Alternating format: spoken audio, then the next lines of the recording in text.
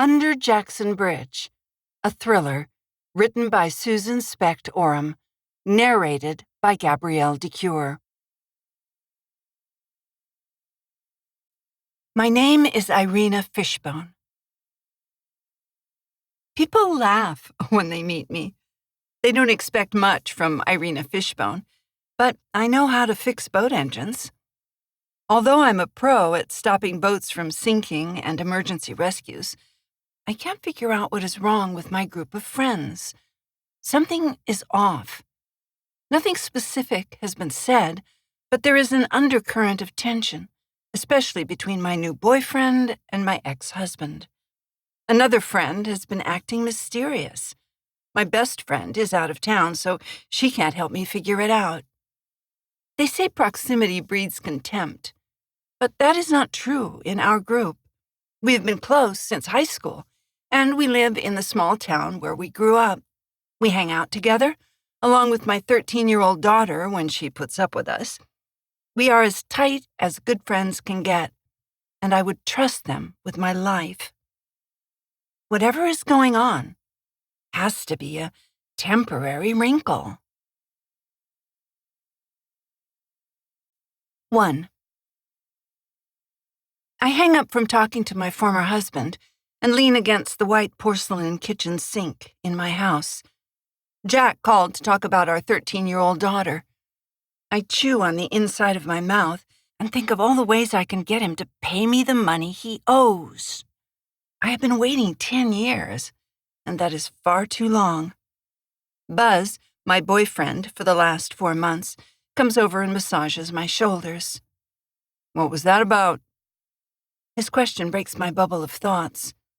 I've lived with my daughter for 10 years, and I'm not used to an adult listening to my conversations. I step away and say, "What do you mean?" "Just now, when you were talking to Jack." "We were talking about when Kelly will stay with me or at his place." "Doesn't he have every other weekend and Wednesday nights?" "He did. He's starting a new job that conflicts with the schedule. It's part-time." Buzz shakes his head. "He can't hold down a job, can he?" I grimace, because even though I might grouse about my ex-husband, I don't want other people to put him down. Jack is a great guy, if you don't live with him. And he has a serious sneaker obsession that puts a hole in his wallet. Buzz crosses his arms. "You guys sure talk a lot. I had no idea how much until we started living together." I tilt my head and remind myself of the reasons I decided to take Buzz into my life as a boyfriend. He's kind, he's easy on the eyes, he likes my daughter, and he's interesting. More than any man I know, he can hold up his end of a conversation.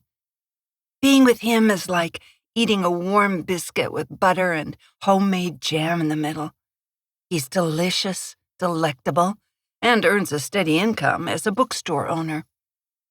I say, "But you've been around us for years. It shouldn't come as a surprise." He holds my gaze.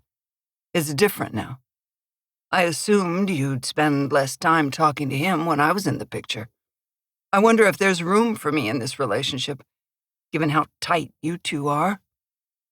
I purse my lips and mull over what he said. A nagging concern flits past and roosts on my shoulder. I didn't expect anything to change when Buzz moved into my place last week, and I guess that was naive. I know I'm being defensive, but I can't help saying, pretty much all we talk about is Kelly. His blonde eyebrows furrow. "I've been listening to your calls. You laugh and talk about your day. It's like you never divorced him." I pat his arm. "You have nothing to worry about. You're the one I love. But don't listen to my calls. I don't like that." He shrugs.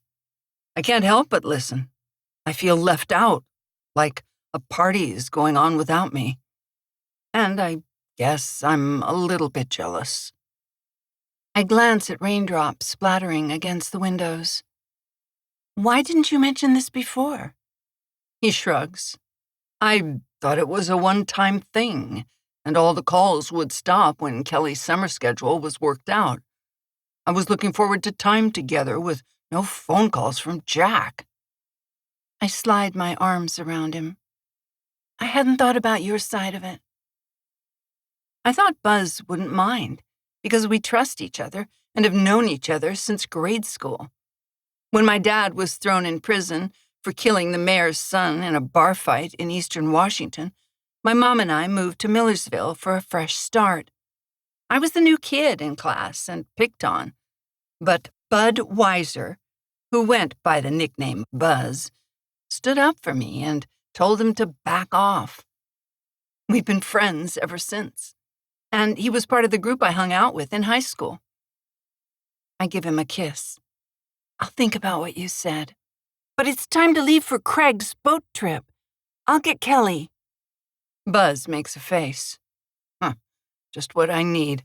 More time with Jack. I bite my lip and tell myself to let it go. His dark mood may be a passing storm. And I could bend a little and be more considerate.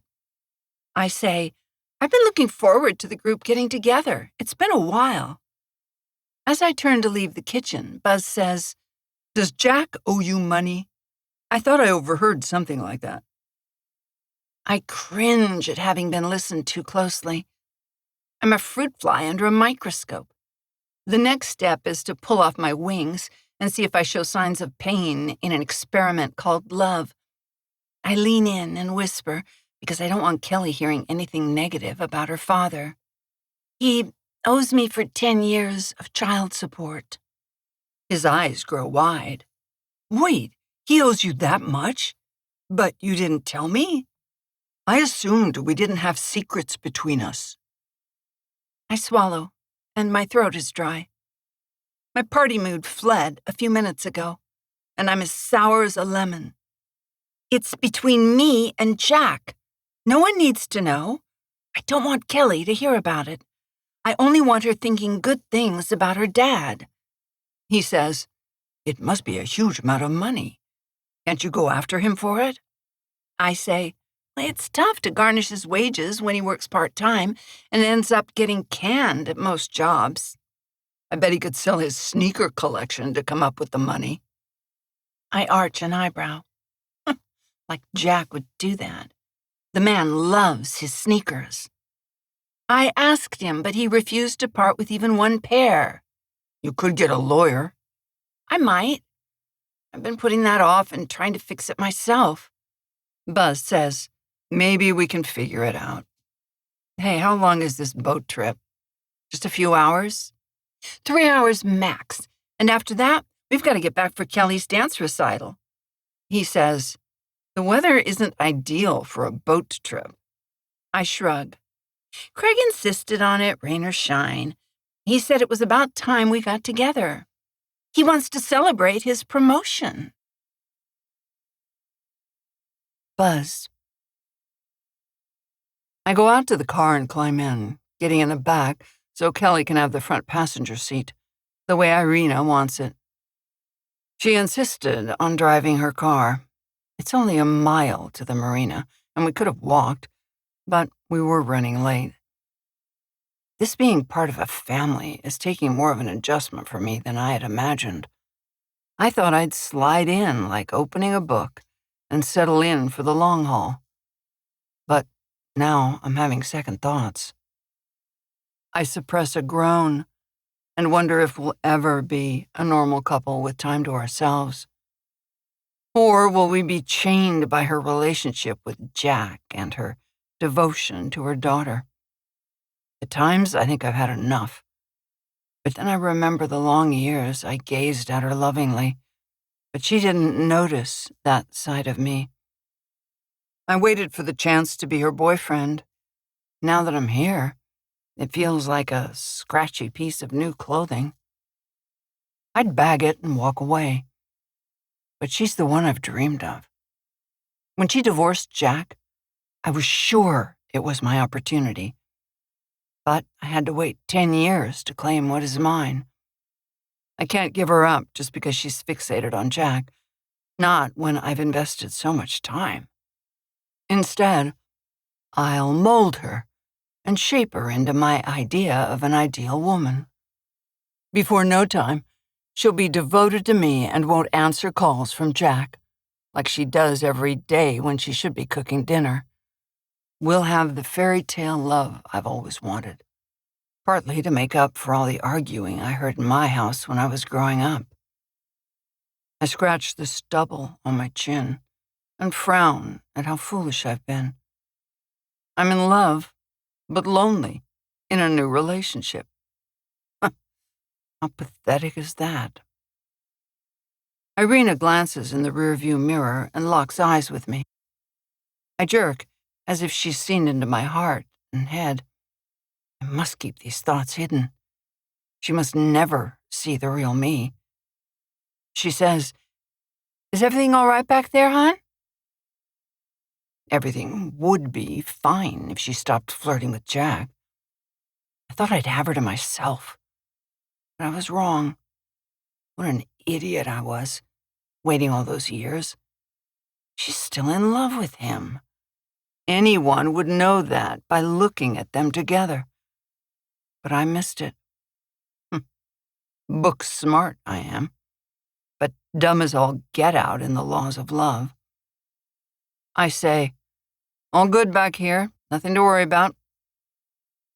Sitting back, I gaze out the window and wonder what I would do if I had those 10 years back. She owes me for the time I waited, for all I gave up when my life was on hold.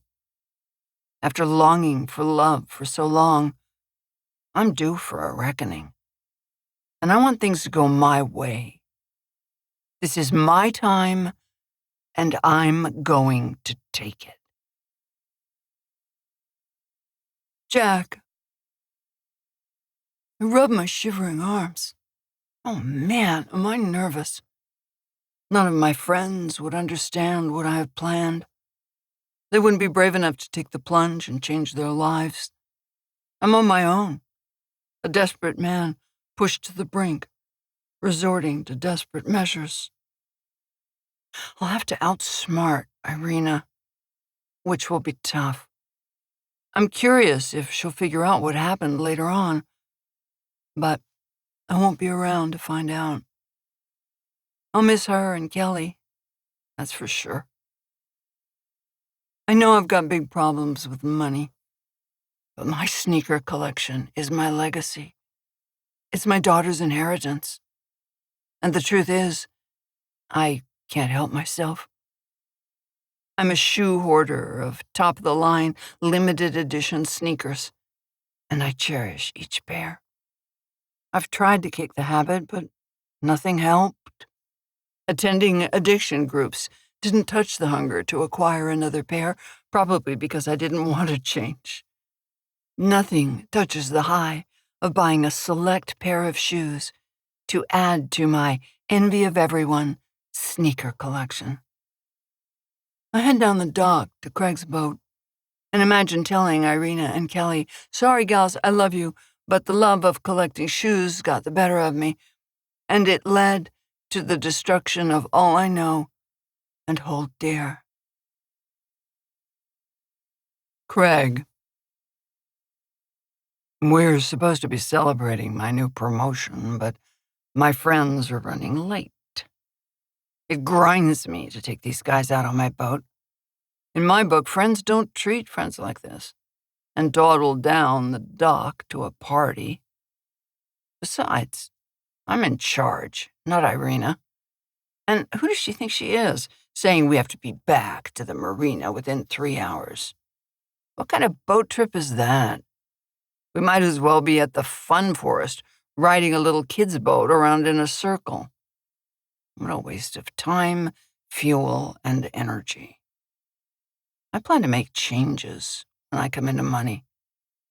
I'll have a new set of friends, and these folks coming onto my boat won't be invited back.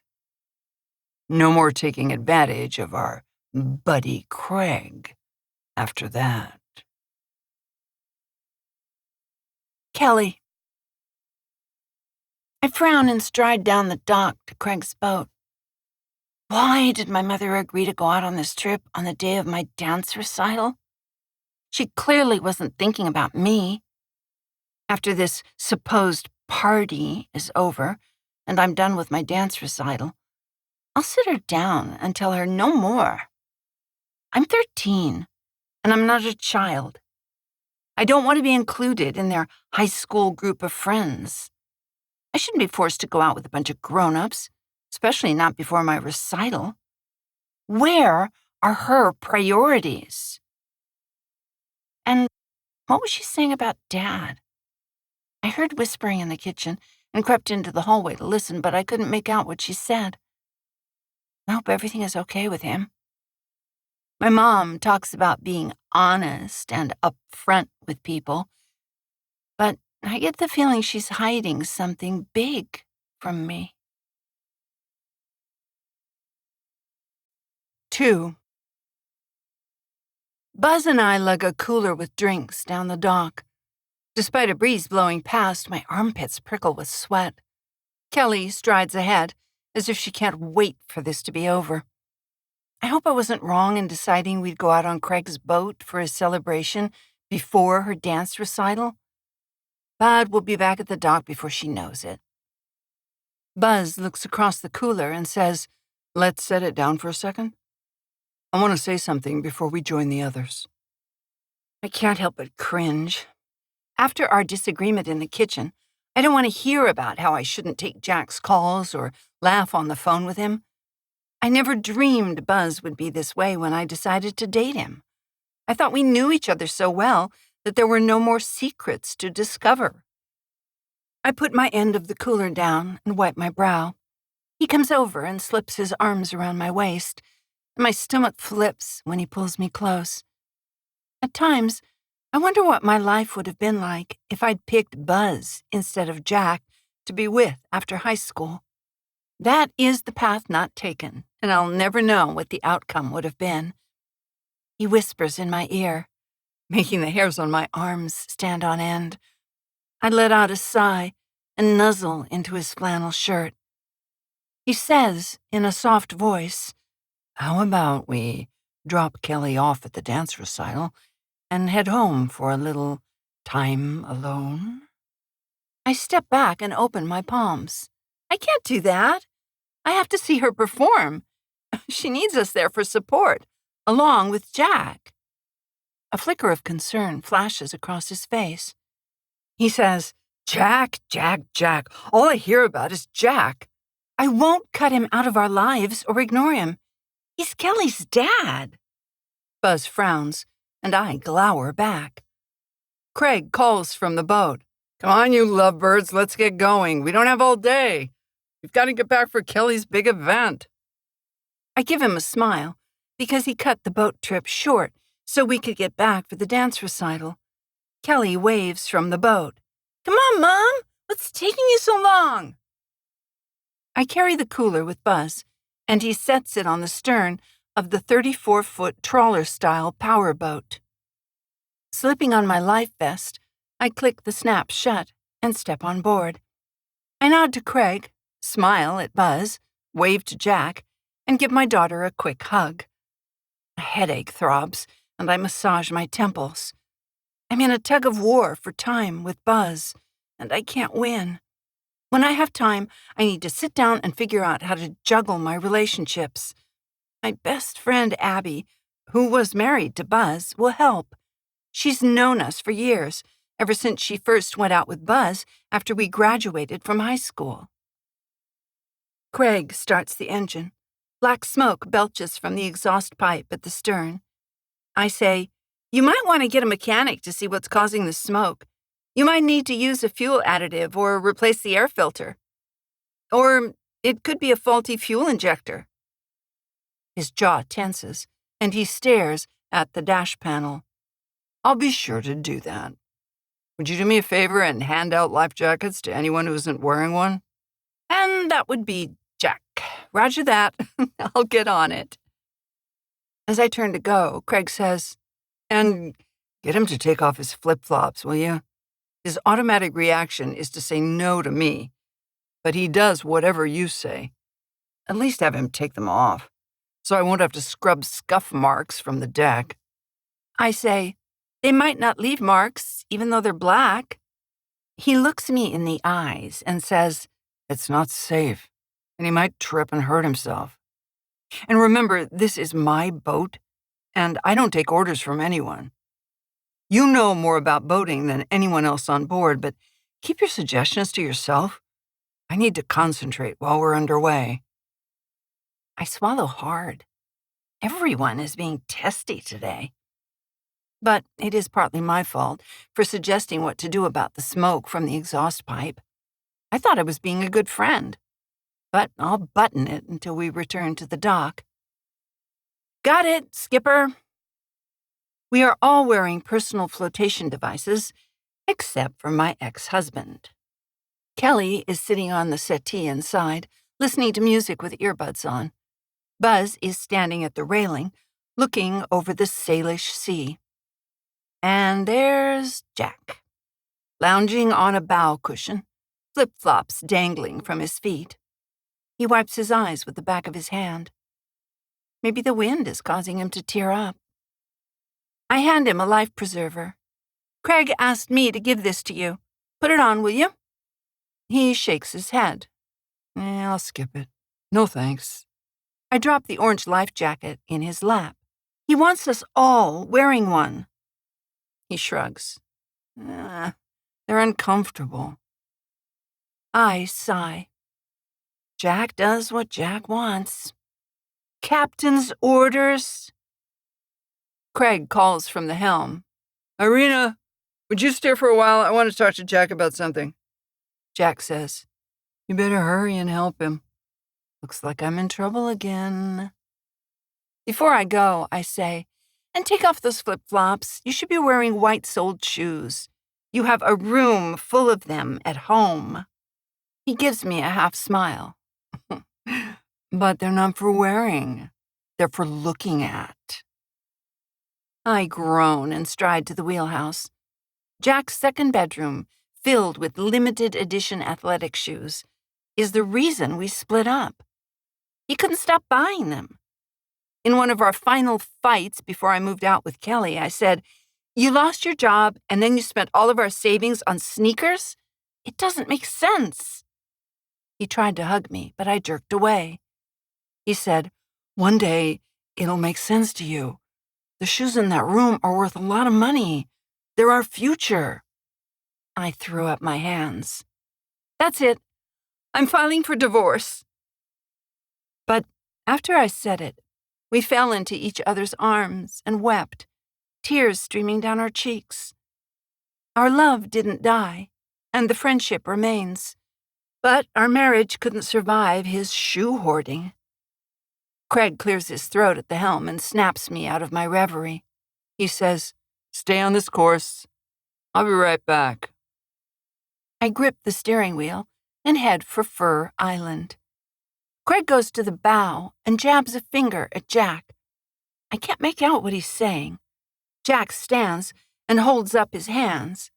He moves to the railing beside Buzz, with his back to Craig, who shakes his fist. Kelly comes over to me and looks out. What's going on? Why is Craig yelling at Dad? What's he saying? I don't know, but Craig sure is angry. Your dad doesn't look like he cares, which is making the situation worse. A white yacht glides by at close quarters, going 20 knots or more is my guess, and leaving a 3-foot wake. I turn the wheel to take the oncoming wave at a 45-degree angle so we won't bounce around as much, and call, wake! Hold on! Kelly grabs a handhold by the helm.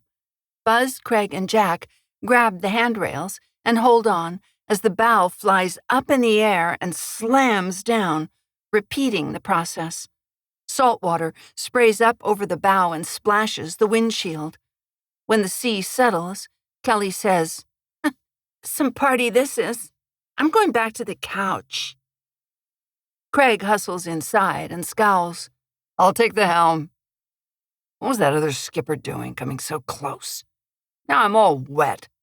We'll stop at Fur Island for a few minutes and I'll change my clothes. I bite my lip and wonder if we have time for that. But I don't mention my concerns because he is aware of our time constraints, and I've irritated him once already. This is supposed to be a happy time, not laden with worry with an undercurrent of tension and anger. I tap Kelly on the shoulder. We're stopping at Fur Island. 3. Craig says, Kelly, will you get the fenders ready? Irina, work the dock lines with Buzz, will you? I say, you bet. We flip fenders over the sides to buffer the boat from the dock. Jack saunters over with a life jacket, wearing flip-flops. He says to Kelly, I'm looking forward to your dance recital. We're all going, right? Except for Craig. Kelly gives Buzz a side glance as he readies the lines as if she'd rather he didn't attend, and it was just her mom and dad. She says, yeah, that's right. Craig docks the boat, and Buzz and I hop off to wrap the lines around dock cleats.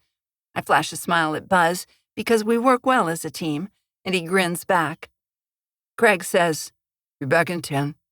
We'll get the party started on the way back to the marina. I say, congratulations on your promotion, by the way. Buzz and Kelly say, yeah, congratulations. Craig nods. Thanks. His eyes follow Jack as he climbs off the boat and shuffles down the dock. Buzz says to me, I'll see you back on the boat. He follows Jack down the dock. Kelly says, come on, let's look around. A shiver runs up my spine. I'm surprised Craig wanted to stop in this wretched place. The creaking old 2-story wooden building gives me the creeps. Heading down the dock, weather-worn planks groan underfoot. I glance at my phone for the time and say, your dance recital starts in 2 hours. Let's pick up the pace. Kelly says, it's your fault you're so uptight about the time. It was your idea to come on this trip. I just wanted us all to get together like we used to. It's been too long, and this was the only time Craig had. She says in a soft voice, I wish Grandma was alive. She'd like to see this place. I whoosh out a breath. My mother passed away last year from breast cancer, and she took the best part of the family with her. I held her hand during chemo treatments, and we thought she was in remission, but the relentless reaper returned. I brush away a tear and squeeze her hand. Me too, sweetie. Me too. Your dad is locked up in prison, isn't he? What will I do if I meet him? I gulp. I don't think that will happen, and I don't want it to. When my mom and I moved, she kept our location a secret. He doesn't know where we live. The idea of meeting him scares me, even if he is my grandfather. 2 tall front doors are propped open, and a draft follows us inside, making my neck cold. I zip up my polar fleece jacket. Laughter and clinking glasses reach my ears. Heavy footsteps thump. A sign points down the dim hallway to the Fresh Air Bar and Restaurant. I say, I'll poke my head in and see what's going on. Stay here, I'll be right back. She leans against the wall. It's the same as always. I'm not old enough. I'll never be old enough. I peek in the open door to the bar where people sit on bar stools. They turn and stare. A woman in a leopard print coat holds my gaze. A man with red shoelaces in orange sneakers says, Hello? The last person on a bar stool swivels and nods. His brown eyes bore into mine. My ex-husband grins and says, Sweetheart, good to see you. Come sit with me like old times. He pats a vacant bar stool next to him. Thinking of Buzz's concerns about my coziness with my ex and our time constraints, I say, not today. I'll see you back at the boat. He says with a sad look on his face, See you another time. I walk to where I last saw my daughter, but she isn't there. 4. My pulse picks up and I look around. Where could she have gone? We don't have long until we're due back at the boat. I spot her over by the stairs leading to the second floor. Hey, I couldn't find you. Don't run off like that. She points upstairs. I want to see what's up there. I shudder, recalling what happened here with my friends when we were young. Kelly says, Come on, please. It'll just take a minute. Okay, fine. Just for a minute, though. We make our way up threadbare carpeted steps, and a puff of dust rises with each footstep. I crane my neck, looking at the antiquated wooden building. Sailboats are carved into the ceiling. Mermaids beckon from rocks to join them in the sea, despite the dangers. Each time I go out on a rescue call, I whisper, Let me come back alive from this call. Let me help these stranded boaters and come home to raise my daughter. We walk down a dimly lit hall. Most of the overhead light bulbs are out. Kelly puts her hand on the doorknob of what I know is a large ballroom. I whisper, even though we're all alone, Go ahead and open it. The big heavy door creaks open. We peer inside. Filtered light comes through a large window facing the water. Heavy footsteps tread on the parquet floor, coming closer. Dust flies in the air, making me sneeze 3 times. Kelly nudges my elbow and says in a quiet voice, Isn't that the man who was angry about how much you charged him? I give the man a good look and nod. My fee for towing his boat to Millersville was $3,000. He called to protest when he got the credit card bill. You're ripping people off when they're in distress. No, sir, I said in a calm voice. You hit a rock and your boat was sinking. I arrived on the scene in 10 minutes and kept your boat afloat so I could tow it. He said over the phone, All you did was pound in toilet bowl wax. I could have done that. But you didn't, I said. My expertise saved your boat from sinking to the bottom of the sea. You would have had to pay a $15,000 fee to a salvage operator to haul your boat out of the water and dispose of it. What a rip-off, he said. Next time I'll do it myself.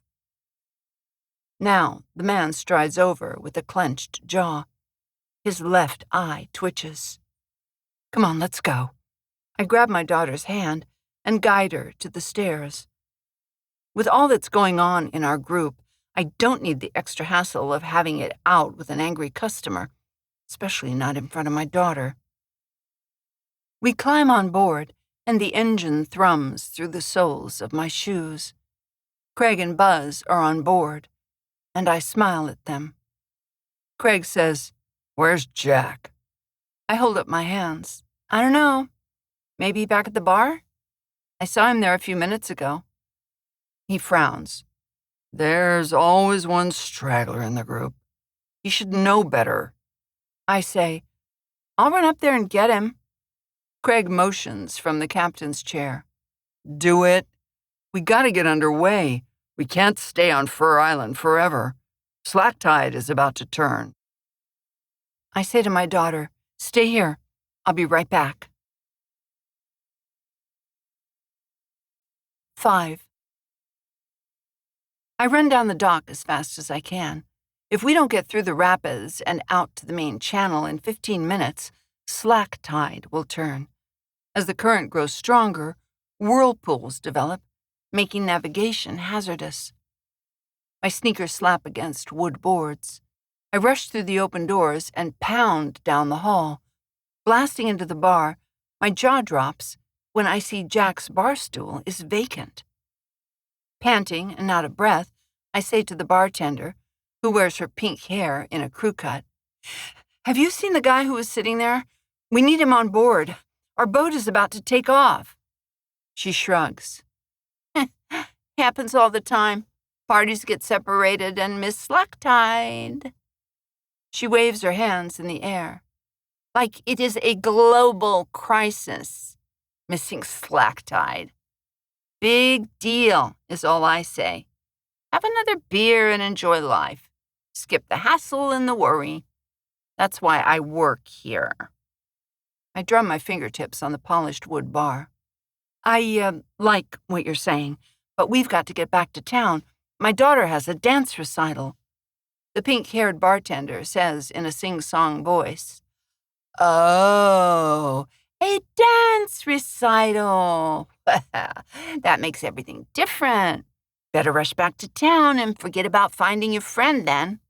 A dance thingy is more important than sticking together until the boat trip ends." She smacks the bar with her palm. But we're all alone, aren't we? Episodes like this just rip the truth bare. She leans forward, and I smell cigarettes on her breath. I cross my arms and say, "What's your problem with a dance recital, anyway?" She clamps her jaw shut and wipes down the bar with a rag. You want to know what my problem is? It's because I never got to do things like that. I've been working since I was 12. Started out sweeping floors at a corner grocery store. This is the best I can do, given where I came from. Compared to my parents, I'm on the top of the world. She flings out her hands. Can you blame me for having a chip on my shoulder? Sorry to hear that. You've had it rough. I've got to go join my group. I pat the bar. Take care. And if you see Jack, tell him to get back to the boat, or he'll have to find a different ride home. She says, What's he look like?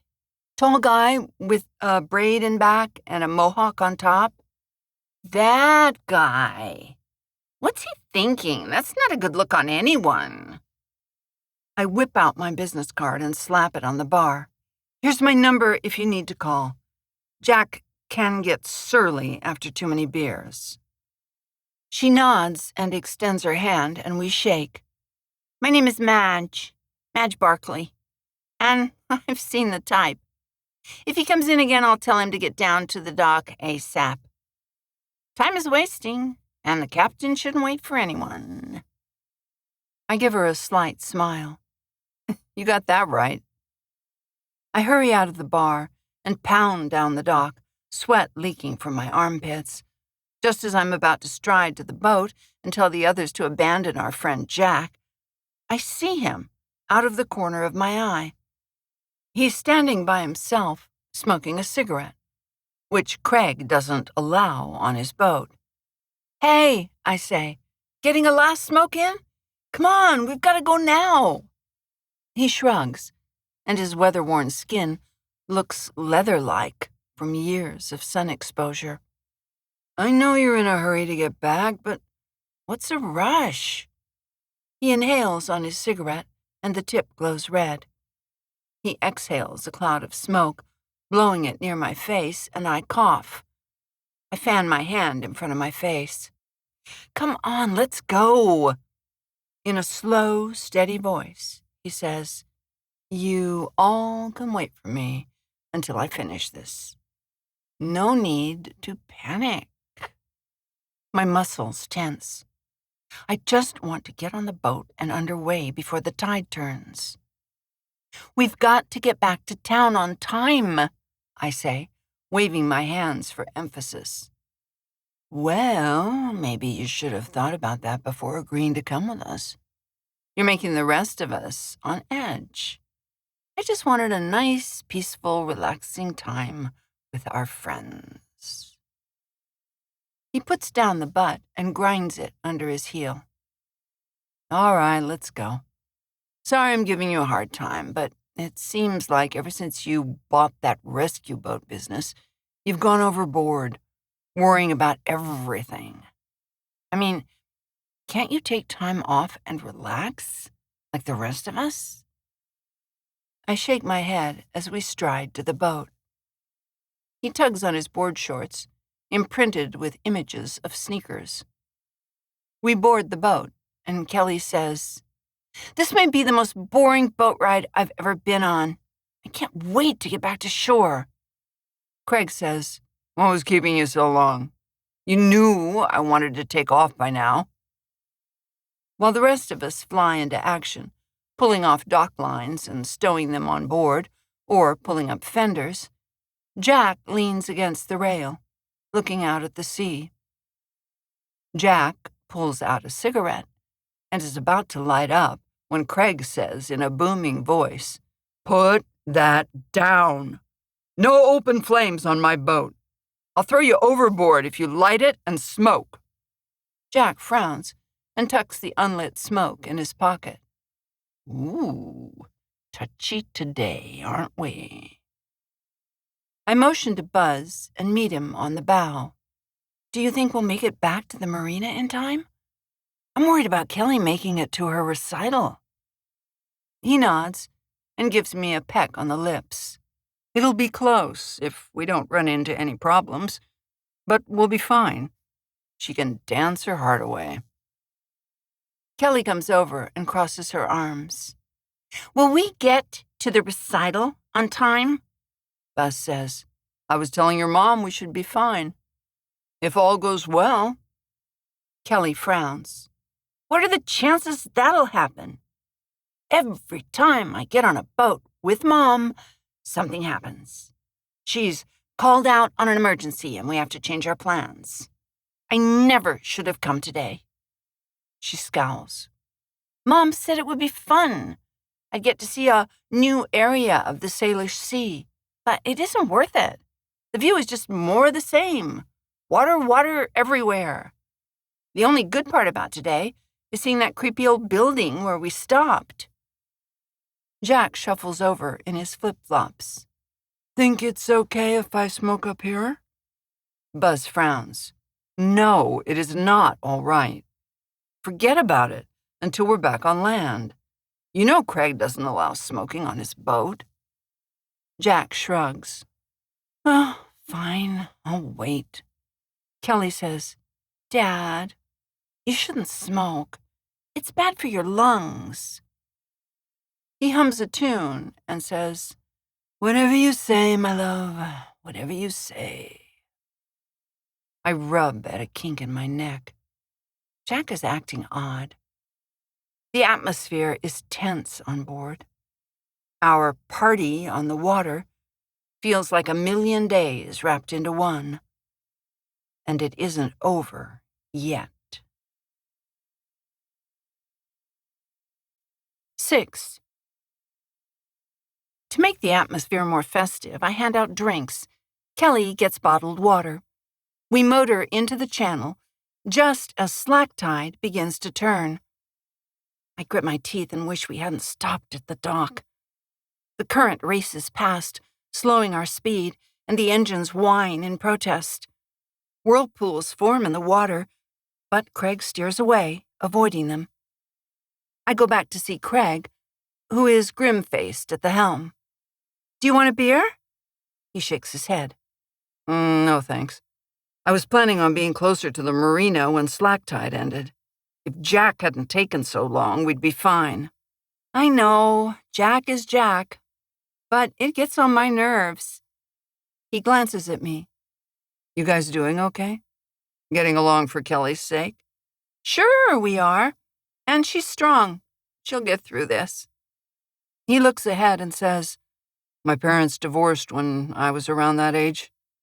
Drove me crazy to be around them fighting, but I hated it even more when they split up." He shrugs. "It's not easy on kids. Be kind to that girl. I bet there's a lot going on inside that we don't know about." "I agree. And I'm sorry you went through that." He blows out a breath. "Everything has to be about Jack, doesn't it?" "Pretty much. We're all in his orbit." I tap my fingers on the dash and stare at the marsh as we go past Dead Man's Slough. But the scenery doesn't hold my attention because I'm worried about getting to Kelly's dance recital on time. I wanted to relax with friends for a few hours, but not at the cost of Kelly's plans. She loves to dance, and her face glows when she talks about it. Craig says, "Don't worry. We'll get back to the marina with time to spare." A yawning whirlpool appears ahead, and I think about pointing it out, but don't say a word. Craig is the skipper, and he told me to butt out earlier. He yanks the wheel over hard to avoid the swirling water, but the channel is narrow. Slack tide is over, and we are facing an increasingly powerful oncoming current. Craig calls to the others, "Hold on tight. It'll be a rough ride from here on out." Kelly comes in the cabin and grips a handhold. She's been through worse stretches of water with me, so she remains calm. But her knuckles are white, so maybe she's not as calm as I thought. Buzz comes inside to join us and stands beside me, holding on.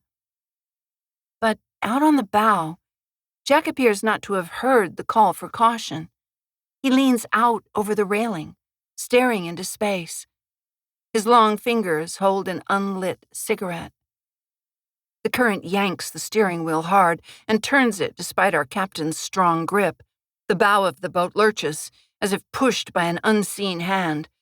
Craig says in a loud voice, "Watch yourselves." We've got 5 nautical miles left to get to the marina, and it won't be easy.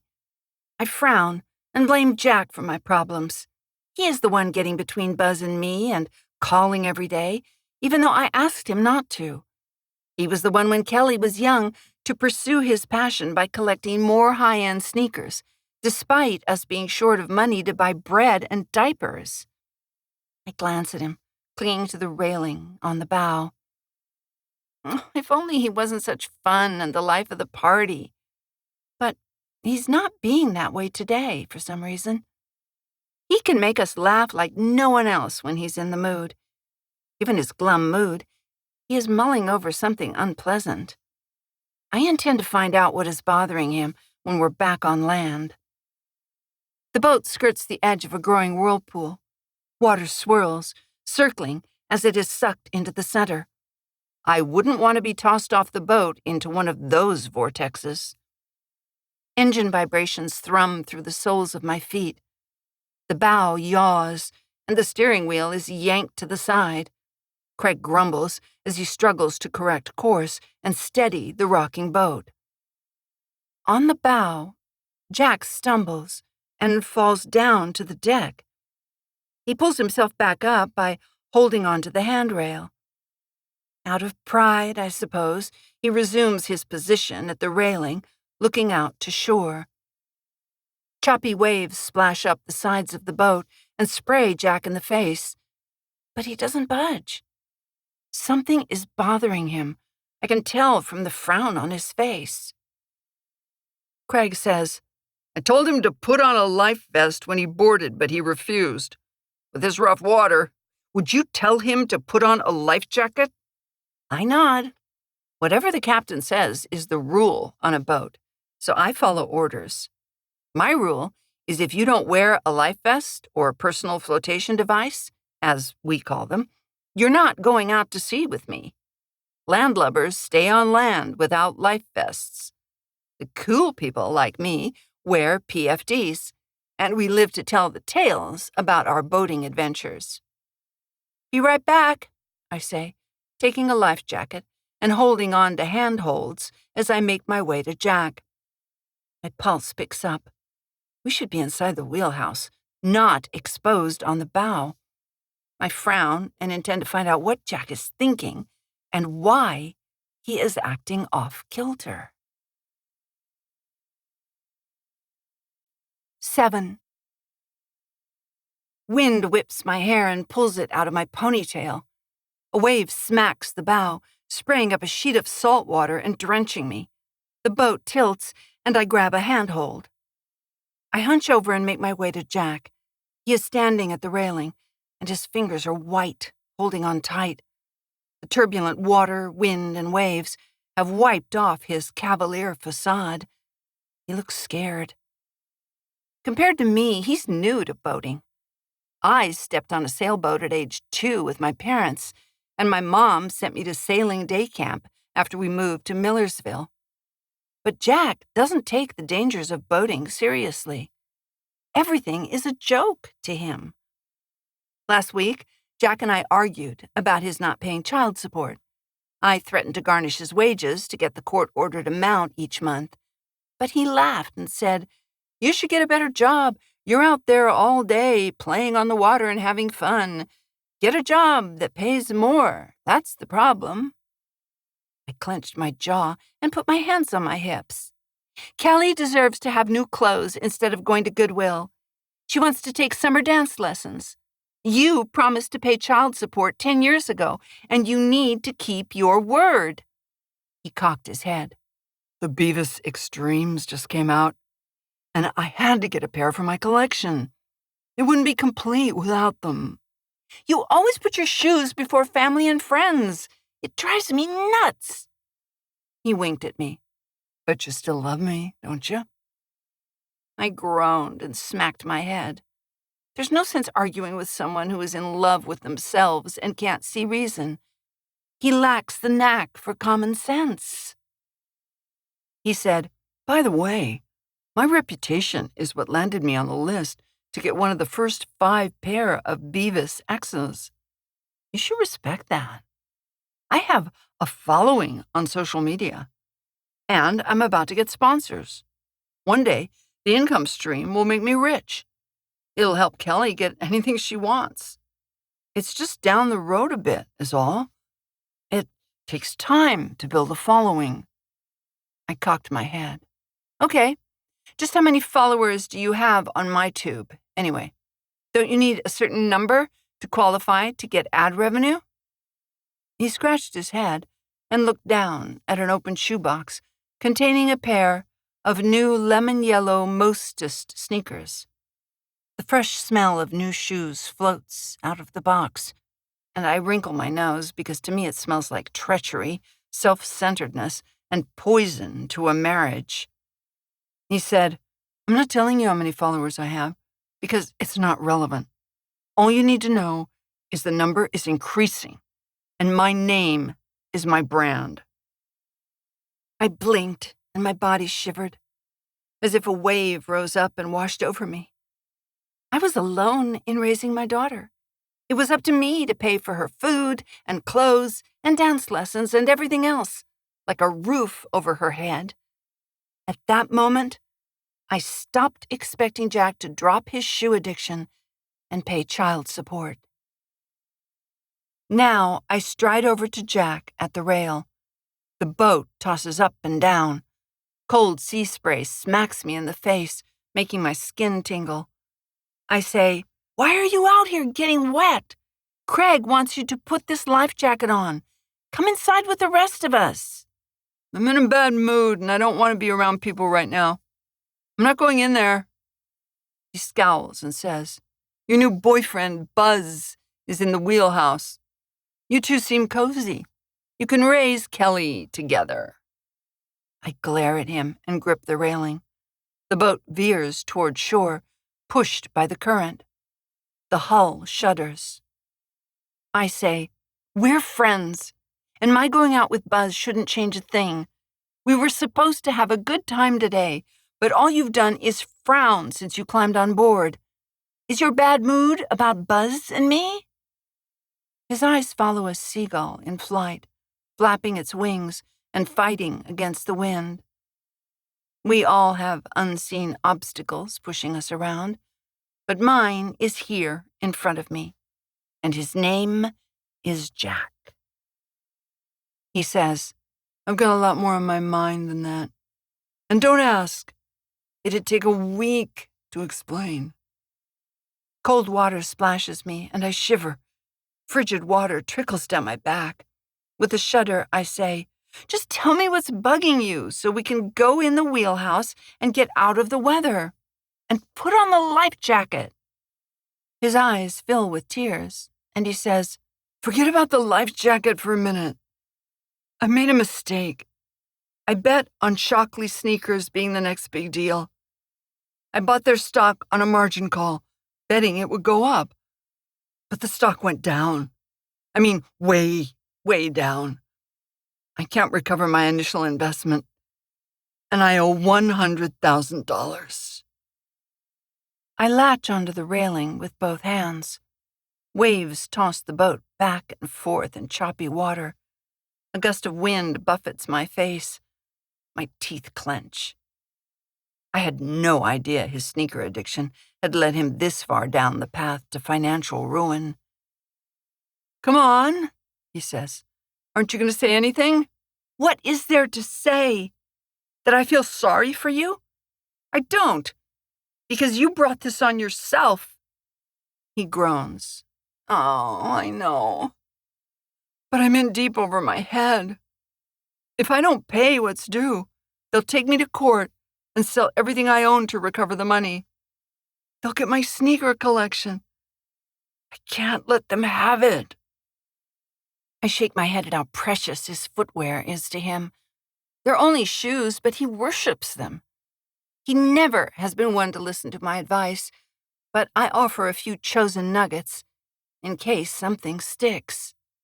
You've got to get a full-time job. Pay off your debt. Call a credit counseling service. Maybe they can work out repayment terms. And liquidate your sneakerhead collection to pay your overdue child support and your debt. His mouth falls open. I could never do that.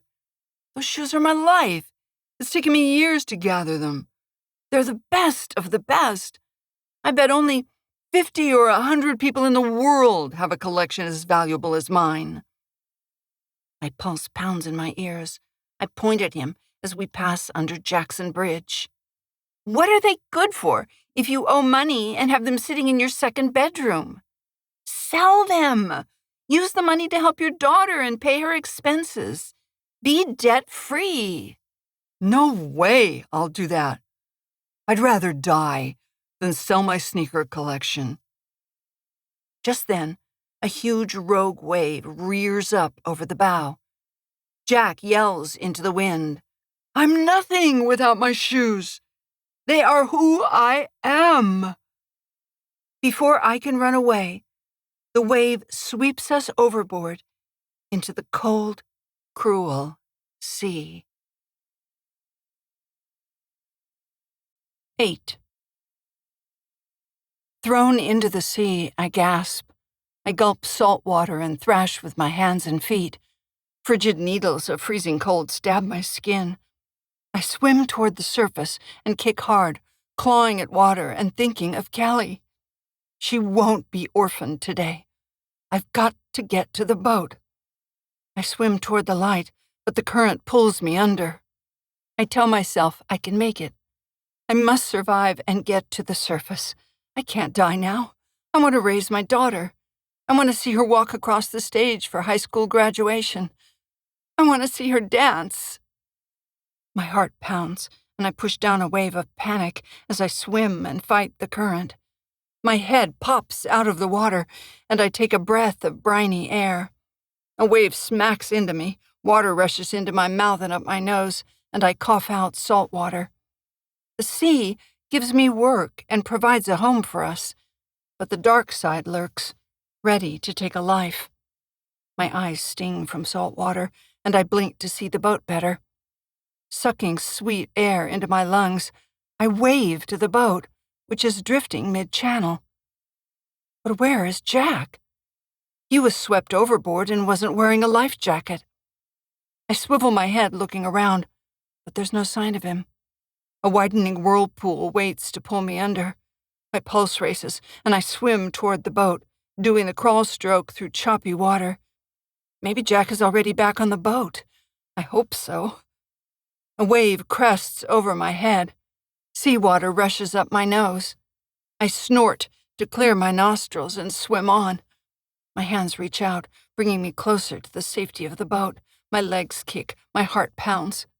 I want to live. Give me my life, sea, for one more hour, one more day, one more year, or 2 or 3. I swim and send out a silent message. Please, don't let Jack die. Kelly needs him. She's too young. Take him later if you must. I pant and tread water, catching my breath. I only have 10 to 15 minutes in the cold water to survive without wearing a wetsuit. Every few months, a body is washed up on the shore of an island. The longer Jack and I are out here, the odds of our surviving plummets. Kelly and I need him. He brings the fun to the party, except for today. His foul mood is because of his blasted shoes. Waves jostle me. I gasp for air and wipe my eyes. I'm getting closer. The boat is about 2 boat lengths away. I look around and wince when I don't see Jack. The boat turns and heads in my direction. Buzz cups his hands. "I'll throw you the life ring!" Kelly yells, "You can make it!" I watch warily, because if the propeller comes too close, it could cut off my foot. That happened to a man in Mexico.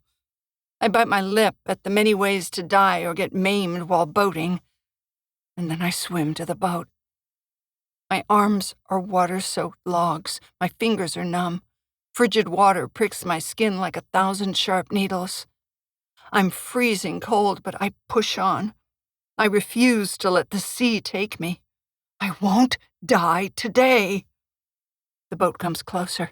My chest constricts. I can't take much more of swimming in frigid water.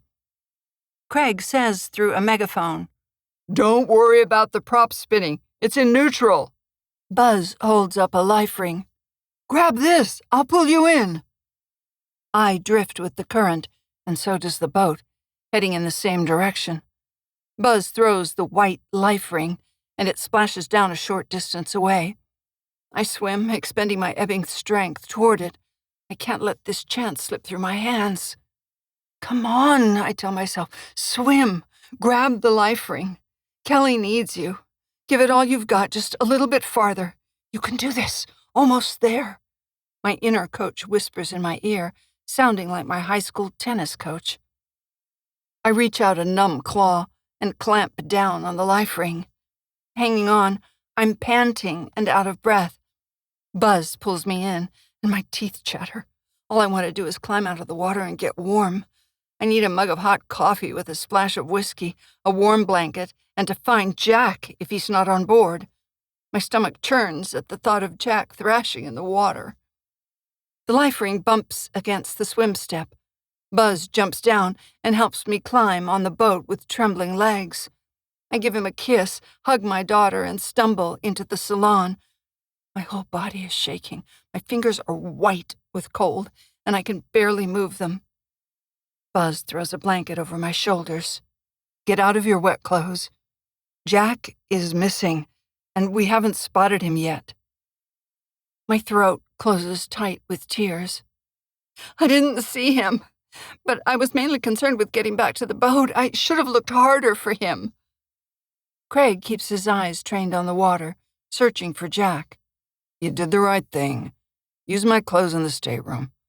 I issued a mayday call, and the Coast Guard is looking for him." Kelly follows me, and I strip off sopping wet clothes. A shiver runs through me, and I shudder uncontrollably. My teeth are chattering. We've got to get to Jack. Every minute matters in a man overboard situation, but I don't mention it to my daughter. I pull on sweatpants, a t-shirt, and a thick wool sweater with numb fingers. She says, "I was so worried. I thought you might die. But where's Dad?" I wipe tears from her face. "I came back for you, and it'll take more than that to put me in the grave. Now let's go find your father." 9. My knees tremble, and my arms quiver with cold. I stand in the wheelhouse with the blanket wrapped around me, staring at the sea and searching for signs of my ex-husband. Buzz sets down a steaming hot cup of coffee. He opens his arms, and I fall into him, holding on tight. I'm a barnacle clinging to a pier piling, and I'll never let go. Tears stream down my cheeks. I want our beautiful life, the one we're creating together and almost lost today. I am bursting with gratitude for being rescued. I want to shout, "I'm alive!" But my relief is tainted by Jack being missing. He has to be alive. If not, Kelly will carry a gaping hole in her heart for the rest of her life. I give Buzz a quick kiss on the lips, go to the bar, splash whiskey in the coffee to warm my insides, and hurry to the helm. Pulling down the wool hat and pushing up my sleeves, I say, "Tell me where you searched." Craig says, "I issued a Mayday call and updated it when Buzz hauled you on the swim step. The Coast Guard is looking for him. They have planes and helicopters and ships." "But tell me where you looked." The tension in the bridge is palpable. I gulp coffee and grab the binoculars, scanning gray water. My back muscles spasm. The feeling in my fingers starts to return with stabbing pins and needles. Buzz says, "We looked where you fell in. We drifted with the current. We backtracked and checked the shoreline. That's when I saw you swimming." A wave splashes over the bow, and the boat judders. My cup jerks. Warm liquid splashes on my hand, and I wipe it on the sweatpants. My arms tense. Seconds are ticking by, and our friend's life is at stake. Buzz takes the binoculars and steps out into a stiff breeze, his hair whipping into his eyes. I scan the shore and the choppy gray water. A soft sob snaps my attention to my daughter. Biting my lip, I make a silent promise to be kind to my ex-husband if I ever see him again. I won't berate him for going in debt. I'll just be grateful he's alive. Tears spill down Kelly's cheeks. I set the cup down and pat her back in circles like I did when she was a baby. Keeping the tremor of terror out of my voice, I say, "Don't worry, we'll find him." I pull her close, and she sobs. Her slender, strong arms wrap around me, holding on. I give Craig a look and hope I didn't just lie to my child. Buzz steps inside and pushes the hair out of his eyes. "No sign of him. But don't worry, Kelly. We'll find your dad." She wipes her nose with the back of her hand. My hands tremble. Jack is in danger. I say, "He was wearing a bright blue Hawaiian shirt. That should be easy to spot in the water." Buzz shakes his head. "No sign of it yet." My hands clench. Jack doesn't have much time before he succumbs to the cold. The boat plows into a wave and shudders, pitching up and down. We grab handholds and hang on. I wish I was on my boat searching, because my boat is faster, cuts through rough seas, and is easier to maneuver. I'd be at the helm and in control. Sweat pricks my armpits. I say, "We have to find him, and fast." Craig says, "I'll head for Fur Island. The current might have pulled him in that direction. Keep a lookout. It'll be rough for a minute when I change course." I grip a handhold. My fingers tremble. We don't have much time to rescue him. I don't want the father of my child to die. Kelly and Buzz grab handholds. Craig turns the boat, and the bow rears up and crashes down with a thud. Planks underfoot groan. The boat sways from side to side and then settles down when we drift with the current. I stare at the sea until my eyes hurt and blink to clear my vision. I steal a quick glance at my daughter and my boyfriend. We can make this work, the three of us. I'm sure of it. But doubts scratch at the back of my mind. Was I wrong to have Buzz move in? Should I have waited until Kelly grew up and moved out? Whatever choice I make is wrong. There's no winning for a single mom. I say, "I'll take the starboard side. Kelly, you take port. We'll divide and conquer with better chances this way." Buzz stares through the binoculars, his jaw tense. He and Jack have been friends forever. They are like brothers, ribbing each other and making jokes. Until today, that is. Kelly taps his shoulder. "Can I have a turn?" He gives her the binoculars. "Want me to show you how to adjust the focus?" She shakes her head. "No, thanks. I use them all the time on Mom's boat." We scan the waves and marsh grass. Seconds are ticking towards Jack's last breath. Hypothermia waits in these waters, making no exceptions if you're a kind person or if you made a lot of money. We're all equal at the end. And by my calculations, Jack is at the brink of succumbing to the cold. We've got to find him before he gives in to exhaustion. Craig says, "Sorry, Kelly, but I think you'll miss your dance recital. We've got to find our missing crew member." She stares out, examining the shore. "My dad's way more important than a stupid dance recital. I was just doing it because he says it makes him proud to see me perform." Craig nods. I say, he might have washed up in Dead Man's Slough. But then I bite my lip, wishing I hadn't mentioned the word dead in front of my daughter. She blows out a ragged breath. Buzz says, "I'll be the spotter from the stern, in case he pops up and calls for help. Maybe he's swimming to shore. Or he could be out there holding on to a floating log." He strides outside, and I scan the water, gulping coffee and gripping the cup tight. My left eye twitches. This disaster wouldn't be dire if Jack wore a life jacket. We could have spotted him more easily. His chances of survival would be better. I say to Kelly, "With the Coast Guard looking, your dad is in good hands. We'll scour the water and look in tucked-away bays. For all we know, he's on a sandy beach right now, sitting by a bonfire." Kelly says, "And making s'mores." I give her a smile. I hope so. As we approach Fur Island, Buzz comes inside. "No sign of him yet." His cheeks are flushed from the wind. I can only guess what I look like, having been plucked from the sea like a lingcod, but I don't care. Jack needs us to rescue him. Buzz says, "How about we turn around and search the way we came? Then we'll head to the marina and get help." Craig nods. "Exactly what I was thinking." He turns to me. "All right with you?" I nod and examine the water for signs he is alive. Kelly moans, "We have to keep looking. We can't give up." I rest a hand on her arm. "I'll organize a search party at the marina, and we'll go out on my boat. We have a better chance of finding him with more people looking." She says in a soft voice, "Okay." I scan the water as we turn around. A dark shadow falls over us as we pass under Jackson Bridge. Overhead, tires rumble across the bridge grating. My jaw aches. Jack isn't in the best shape. His idea of working out is lifting a can of soda pop to his mouth.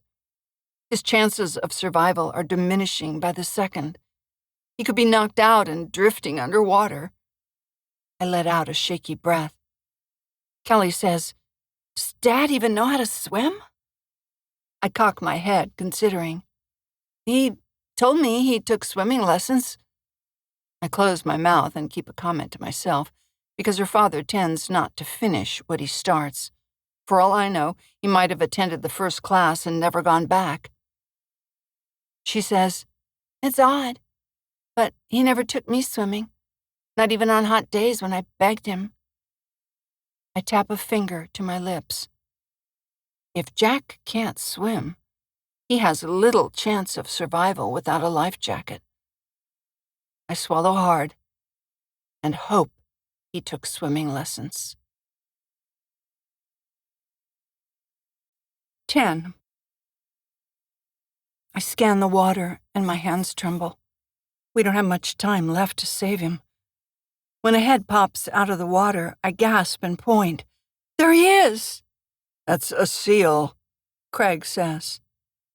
I heave a sigh of disappointment. Kelly sniffles, and I say, "We'll get a group together at the marina to help search." Buzz says, "We'll find him." My throat tightens with tears. I can't imagine our life without Jack. Kelly says in a soft voice, "He's the best dad there is." I look away and don't mention how Jack has neglected to pay child support and instead added to his sneaker collection. She doesn't need to know that. We chug past the breakwater and enter the marina. I turn and take a last look, but all I see is gray water. I hope he is clutching a big branch and drifting with the current. Jack, come back for your daughter. Craig says, Go out and make sure we don't hit the dock, will you? Thanks. He noses the boat into the slip, and I grab the bow line and hop on the dock. The wind whips past. A shiver runs through me. What is Jack going through now? Where is he? I wrap the line around a cleat and glance at Buzz, who is working the stern line, and we exchange a concerned look. I climb back on board and tell Craig, we've got to get going. Sorry the party didn't work out. It sure didn't, he says, turning his gaze to a boat entering the harbor. Keep the clothes if you want. I glance down at the rolled-up pants. I'll wash them and bring them back. He shrugs. No need. Hope you find Jack. Buzz claps Craig on the back. Take care, buddy. The three of us stride to the marina office at a brisk pace. I say to my daughter, we'll eat granola bars on the boat when we're searching. She looks straight ahead with a lost look in her eyes. I lost my appetite. Doesn't seem right to eat at a time like this, with Dad missing. I glance at Buzz. We might feel better when we get out there again looking for him. I want to get going on my boat and look. We must have just missed him. At 4 p.m, dusk is creeping in. The marina office, with a slant roof and wide windows ahead, is lit up. I sigh with relief. Buzz holds open the door as we go in the office and says, I'll take my boat too. We'll cover more area that way. I say, good idea. Roger that, Kelly says. Buzz. I hide a hint of a smile as we shuffle into the marina office. Part of me is so pumped that Jack is gone. Finally, I'll have time without him interfering in my love life, or my overhearing his persistent calls. After Kelly goes to her room, Irina and I will watch movies and relax together. Jack won't knock on her door and ask for her help, her opinion, her time, her couch for the night. I am so sick of how he takes advantage of us as friends. Why can't he grow up and get a job like the rest of us? Kelly. What a drag this day has been. My throat is tight with tears, and I'm on the verge of losing it, but the adults are acting like it is no big deal. Where is my dad? I wish he had worn a life vest like the rest of us. He always made me wear one. I will never forgive him if he dies today. My hands shake. I am frightened and I want my father. Where is he? Can we find him? Craig. I shake my head as Kelly walks down the dock with Buzz and her mom. What a shame. A kid shouldn't be left without a parent. It is bad enough that they divorced when she was young, and now this. What the hell was Jack thinking? Standing on the bow, exposing himself to risks in rough water. I should have hauled him into the cabin, no questions asked. This was supposed to be a celebration, not filled with friction, and not a sad day for Kelly. I wipe a tear from my eye. Her dad is such a jerk. I feel sorry for her. It might be best if they never found him. Jack. I fall overboard, and the shock of the frigid water is a million tiny sharp needles jabbing my skin. My heart pounds against my chest like a kettle drummer on steroids. I'm pushed by the current and pummeled by waves. Kicking and clawing with all my strength, I fight to get to the surface.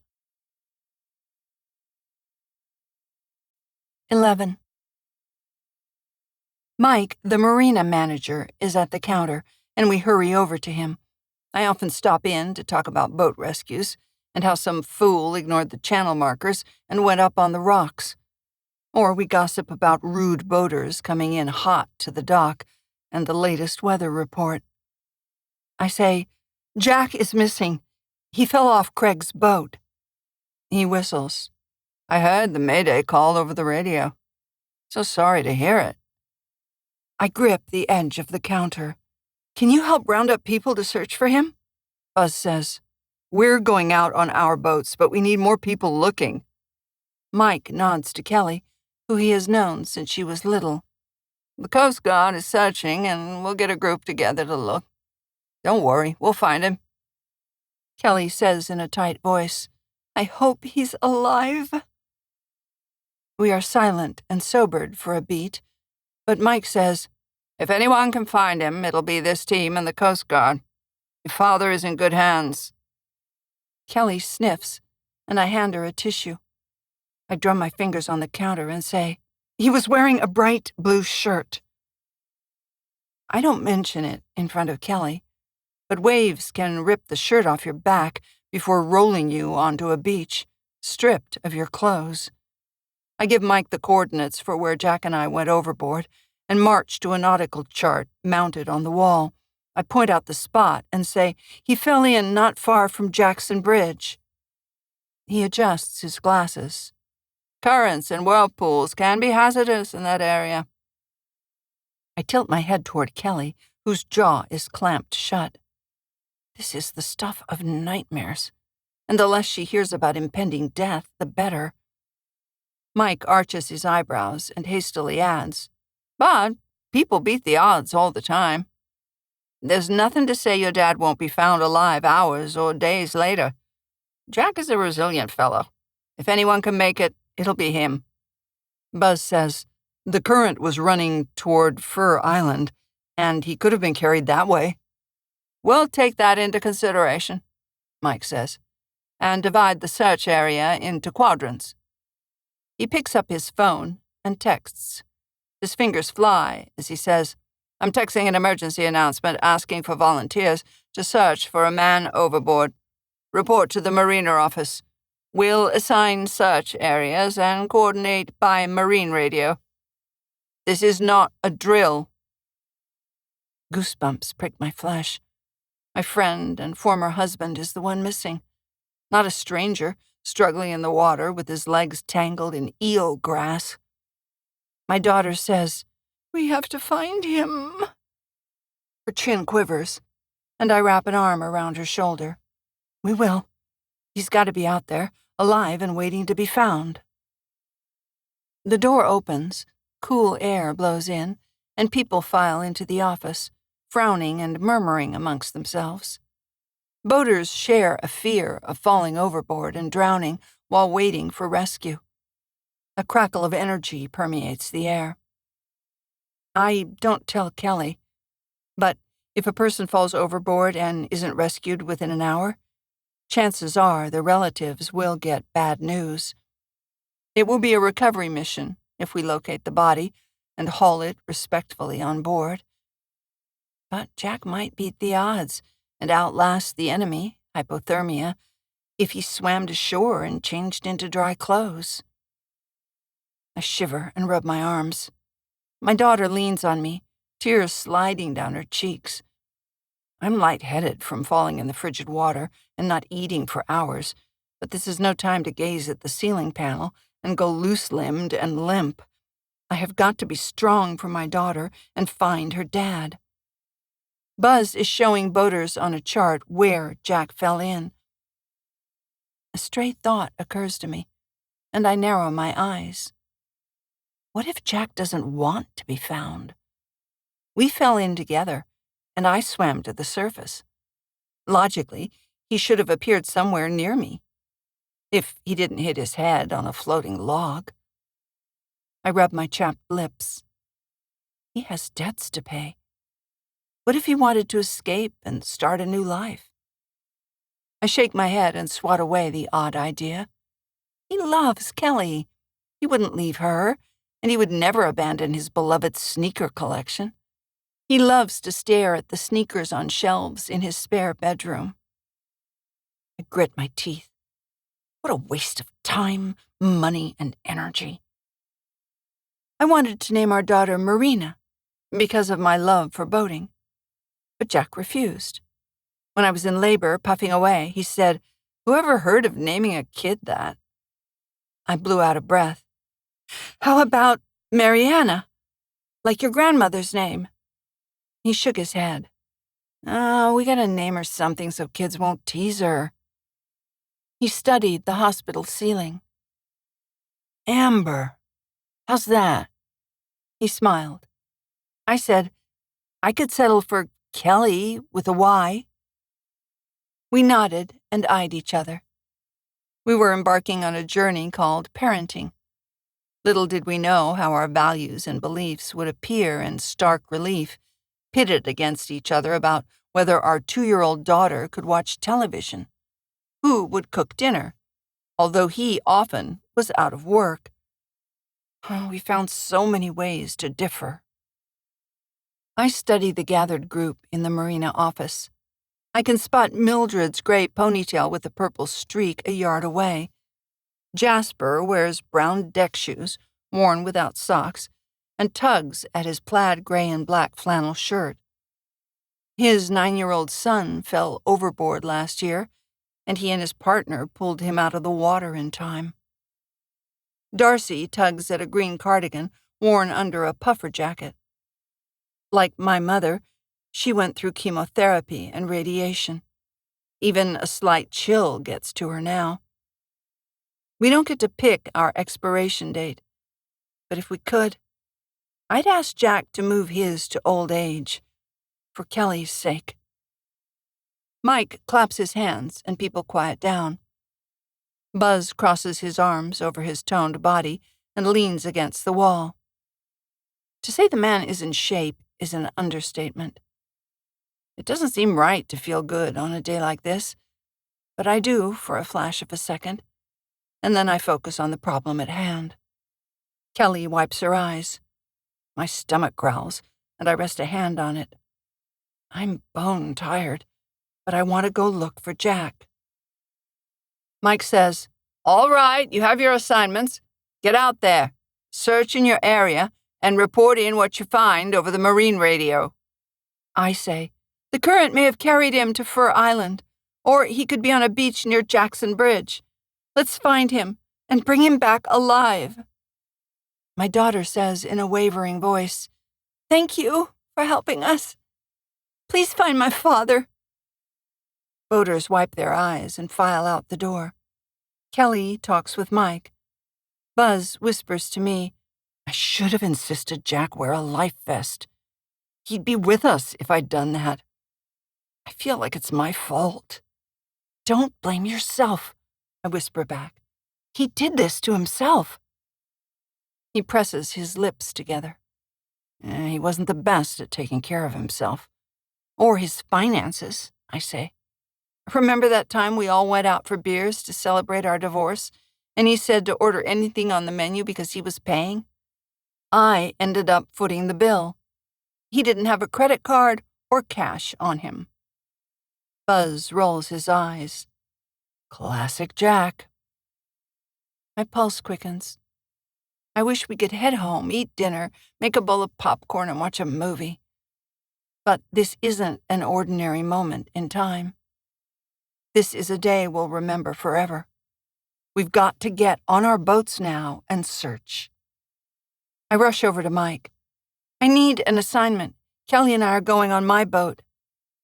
Mike gives me a search area and opens a desk drawer, handing me 2 granola bars. "In case you two get hungry out there." Kelly and I thank him. I give Buzz a quick kiss, and we head down different docks to our boats. With my boat's speed, I'll be able to get to the area fast. Kelly keeps in step, matching me stride for stride. "Do you think we'll find him?" "I hope so, with all my heart." What I don't tell her is how he failed swimming classes at the Y in high school. I saved enough to buy a boat of my own with aspirations of turning it into a profitable business. So when Jack and I started going out, I insisted he learn how to swim. He told me he took lessons and passed, but I'm not sure he told me the truth. My phone chimes with a text from Buzz. Call me if you need help. I nod and pocket my phone. I'm unaccustomed to being part of a team, but I could get used to it. Maybe our relationship will work out after all. 12. We hop on my boat and I work fast, checking the engine oil with a dipstick. Every minute matters. Looks good, I say. We don't need to add oil. Kelly fiddles with her hands. Good, she says in a quiet voice. I start the engine and we wait while it warms up, chomping down on granola bars. Kelly grabs 2 water bottles from the back, and I turn the marine radio to monitor distress calls. If someone locates Jack, we'll hear about it over the marine radio. Kelly goes out and stows the fenders. We have a routine from going out often and knowing our roles. My palms are moist, my breathing is shallow, and my chest is tight. Kelly's dad will be a speck in the water, difficult to spot. We might go right by and miss seeing him.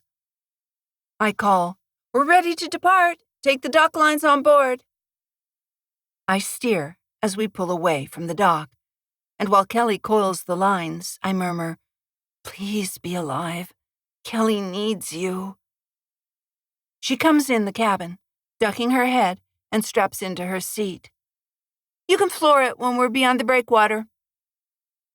A few years ago, I traded up and bought this racehorse of a rescue and recovery craft. It goes full out at 50 miles an hour, so we strap into our seats like race car drivers with shoulder harnesses. I almost smile. She'll be bossing me around before she's out of high school. Come to think of it, she could become my business partner and take the company over one day. She has a knack for numbers, she's good with people, and she knows about fixing engines. When this is over, I'll mention my idea to her. Minutes later, we're flying through 1-foot gray chop. An image of Jack waving for us to pick him up flashes through my mind. He might have been washed up in a hidden cove. The possibilities are mind-boggling and giving me a headache. Kelly holds a chart in her hand. She's old school like me and likes to study a paper nautical chart in addition to the electronic one in the wheelhouse. She taps the paper in a nervous gesture. I spot a log in the water ahead and slow down. Logs can float underwater, with serious consequences for boats that hit them. I've helped people thrown through glass windows. A pregnant woman was thrown through a boat window into the sea when their power boat hit a rock. There is no forgetting that. But it helped when I heard she later delivered a healthy baby. I say, "Our search area includes Dead Man's Slough, beyond the bridge and marsh." She says, "Something's been bothering me." I cringe and wonder what she's going to say. Does she wish Buzz hadn't moved in with us? Or did she see me arguing with Jack before we fell overboard?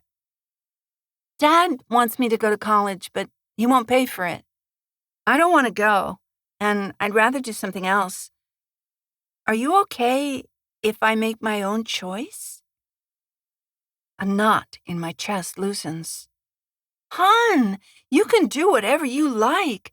You're smart and strong, and you know your way around boats. You could join me, and we could work together.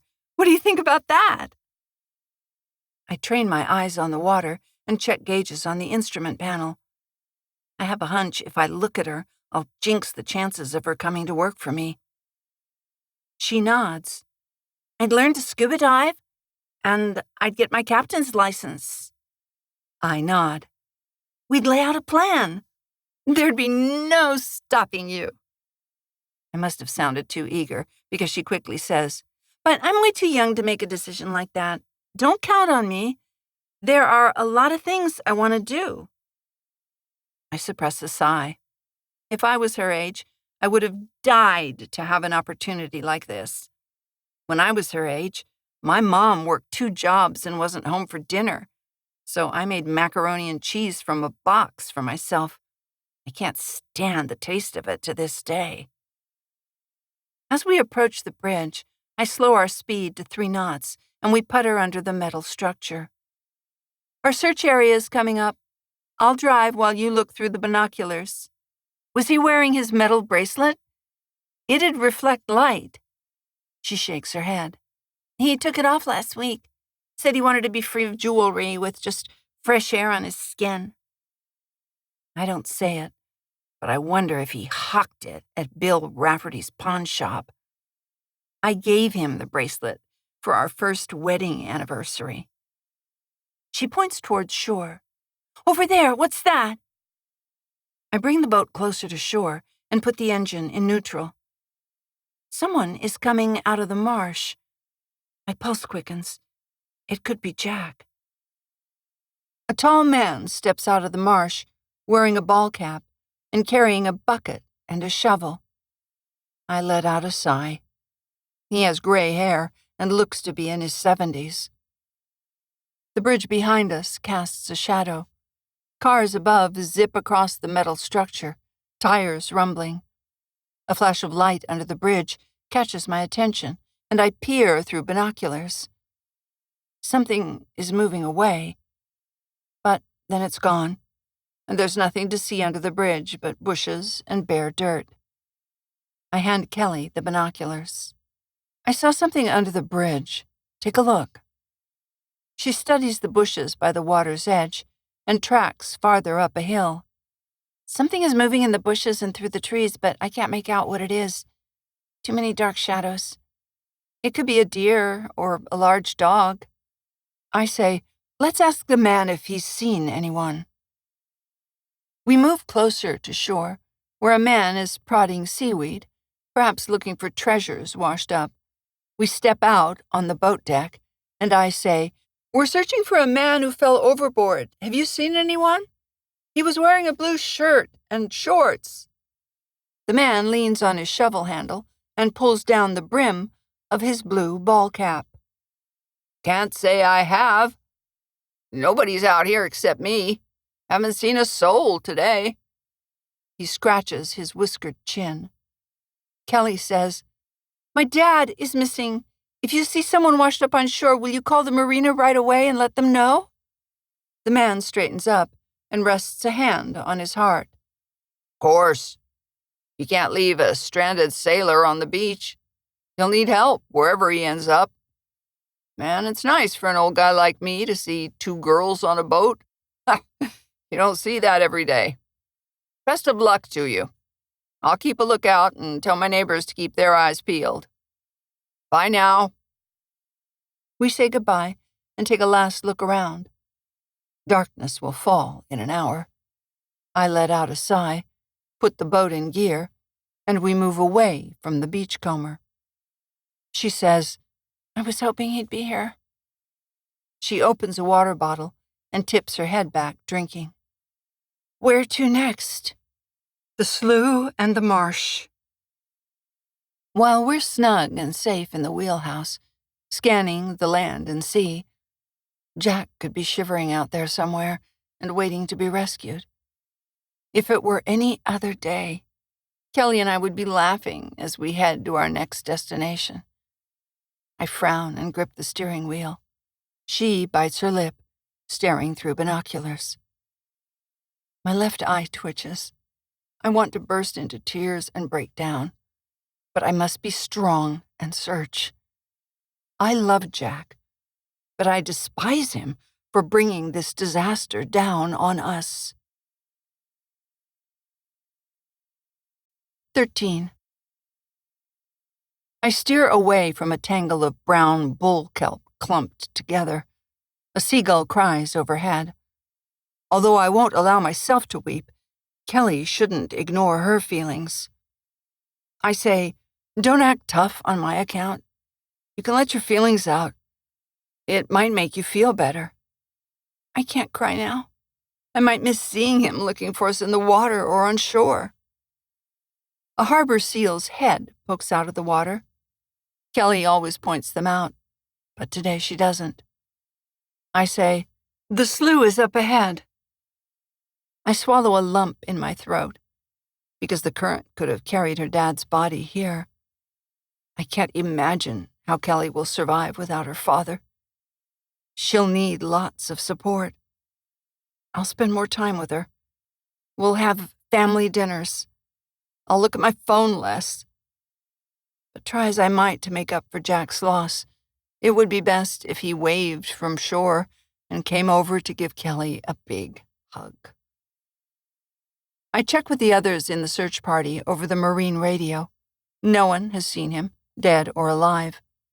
I blink back tears and continue on. A blue heron flies overhead, squawking. I glance at my daughter. "How are you holding up?" She shrugs and looks down. "Do you think we'll find him? It's been a while since he went overboard. It's a small chance that he's alive, but it is possible." Tears stream down her cheeks, and she nods. "You never know," I say. She winces, and I abandon my cheerleading efforts. I need to let her grieve and not pretend there is a sunny side to this heartbreaking situation. I nose the boat into the slough and tap my fingers on the steering wheel. Dusk is approaching. Each second ticking by reduces the chances we'll find Jack alive. Searching will be more difficult in the dark. Kelly shifts in her seat. I decrease our speed to 2 knots, and we glide into the slough past stands of bulrushes. A fish jumps out of the water, silver skin reflecting late afternoon light. A beaver makes its way along shore and waddles into the marsh. A blue heron stands on shore on one leg. I clench my jaw. What an idiot Jack was to refuse to wear a life jacket. I still love him, but we see the world in different ways. Everything for him is about his sneaker collection, and all I see are boats, engines to fix, and drama on the water. My phone trills with a text. I frown and hope it isn't a boater asking for help, because I want to finish searching our area. I check the phone, and my lips turn up a little. Kelly says, "What is it?" Buzz texted to check on us. "How's it going for him?" "Nothing yet." Kelly sighs and tromps out to the boat deck. The wind plays with her green hair.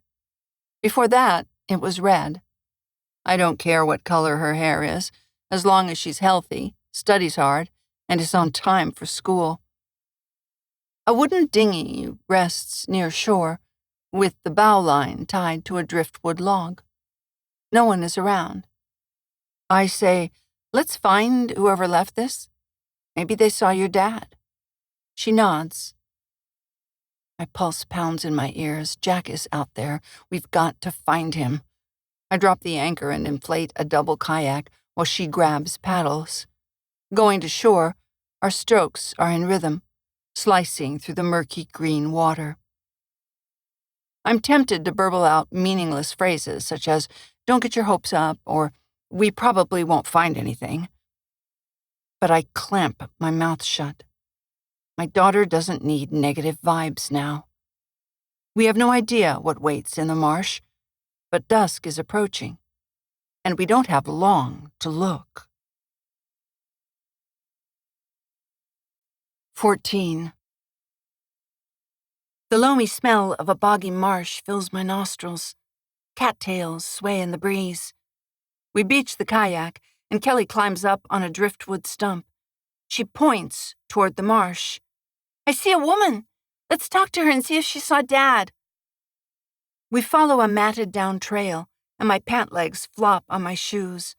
I rolled up Craig's pants to avoid taking time to change clothes. As soon as we're back on the boat, I'll get out of these borrowed clothes. We come to a clearing where a woman is painting at an art easel. A long gray braid hangs down her back. I clear my throat and say, "Hello." She yelps and drops her paintbrush, but catches it before it hits the ground. She claps a hand to her chest, leaving red finger marks on her white smock. "Oh, you startled me. What are you doing out here in the middle of nowhere?" Kelly says, "My dad fell overboard and we're looking for him." I say, "He might have washed up on shore near here. Did you happen to see a tall man in his 40s with brown hair?" She crosses her arms. "No one came by while I was painting." Kelly and I sigh. A tear trickles down Kelly's cheek. The artist holds up a gnarled knuckle. "I did see something, though, now that I think about it. When I was tying up the dinghy, a naked man jogged by. Might that be the person you're looking for?" My eyebrows shoot up, and I wonder if it was Jack after the current ripped off his clothes. "It's possible, but not likely. Which way did he go?" She rubs her hands together. Blue veins protrude from the skin. "Oh, my memory isn't so great these days. He was either going to the beach or coming from it. I'm not sure. I'd better get back to my painting before the light changes. Mustn't be late for dinner. My husband is making venison stew." She nods to us and returns to her work, dabbing on yellow for stalks of bulrushes. "Goodbye, then," she says, with her back turned. "Bye," I say. She moves her paintbrush. "Mustn't be late for dinner, but I've got to finish this part of the painting first." I say, "Before we go, would you tell us your name?" "I'm Irina, and this is Kelly." The woman says, "Not many know me, but those who do call me Melba." Kelly waves to the woman's back. "Bye." We stride to the kayak, launch it, and climb in, getting our sneakers wet. Paddling to the boat, we disturb a pair of ducks, and they fly off. We climb on board. Kelly deflates the kayak, and I start the engine. A few minutes later, we raise the anchor and putter through the slough. I say, "I don't think the man Melba saw was your dad. Maybe he was a streaker doing it on a dare. Your father would have asked for help so he could get back to us." Kelly shrugs. "Nothing's in Dead Man's Slough except an eccentric old lady."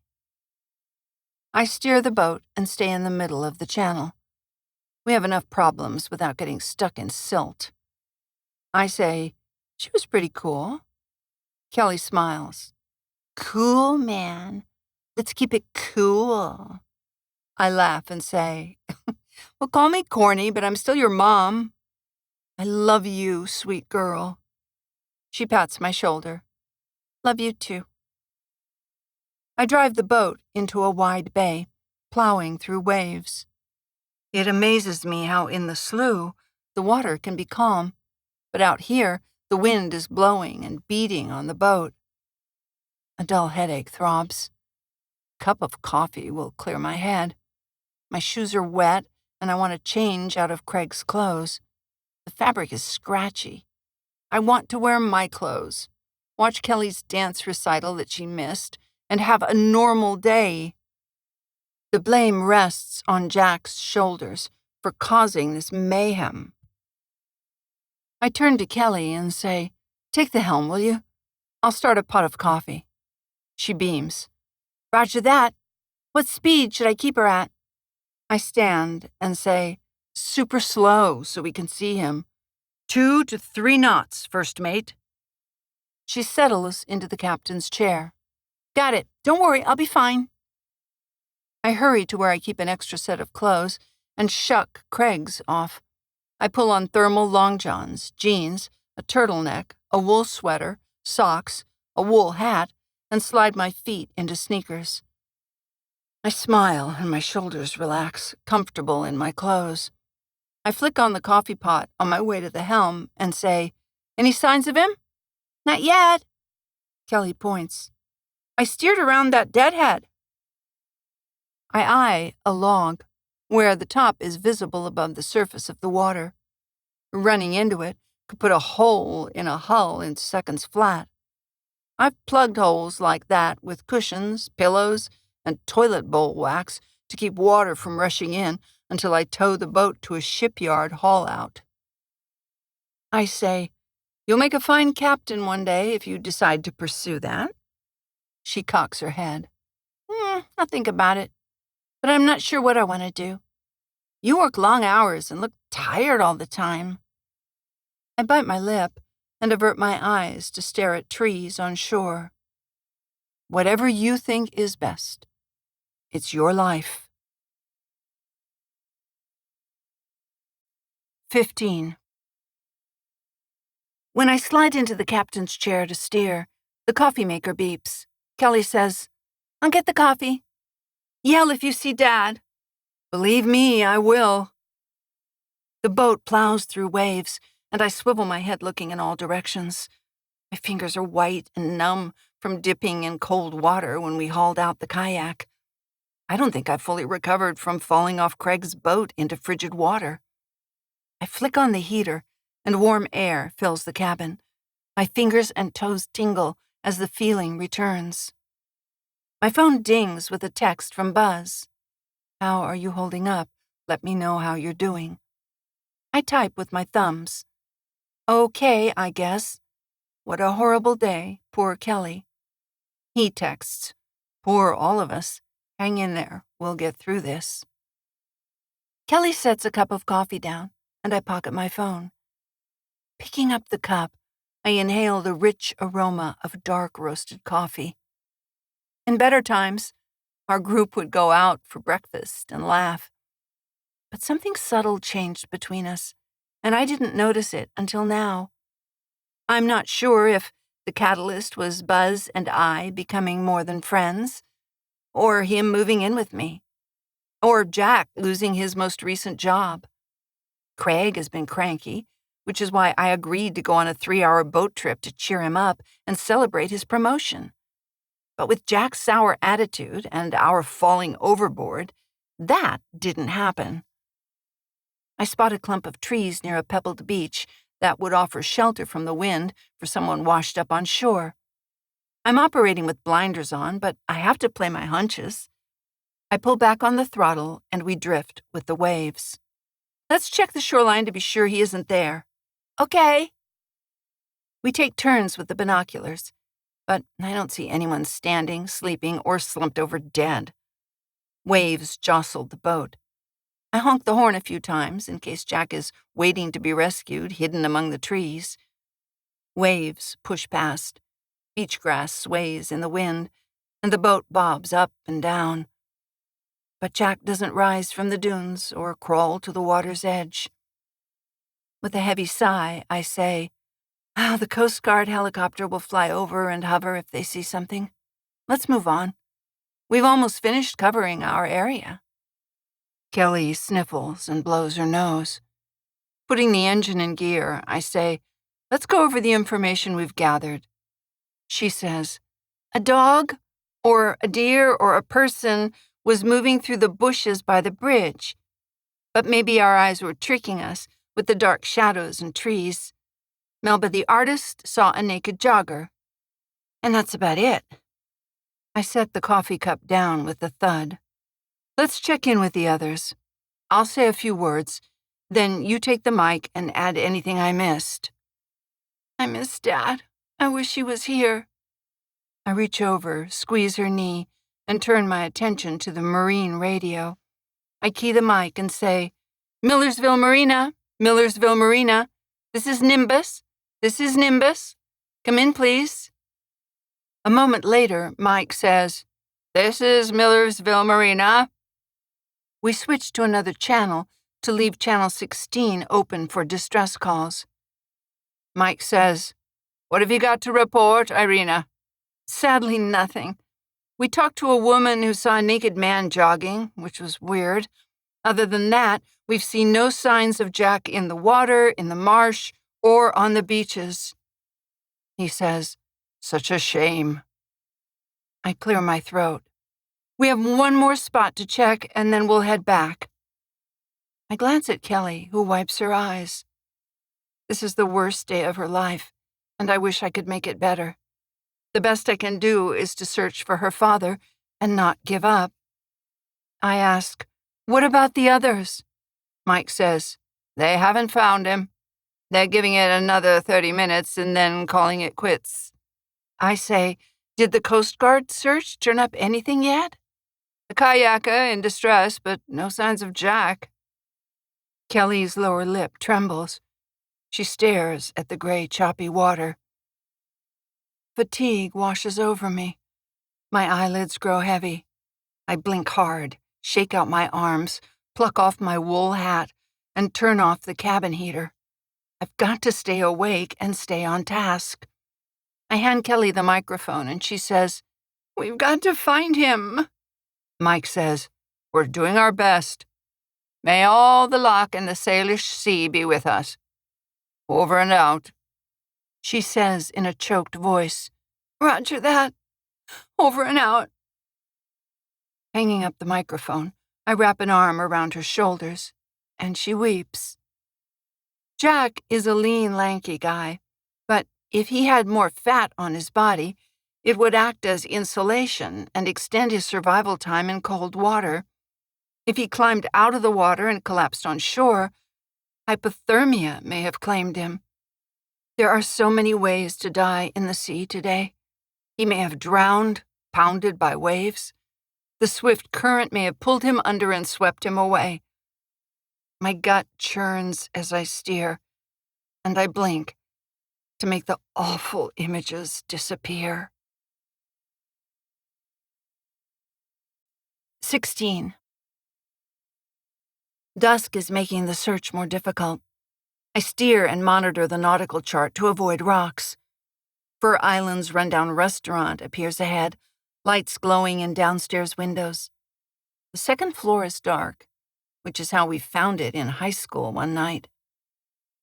I turn on my 2 bright spotlights and scan the water and Fur Island. But my memories take over, and I steer as if on autopilot. In 10th grade, Jack asked his older cousin to buy us a 6-pack of beer.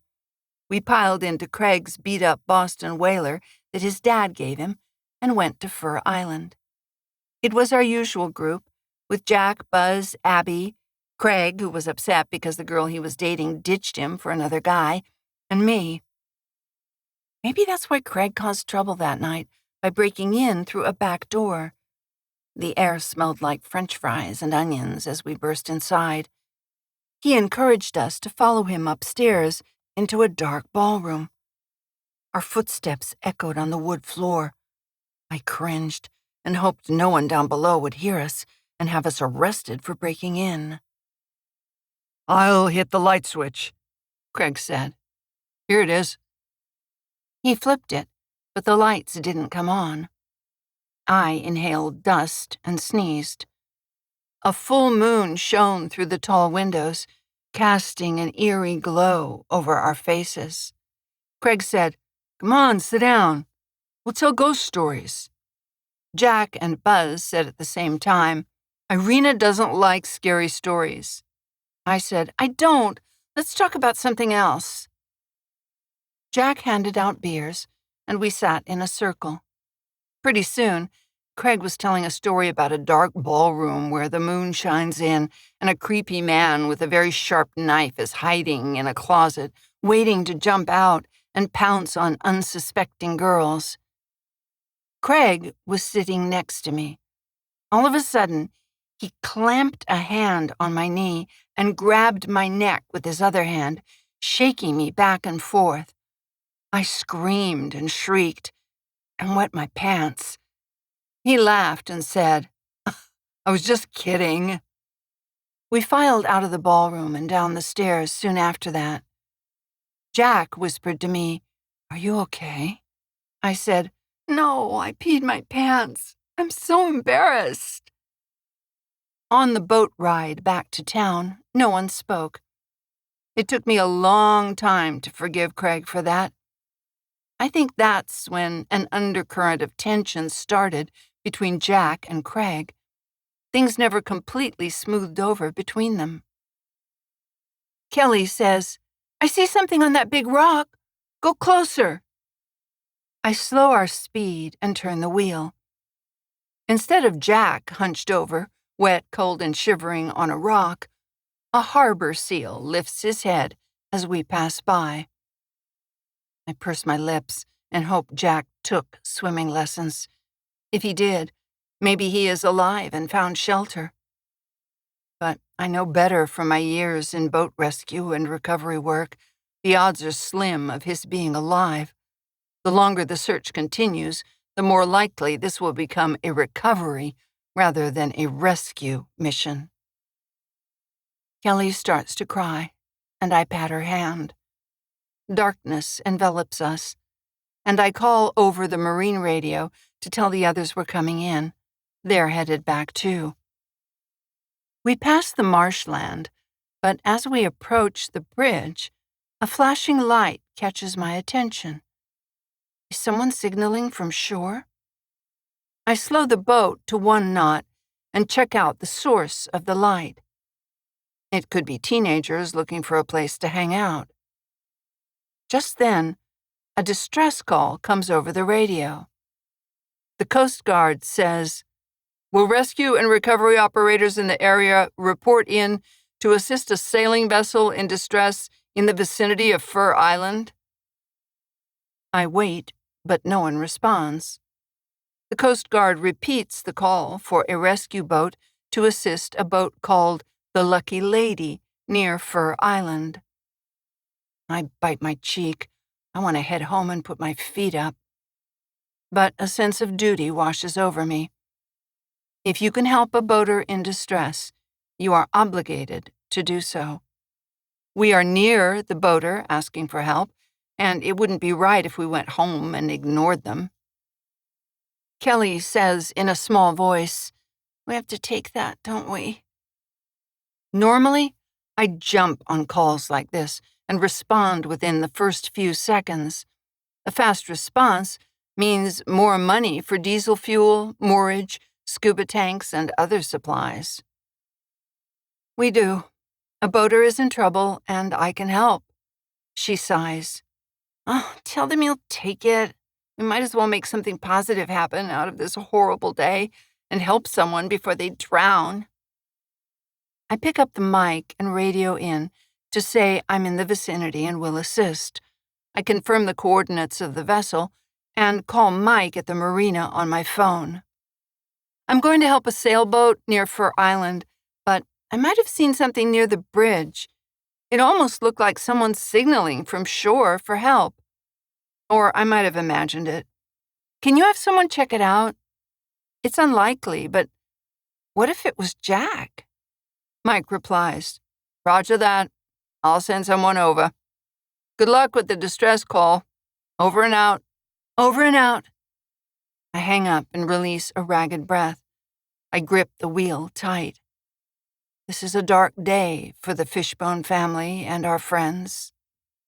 When I finish with the boat, if I don't have to tow it to the shipyard, I'll swing by the bridge for a second look on the way to the marina. By then, the tide might have coughed him up from the bowels of the sea, leaving him crumpled on shore, heart miraculously beating and waiting to be rescued. I say, "Ready?" Kelly nods. "Ready." We head to the sailboat in distress. Blood pounds in my ears, counting the seconds Jack has left. Tick, tick, tick. 17. Fur Island appears ahead, and the restaurant lights blink off one by one. The staff are going home. We are near the boat in trouble, so I switch on my spotlights. The bright glare illuminates a sailboat dead in the water and being jostled by waves. I slow our speed to idle and call over the radio, "Lucky lady, lucky lady, lucky lady. This is the rescue boat Nimbus. Come in, please." The radio crackles, and a man says, "This is Lucky Lady. The engine cut out, and I need help. Give me your cell number, and I'll call to settle the details." He reels off his number, and when I call, he picks up right away. I say, "This is Irina Fishbone. I'm off your port side and will process your credit card payment before I proceed. I name my fee that covers the first 2 hours. He says, "Fine, just fix it." He rattles off his credit card number, and I run it through an app on my phone. When the charge goes through, I say, "I'll see you in a few minutes. I'll be coming on your port side. Prepare to be boarded." He says, "What does that mean?" I glance at Kelly, who rolls her eyes. I say, "Put out your fenders." You mean bumpers? Yes, to protect the boats from hitting each other. I hang up, bring out my toolkit, check my life vest to make sure the snaps are fastened, and shrug into a foul weather jacket. I say to Kelly, "I'll come alongside, tow them away from the rocks, and fix their boat. Do you want to stay here or come help?" She tilts her head. "I'll come with you." "Good. Put the fenders out, will you? Thanks." She flops down the fenders and stays on deck while I come alongside the other boat. I put the engine in idle and go out to greet the skipper. He is in his 40s, and his face is flushed from the wind, or alcohol, or both. Cupping my hand so he can hear me over the wind, I say, "I'll lash your boat to mine and tow you away from the rocks." His eyes grow wide, and he looks behind him. About 50 yards away is a rock waiting to make a gash in his 50-foot sailboat. A sinking boat is not what I want to deal with tonight. I lash the boats together at midships. He puts his head in his hands. I'm new to boating and never guessed this would happen. I just bought the boat yesterday. I cock my head. It has been a stressful day, and this situation is taxing my patience. I'd like to go back and start over. We should have never stepped on Craig's boat with a dance recital to attend.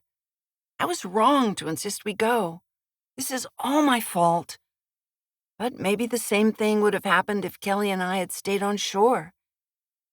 Jack still would have fallen overboard, and we'd be searching for him in that alternate universe, caught in the same exhausting nightmare. The boats bob up and down, shoved by waves. The fenders Kelly dropped down groan from being squeezed between the two boats. I step to the helm and steer us away from the rocks, leaving Fur Island and the dark memories it holds behind. I would have dropped Craig as a friend after his stunt grabbing my neck and shaking me, but he was integral to our group. There was no way to cut him out. And I figured everyone makes mistakes, and maybe I shouldn't be so sensitive. I shook it off and moved on. In a wide bay, I pull back on the throttle, and we drift in what is now a slow-moving current. Trees on shore and the island protect us from the wind, so this is a good place to assess his engine problem and fix it. He is green, and I'm on my own, which is what I'm accustomed to. Scanning the black water, I hope Jack managed to survive and beat the odds. I haul my toolkit out on deck and say to the skipper, "Permission to come aboard?" He wipes his brow. Permission granted. 18. Wind whistles past, tugging at my jacket. Water splashes up between the boats. I grab my toolkit and step onto the sailboat, setting my toolkit down with a thud. I nod to Kelly, and she steps across the gap to stand by my side. I say, "This is my assistant." The skipper is about my age, 40 years old, and his hands are shaking. He frowns, as anyone would in his situation. Two women dressed in thin thigh-high dresses shiver and rub their arms in the night wind.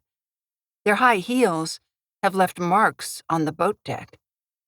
A man sits watching with his arms crossed.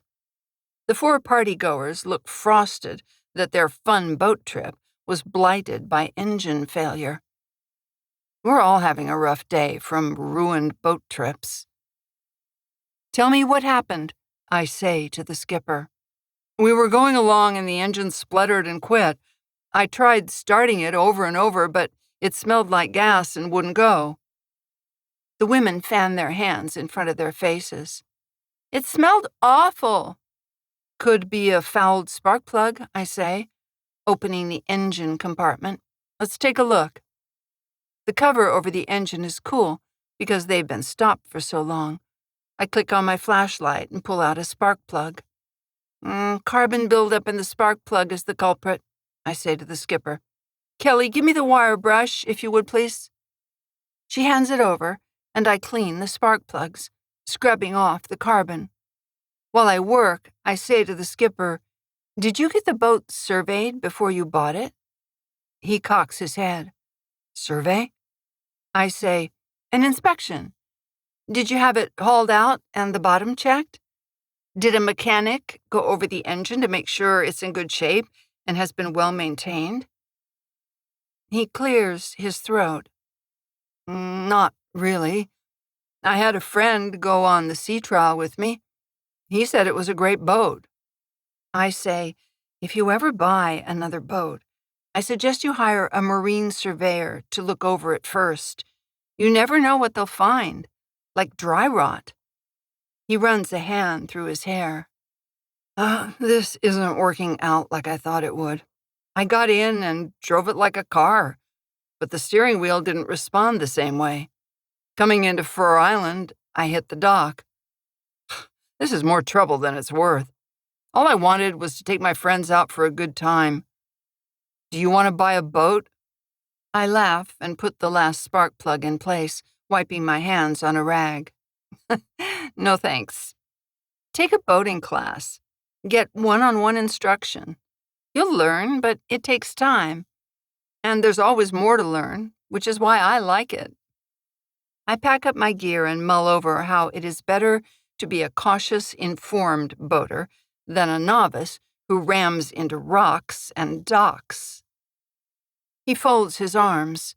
How long have you been doing this? I tuck the oily rag in the toolkit and snap it shut. A long time. I started out when I was young helping my dad fix engines. Now it comes as second nature. The wind gusts and the boats rock back and forth. Waves splash up the sides of the sailboat.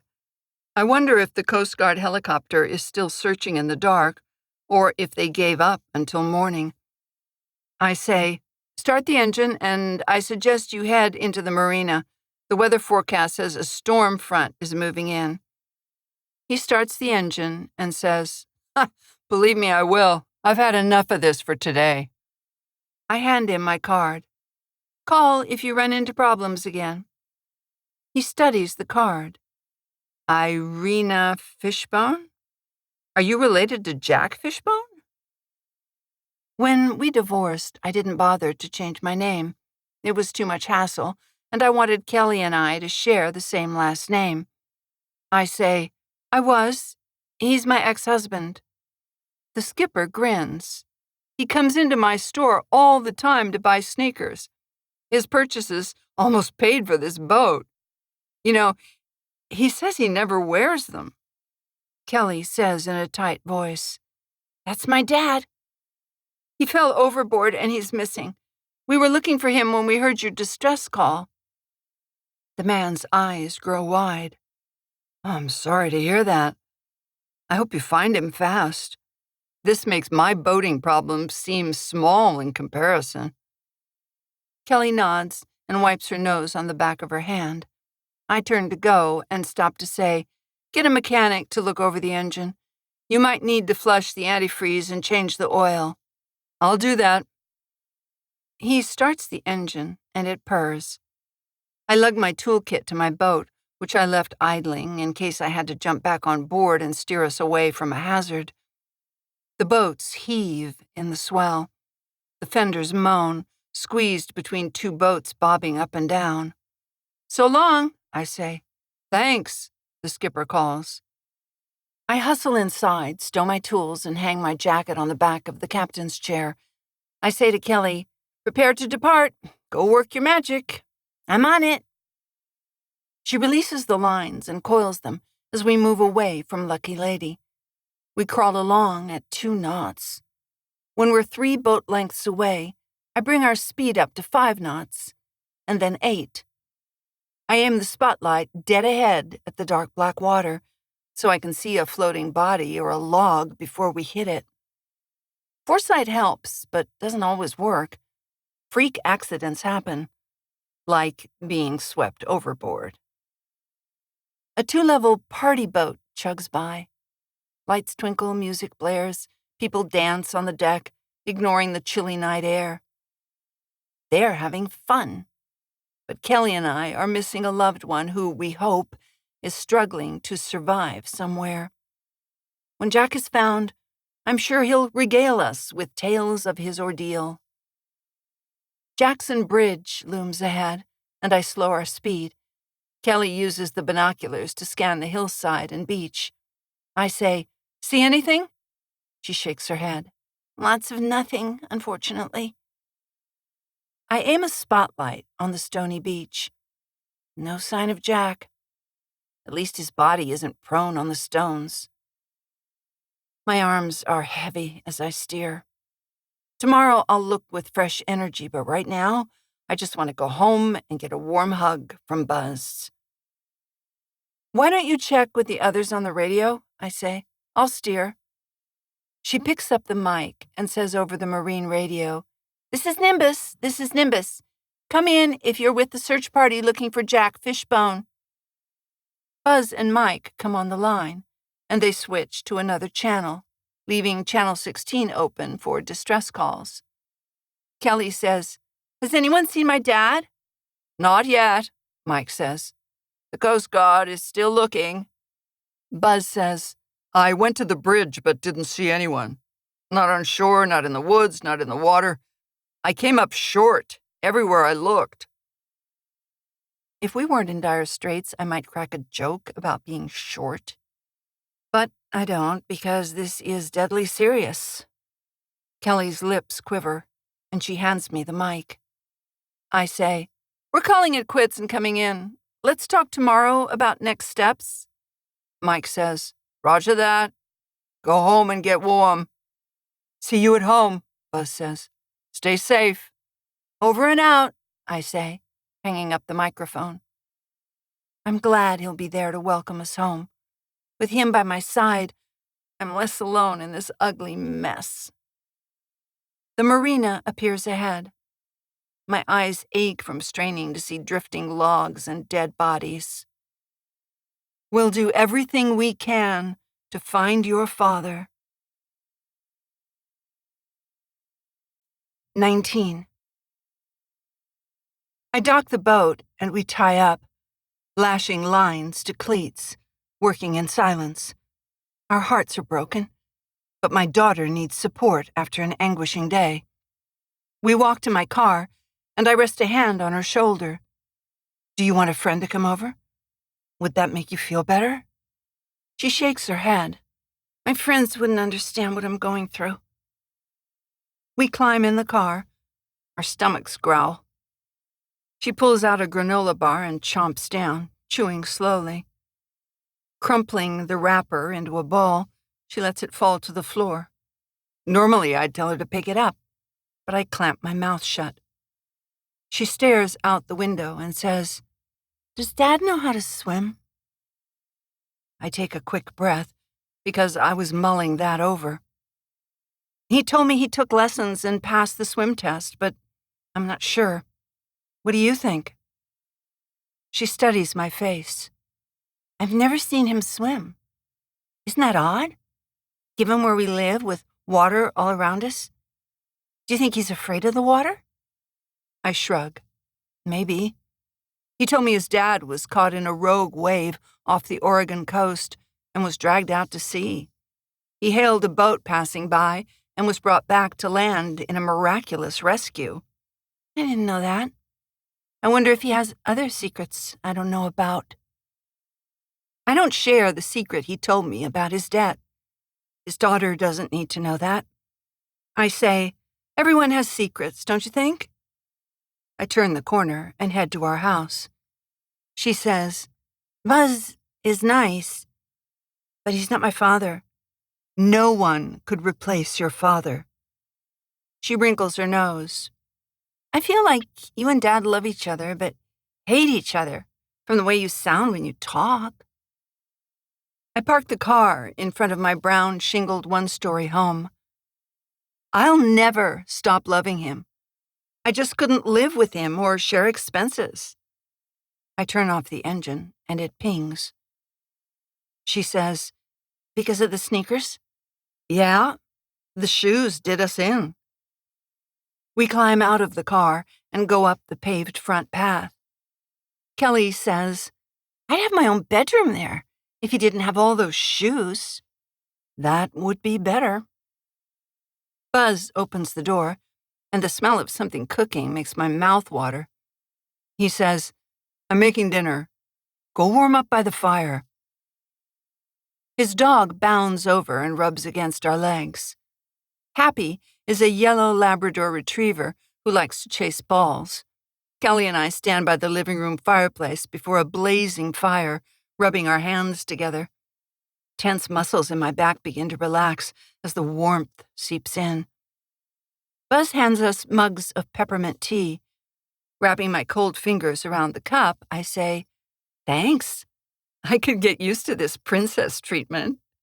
Just until Jack comes back, he says, going in the kitchen. Then he'll need all your attention. I arch an eyebrow. Was he taking a pot shot at how close Jack and I are? If I didn't know Buzz as well, I'd suspect him of having a raging case of jealousy. I massage my left temple.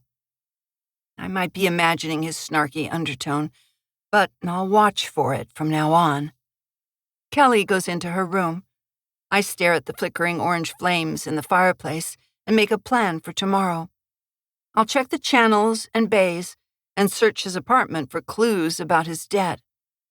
He owes me money, and his daughter deserves to have a father in her life. We need him to be alive. The last of the warm tea slides down my parched throat. I take off my coat and hang it up.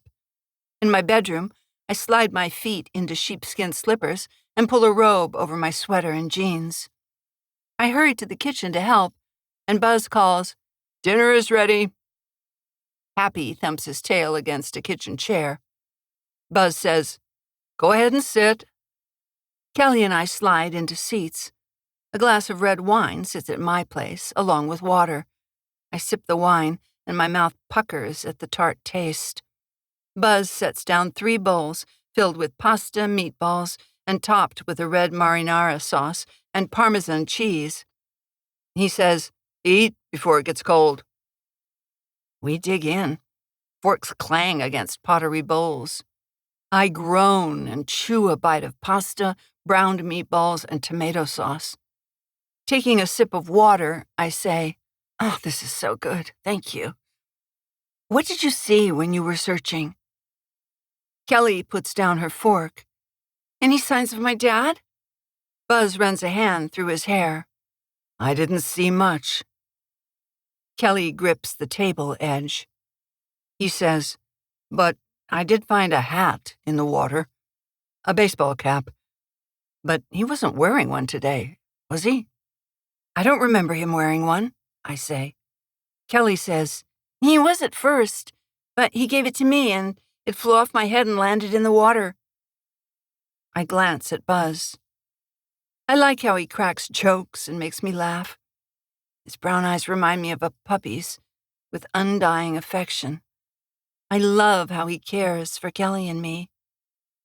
When he asked me out, I thought of him as a friend, but the first kiss on the lips changed everything on my front doorstep. The man knows how to kiss. He holds my gaze, and I get the feeling he wants to tell me something, but not in front of my daughter. He says, Jack's name was on the inside in black magic marker. We bought the same hat and kept getting them mixed up, so he marked his. He shifts in his seat, and the chair creaks. I sit back. Kelly wipes her mouth on a napkin and says, I want to know the truth. Don't hide anything. Buzz turns to me. I say, she's right. Don't hold back. It's her father we're talking about.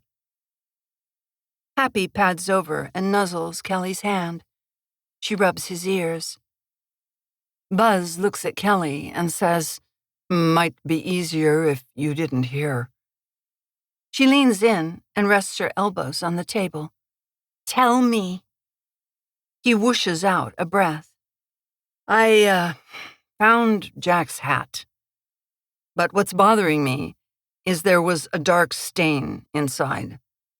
Like it was blood-soaked. Buzz shrugs. I'm no expert, but that's what it looked like to me. I gave it to the Coast Guard when they stopped by the marina. I called the police, but they said he hasn't been missing long enough to file a missing persons report. I give Buzz a glance. I'm glad you called them. I'll try again tomorrow. Kelly chews on a fingernail. Buzz says, "Anyone up for popcorn and a movie? It'll get our mind off things." Kelly sighs. I guess. Mom and I'll do the dishes. You cooked. That's the deal in this house. But not at Dad's because he doesn't like rules. My mind wanders to the overdue child support. Each time I have picked up the phone to call an attorney about it, Jack magically appears on my doorstep, asking to see Kelly on the spur of the moment. He and I were like that, with an almost telepathic communication. I understand how that connection would irritate Buzz. Buzz says, "I'll help. We'll get it done faster." Buzz scrubs pots and pans, Kelly dries, and I put them away. I say, "I've got a plan for tomorrow." Kelly picks at her sweater. Buzz says, "What are you thinking?" I say, "I'll go out first thing to look for him." Kelly says, "I'll go with you." I shake my head. "You have to go to school." She crosses her arms. I won't be able to concentrate. Let me come with you. Nope. You need to keep up your routine. Besides, I'll be up and gone before first light. I turn to Buzz, who is strangely silent. "Can you make sure she gets to school in the morning?" "Sure. I'd go with you, but I need to get to the bookstore." I bite my lip. I have to get fuel, though. I'm down to my last third of a tank. Kelly says, A third for going out, a third for coming back, a third for reserve. I give her a smile. "That's right." Buzz says, "For all we know, he's hitchhiking to his apartment now." I glare at him for raising my daughter's hopes before they'll come crashing down. Kelly's eyes light up. I want to check his apartment. He might be there. I chew the inside of my cheek. He is most likely dead, but I don't tell her that. I say, "I doubt he's at his place. Someone would have seen him walking there and told us." Kelly frowns. We have to check the apartment. I say, "Tell you what, after I search tomorrow morning, I'll stop at his place and take a look." Kelly pulls out her phone. I'll call him. I should have done this before. She dials, and the line rings. Buzz and I exchange a concerned look. If Jack is dead, the news will devastate Kelly. But until we find his body, the waiting will be agony. Kelly hangs up and rubs her eyes. Maybe he's in the shower. Buzz and I are quiet. Denial is a powerful delusion, offering comfort. Kelly says, He can't be dead. He's my dad. I open my arms and she sobs. I mouth the words over her shoulder to Buzz. "I love you."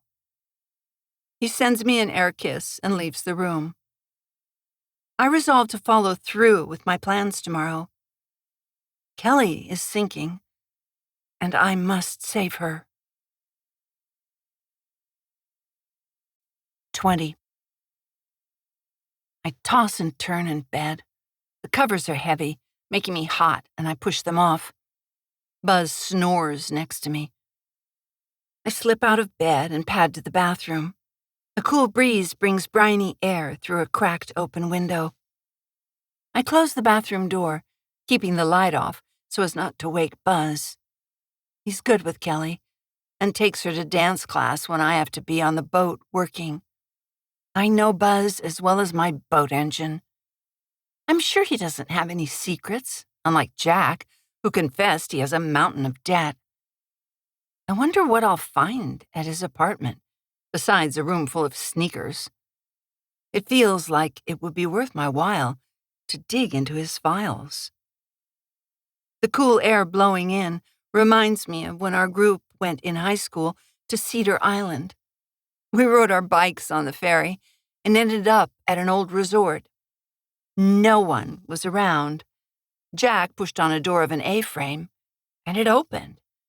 We went inside and found a set of stairs leading down to jail cells with bars. The air was dank and smelled of mold.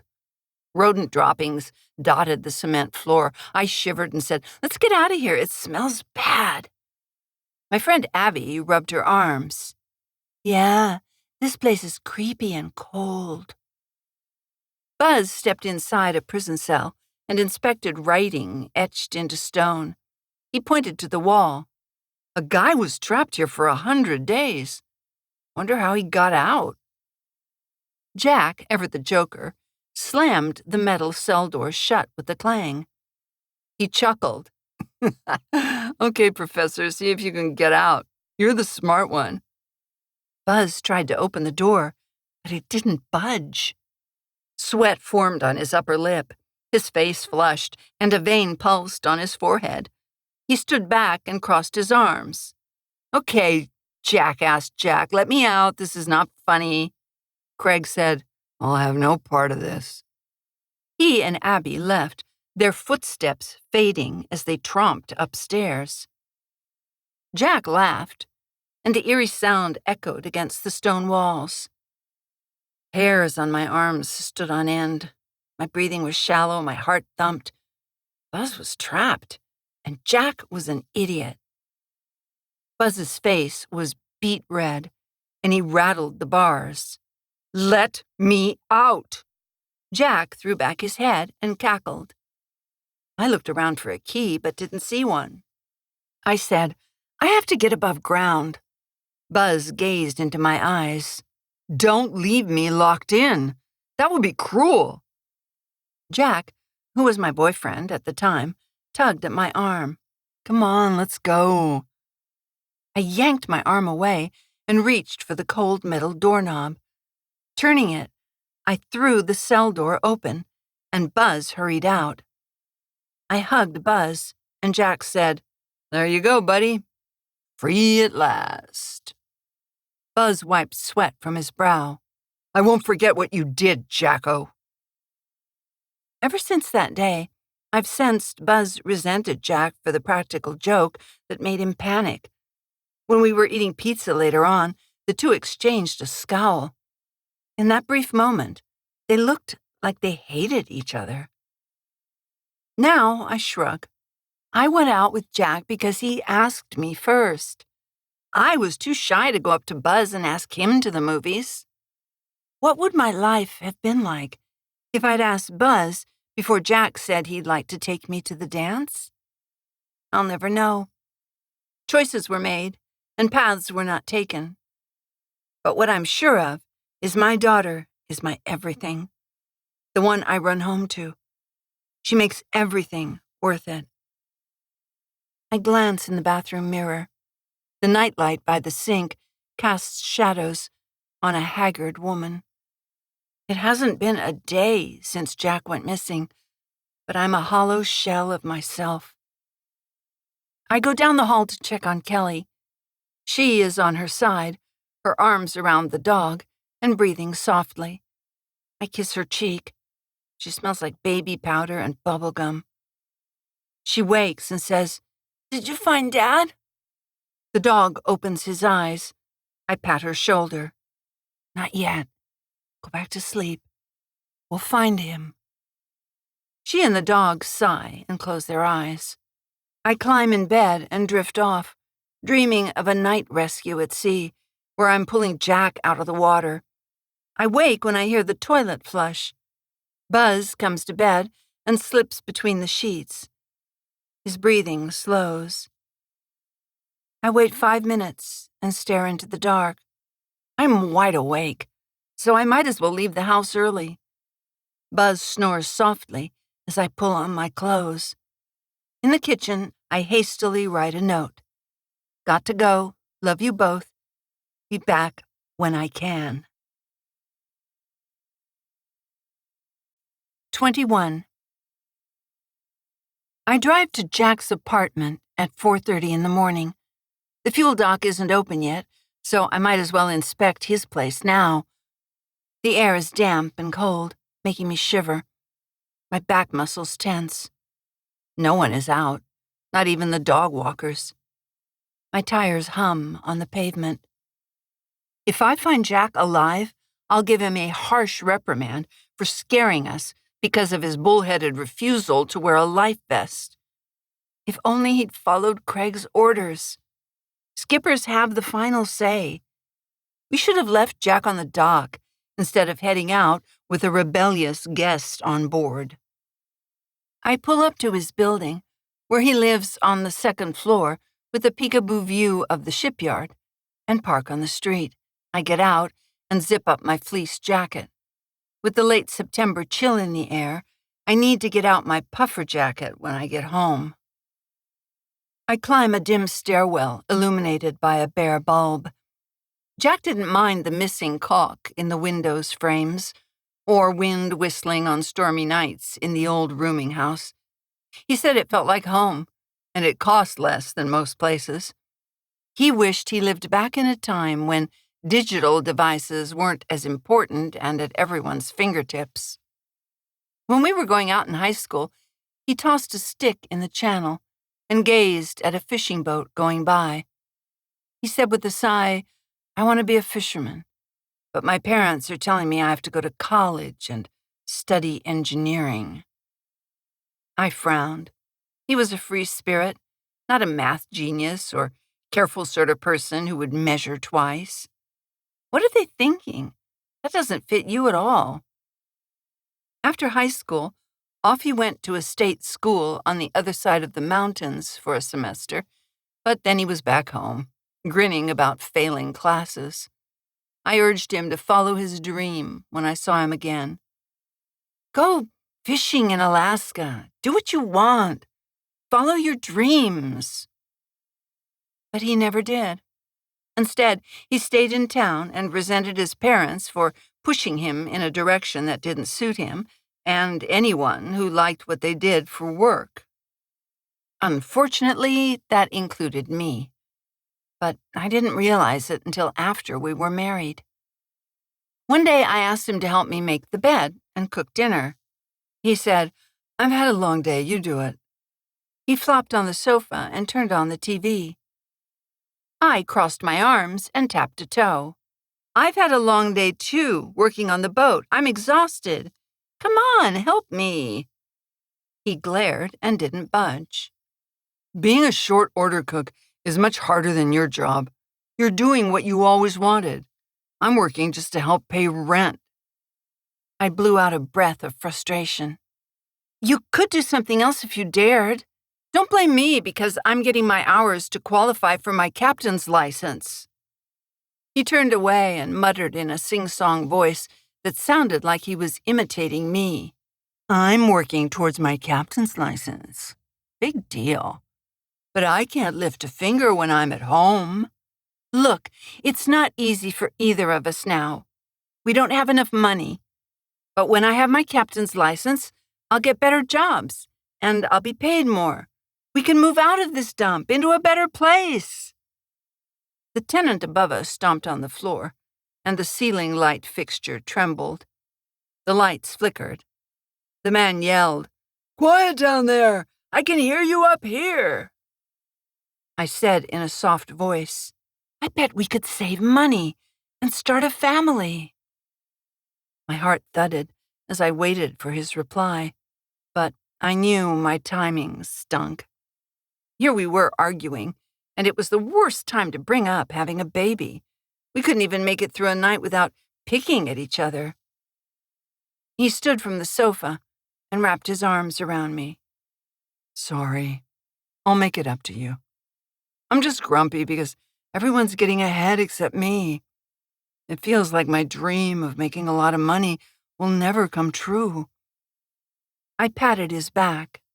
"Oh, we don't need a lot of money to be happy. We need to appreciate what we have." But we never got to that goal line. Sure, we had our baby girl, and she is our treasure. She is the best of us, wrapped in innocence with a halo of hope. I want her to follow her dreams and be able to pay her bills. I'll teach her to find the joy in life if I have to dig it out with a pickaxe. When things fell apart and we divorced, that hidden heap of happiness was elusive for many months. When I saved enough to buy a boat and start my own business, that brought a smile to my face. Kelly beamed the first time I took her out. The steps creak as I go up to Jack's place. I doubt he defied death and is there, but I want to check. I pull out the key to his apartment. 22. I stop in front of Jack's apartment, number 7. Someone across the hall is snoring. It must be Mr. Abernathy, a retired tugboat captain. He falls asleep in his recliner in front of the television. I know this because I lived here when we were married. Most are long-term tenants who stay for the reasonable rent and proximity to town, being a block from restaurants and a short walk to grocery stores and the library. A mouse skitters past, and I bite my lip. Jack didn't want to use rat poison or mouse traps in the apartment with Kelly around. He has a good heart, but he lacks common sense. That's what my mother said when he quit his short-order cook job to be a bartender. But then he refused to wear the uniform the hotel provided. I wince about his job losses and vow to stop squabbling if he comes back. But I want him to pay me the overdue child support. I'll use the money to help Kelly take classes for whatever her dreams entail. I wrinkle my nose at the odor of closed-in cooking smells and insert the metal key into the hole. Jack complained his key didn't always work on the first try and required jiggling to gain access, so I'm not discouraged when I encounter resistance. I rattle the key in the lock and hope I don't wake the neighbors. Somewhere in the building, a chair pushes back and scrapes the floor. I hold my breath. Jack could be on the other side of the door, alive and well. I hope he has fought back death and overcome obstacles. I smile, reminded of how I have pushed past barriers at work. Some skippers didn't want me on their boats and said it was bad luck to have a woman in the wheelhouse. Others didn't want to sign off on my timesheets tracking my hours on the water. But I kept my eye on the goal of running my own business. I kept my mouth shut and put out fenders, pulled them in, and stowed them in lockers on board, threw out the dock lines and polished railings and stanchions until I could see my face reflected in the metal. When the lock clicks open from the other side, my pulse picks up. I grasp the brass doorknob, the metal cool in my hands, and turn the knob. The hinges creak as the door swings open. My mouth falls open. The lights are on, and a man is sitting at the dining table with his back to me. He shuffles through papers and then stands. "Craig, what are you doing here? How did you get in?" I close the door and lock it. He shrugs, shoves his hands in his pockets, and looks at the worn wooden floorboards. He has dark circles under his eyes. We've been friends for years, and I've never seen him like this. He shifts from side to side, like he is hiding something. I have no idea what Craig is doing here, but my instinct is to protect Jack's place while he's gone. We all have secrets we'd rather not have people paw through. A million questions race through my mind. What are you doing here? He rubs his chin, and I'm standing close enough that I hear the scratching sound of day-old stubble. Well, you see, it was like this. He pauses. I say, "You're acting strange. Cough it up, whatever it is." He folds his arms and turns his back to the table. I get the feeling he is trying to block my view. "Why are you going through Jack's papers? I don't think he'd like this." I glance outside. I don't have much time. The sun is rising, and 2 tall sash windows show a pink and blue sky. I push past Craig and scrutinize papers on the table. I say, "You shouldn't be looking at his bank statements." Glancing around, I take in the room. A drawer is open in an old beat-up desk. The wastebasket is upside down. Wadded-up papers are strewn across the floor. He clears his throat and cocks his head, as if he has every right to be here. His silence makes me suspicious. I never trusted Craig completely, not after the episode at Fur Island. I say, "It looks like you've been here for hours. Why did you come here?" He grabs his coat and pulls it on. "I've got to go. Jack made me promise not to tell anyone. Melody is waiting for me at home." "Who is Melody?" He smiles. "My new girlfriend." "You didn't bring her yesterday on the boat because?" "Didn't want to put her under pressure. We just met the other day." He starts for the door, but I block his way. "Does Jack owe you money?" Craig frowns. "I wouldn't exactly put it that way." "What did you get him involved in?" He shakes his head and mutters, "Mind your own business." My hands clench. "I'll find out. I won't give up." Craig stares at a floorboard. The aroma of questionable activities wafts off Craig like a strong cologne. He moves toward the door. "See you around." I say, "I hope you didn't drag him into something shady." He yanks the door open and hurries down the stairs. I lock the door with shaking hands. Turning to Jack's paperwork, I search for clues about what he was up to and why Craig was interested in my ex-husband's finances. 23. Jack's apartment is cold, and I shrug on one of his leather jackets. Sunrise sends slashes of pink, purple, blue, and red across the sky. I focus on the documents on the dining table. Craig had a history of run-ins with the law. According to him, they were minor scrapes, where he was in the wrong place at the wrong time, and he was innocent. His wealthy family hired attorneys to bail him out of jail and get the charges reduced. When he was charged with running a scam, the lawyer convinced the judge Craig had nothing to do with it. Now I wonder if there was more to the story. I could see him doing something illegal for the adrenaline rush.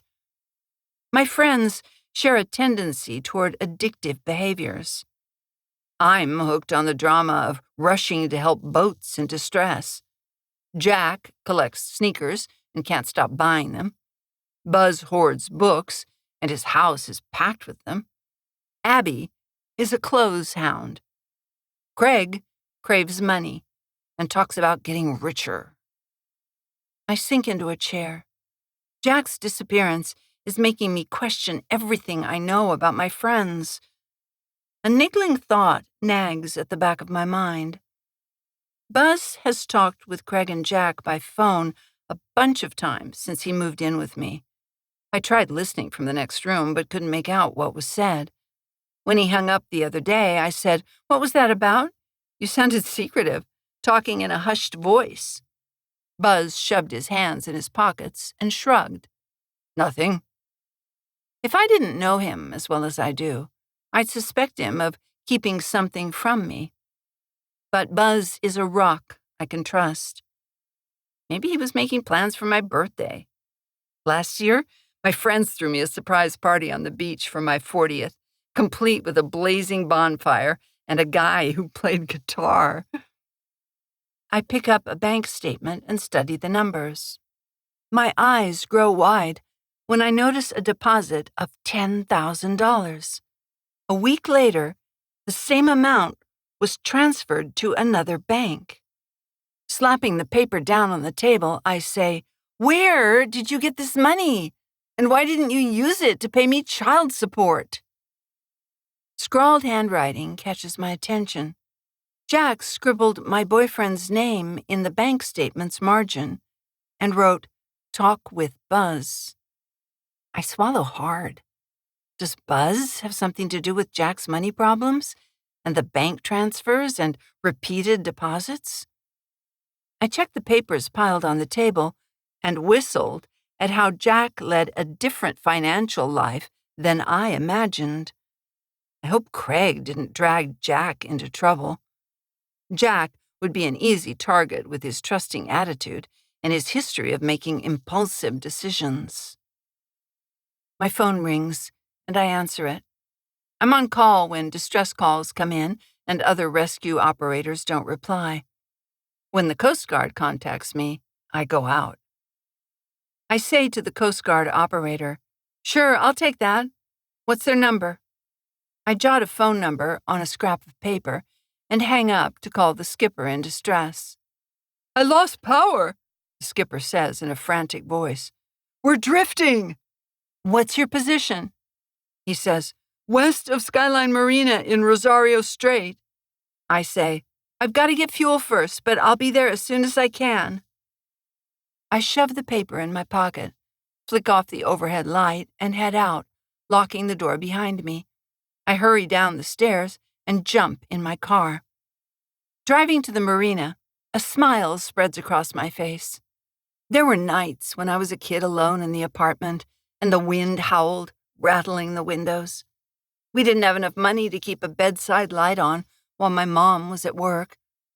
More than anything, I wanted to be rescued from my situation. Now, I'm rescuing others and being paid in the process. I get to roar across the water to help boaters. The little girl who cooked dinner for herself in a dingy apartment is the one who is taking care of others. My mind goes to the skipper whose boat is adrift in Rosario Strait.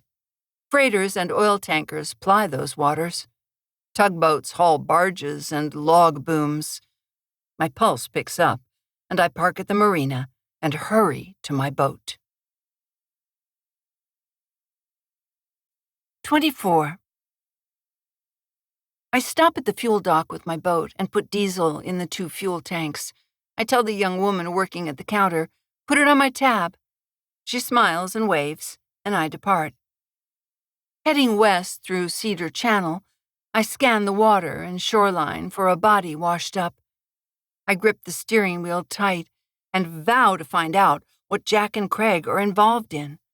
Whatever it is, I suspect Jack's motivation was to own more sneakers. I frown. If I had my way, I'd pay off his debts by selling the shoes and let Kelly use the spare bedroom when she stays there. But I'm not Jack. What a tangled mess he got himself into. The engine rumbles as I go through Cedar Channel. An old wooden building on pilings that once held a cannery juts out into the channel. A tugboat passes, going the other way, and I wave. The captain waves back with a smile. We're bonded by our love of the sea and by making our living working on the water. I come out into Rosario Strait and push on the throttle to increase my speed. Waves thump against the hull. I'm strapped in the seat, and my head is pushed back with the force of moving forward. Up ahead, a sailboat drifts in the water. I slow my speed and hope this won't take long because I want to search for Jack. He might be washed up on a rock, at the base of a cliff, or on a sandy shore. He is out there, and the sooner we find him, the better. I approach the boat and hail the skipper. He waves his arms. "We're drifting toward the shipping channel." "Permission to board your boat, Captain?" "Permission granted. Just fix it, and I'll be on my way." "I'll do my best." I lash the boats together at midships and hop on the other boat, looking around. The 70-something-year-old skipper is weather-worn and looks like he's spent a lot of time exposed to the wind and sun. A man with him, in his late 70s, shuffles as he walks. Like the skipper, he looks like he knows his way around boats. I say, "Tell me what happened." The skipper says, "It felt like someone grabbed the boat from underneath. I lost steering and didn't have control of the boat." He rests a hand on his stomach. "Did you see anything in the water before this happened? A yellow floating line?" He shakes his head. I say, "It might be a line wrapped around your prop. I'll tow you away from the shipping channel, put on my dive suit, and inspect your prop. If a line is wrapped around the prop, I'll cut it off and you'll be on your way." The skipper says, "Go ahead and get it done. I hope it'll be as easy as that." "Before I proceed, I'll need your credit card for a deposit." He hands it over and I run it through a device attached to my phone. I hand him the card and say, "There you go. Let's see if we can wrap this up in no time." He stuffs the card in his wallet. "Sounds good." I point to a blue-hulled tanker coming up fast. "I'll move us out of the channel." I step on my boat and put the engine in gear, towing the boat out of harm's way. The tanker chugs past, and I turn the wheel so our bows face a wave headed our way. Waves smack us, the boats bob up and down until the line of waves pass, leaving us in peace. I open my toolkit and pull out my sharp knife. I've got to get this job done and be on my way. I have a lot of detective work to do before I pick Kelly up at school, and none of it was on my radar when I crept out of Buzz's house this morning. I want to ask Buzz if he knows what Craig and Jack are up to. Will he tell me the truth if he knows something? He'd better, because I trusted him with my daughter's heart. I wouldn't have let him get this close if he wasn't worth the risk. I tug on my dry suit, strap on the tanks, put the regulator in my mouth, and slip on my face mask. I slide the knife into a sheath on my diving belt. I wave to the men, watching from the other boat, and step into the sea. With each mission like this, I trust that my equipment will work. Each time I surface and climb my swim ladder, I send a word of thanks that I made it out of the water alive once more. The water is cold, but it won't kill me with my protective layer. As I swim to the other boat, I think about Jack and how much he means to me. If he heard me say that, he would grin and say, "I guess you still care for old, lovable me. Why don't we get married again?" I frown because if I am distracted, I could be swept away with the current and never be seen alive again. In the murky water, it is clear to me that if I don't pay attention, I could join Jack and end up a bloated dead body drifting miles away. Bubbles float past my eyes, heading to the surface. The sound of a boat passing whines in my ears. I swim to the propeller and turn on my headlamp. 25. Thick, yellow polypropylene line is wrapped around the propeller. No wonder the skipper lost power. I pull out my knife and cut the line. When the prop is clear, I store my knife and swim to my boat, climbing the ladder to the swim step. I pull off my mask. Inhaling briny air, I blow out a breath. One more job is in the books. I'm saving money when I can, for if Kelly wants to attend community college or trade school, she'll have choices I never did, and I'll make sure I'm a better mother than I had. The skipper runs a hand through his graying hair and says, "How'd it go?" I hold up the yellow line. This was wrapped around the prop, probably floating in the water. I'll get out of my suit and come over to your boat. Why don't you start the engine? I want to be sure you can make headway before I leave you. I pull off my dry suit and hang it in a locker where water will drip down a drain. Kelly's new yellow rain jacket reminds me of how tall she is. My eyes mist over, and I wipe them with the back of my hand. I'm not ready for her to grow up. We're bound together, Kelly and me, but we'll part ways eventually so she can live her own life. I step on the other boat and say, "Got her running?" The skipper says, "Yep, I can go in forward and reverse now. Works fine." We shake hands, and I hop on my boat, untying the midship lines binding us together. I move away and look back to make sure he is underway. The sailboat putters toward Cedar Channel. I tour the west side of Fidalgo Island and look for Jack. All I see are rocky shores, sandy beaches, and driftwood logs.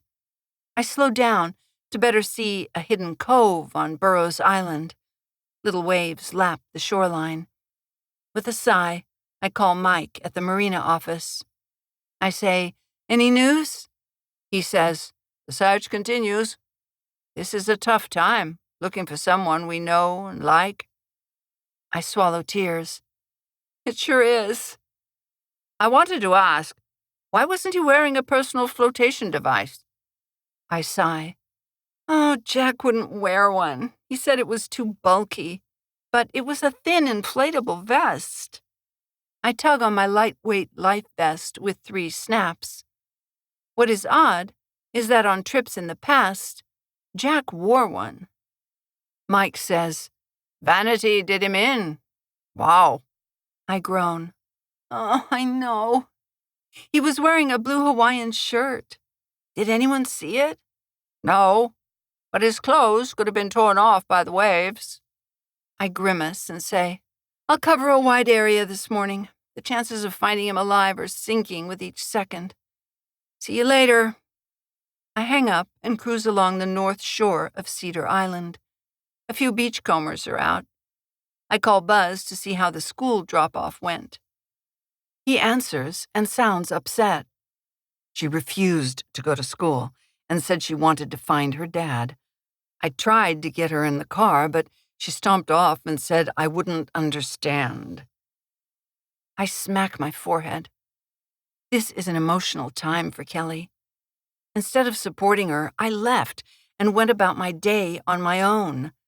We should have stayed together. Instead, I'm running around on a wild goose chase. Jack could be anywhere in these waters. His body might have been carried across the border into British Columbia, Canada, and floating near Vancouver Island.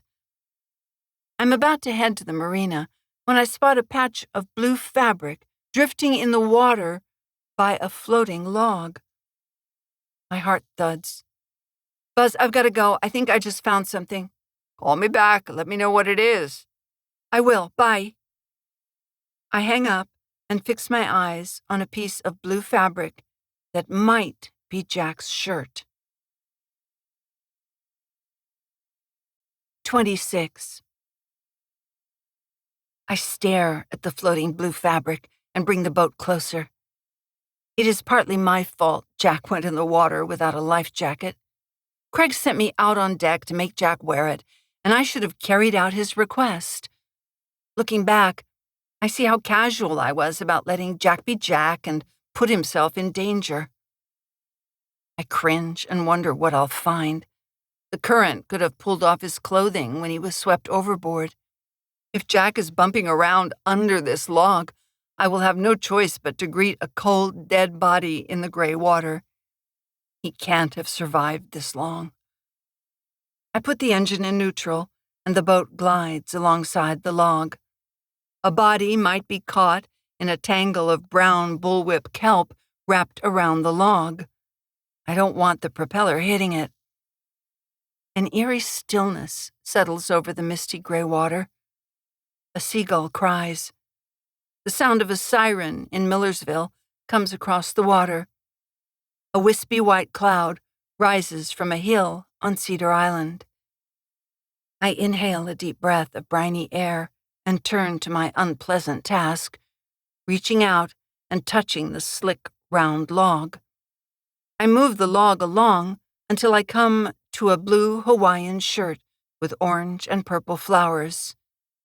It looks like the shirt Jack was wearing yesterday. I squint at two nails, which are driven into the shirt, attaching it to the wood. I've never seen anything like this. I tug on the shirt, and it tears as I rip it off the log and bring it onto my boat.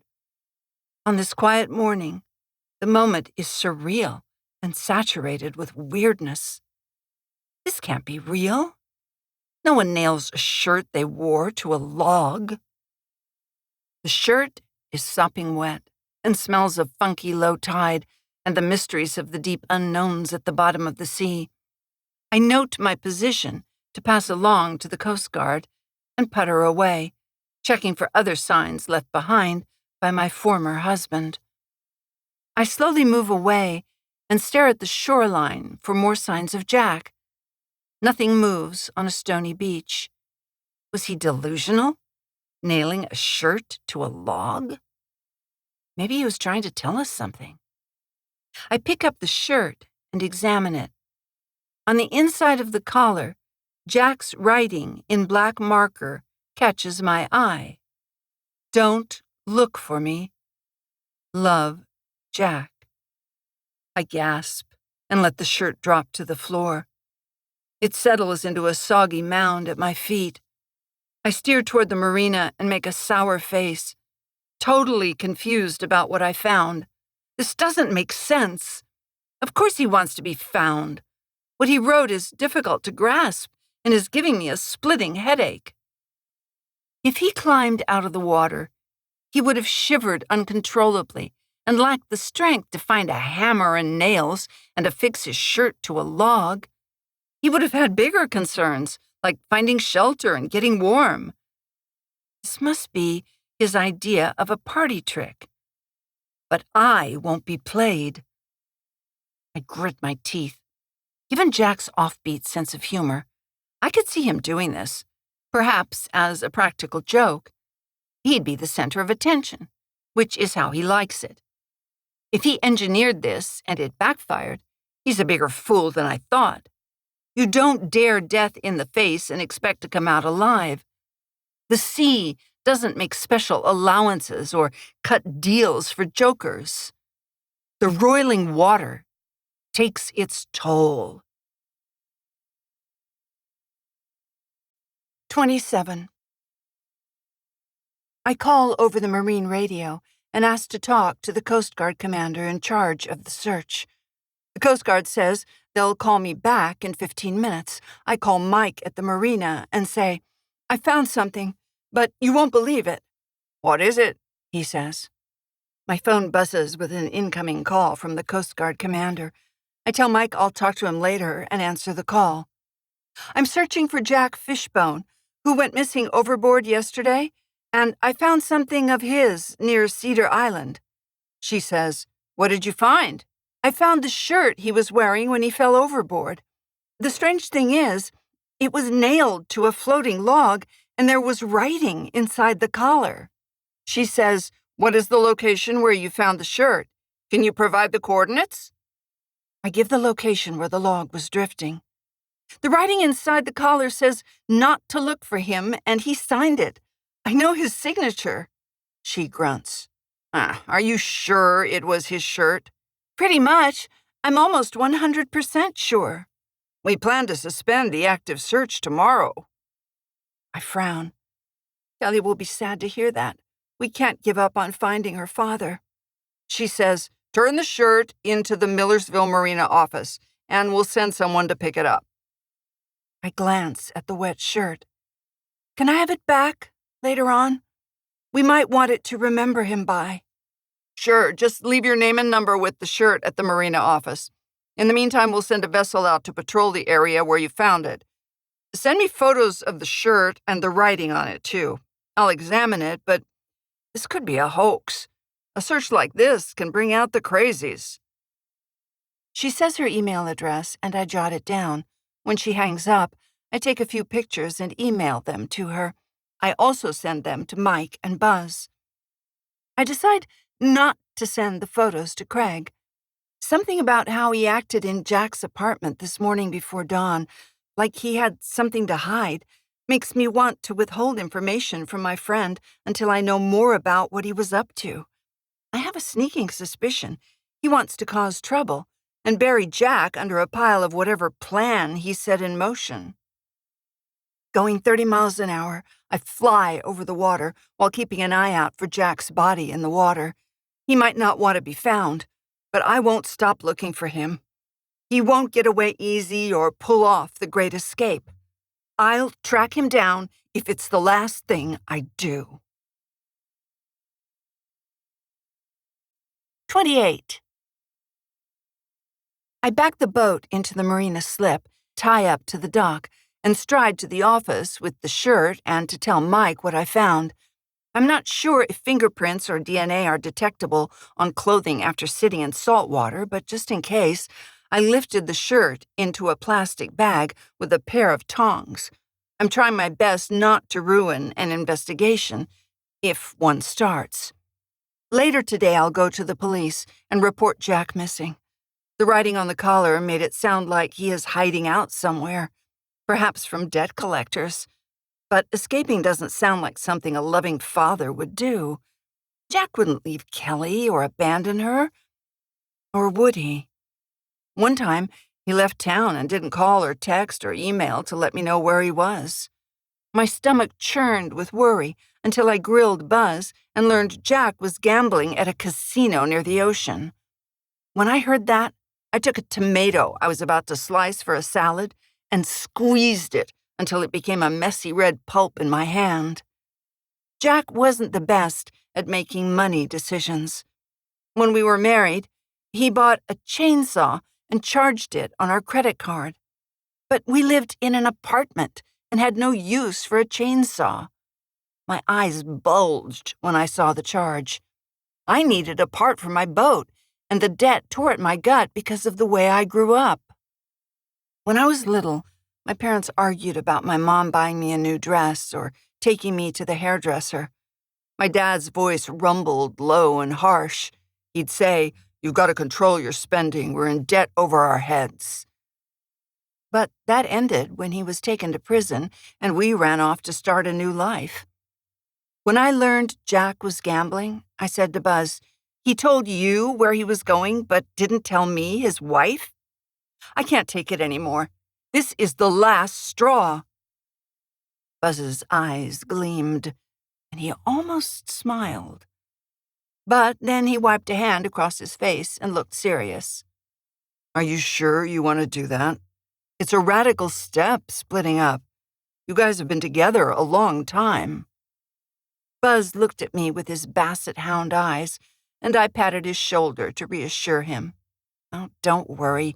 He's gone to sneakerhead conventions so much lately, hawking his buttons that say, 'Sneakerheads rock,' that Kelly and I'll be fine. Not much will change." Buzz said, "If you need anything, let me know. Just call or text, and I'll be there." He opened his arms, and I gave him a hug, the type friends from high school do when they greet each other after a long time. It was no big deal. I filed for divorce, and Jack didn't seem surprised. I waited a few months and kept my eyes open for someone who was the opposite of Jack. They had to be responsible with money, a hard worker, punctual, a rule follower, and an all-around nice guy. I went out on a few dates and was disappointed, so I stayed home with Kelly or went out with our group of friends. Jack and I shot daggers across the top of the wood-grain table, but we were civil. Buzz and the others eyed us cautiously, watching for fireworks to explode. But we kept our tempers, especially when Kelly was with us. Years after Jack and I split up, I was afraid I'd turn into a skeleton waiting for Mr. Right. And then, one day, Buzz brought over flowers and asked me out. Our odd triangle of Jack, Buzz, and me was cut down to the two of us, and it was a relief to hang out with an old friend who was becoming much more. Now, as I hurry down the dock, a stiff breeze rattles the halyards and makes boat masts moan. Fingers of cold air creep under my collar, and hairs on the back of my neck stand on end. I shiver and zip up my jacket. I've got to drop my waterlogged parcel with Mike in the office and get in touch with Buzz. I want to find out what Buzz knows, if anything, about the bizarre writing on the shirt. He's close to Jack and might know something. The plastic bag crinkles with each step. I want Jack found dead or alive, because Kelly needs closure. I bite my lower lip and mull over what the writing on the collar said. It's possible that Jack wrote it, and he doesn't want to be found. But what kind of man would be cruel enough to leave his daughter? Despite his faults, I have a hard time believing he'd do that to Kelly. It would cripple her emotionally. Her grades would fall. She'd never get over it. The marina office comes into view. The lights are on inside, and Mike stands at the front desk. I wave to him, and the bag with the wet shirt bumps against my knee. Mike might not believe what I'm about to tell him. Buzz might not buy into it and find it too far-fetched. It does sound out there. If I told the tale to other boaters at the Brown Lantern, my favorite hangout, I'd be laughed out the door for telling tall tales. I open the door to the marina office and plop the plastic bag on the counter in front of Mike. He leans on his elbows and eyes it. I say, "The Coast Guard is sending someone to pick this up." He cocks his head. "Okay." "I was looking for Jack and found this shirt nailed to a log. It looks like the one he was wearing when we fell off Craig's boat yesterday." Mike's eyebrows shoot up. How could it have gotten nailed to a log? Maybe it's someone's idea of a practical joke? I squish up my face. There's handwriting inside the collar, and it looks like his. What if he wrote something there before he was swept overboard? Maybe he planned to get away, and this was his desperate plea. Mike nods. I guess it could happen. Someone disappearing to escape debt. We play poker together Wednesday nights, and he's been on a losing streak. I rub my temples. Although Jack might run from bill collectors, he wouldn't ditch his daughter. I brush a tear from my eye. The man I married would never abandon his child, but Jack has changed, and he owes a lot of money. Maybe I didn't know him like I thought I did. I wonder what else I'll uncover as I dig deeper into his secret life. 29. A wall clock in the marina office ticks toward 11. A microwave in the back beeps, and the smell of a breakfast sandwich makes my stomach growl. I want to grab something to eat and call Buzz. Mike cocks his head, looking at me with concern. I say, I've got to go. Give the shirt to the Coast Guard when they get here? Mike says, I will. You said the shirt was nailed to a log in the water? I've never heard of anything like that before. This beats all. I nod to him. Ever since I stepped off Craig's boat onto Fur Island yesterday, my world has gone wonky. Details and doubts swirl in my mind. Nothing makes sense. I doubt Jack is alive and hiding. That is not his style. He likes to be seen and the center of attention. I rub my eyes.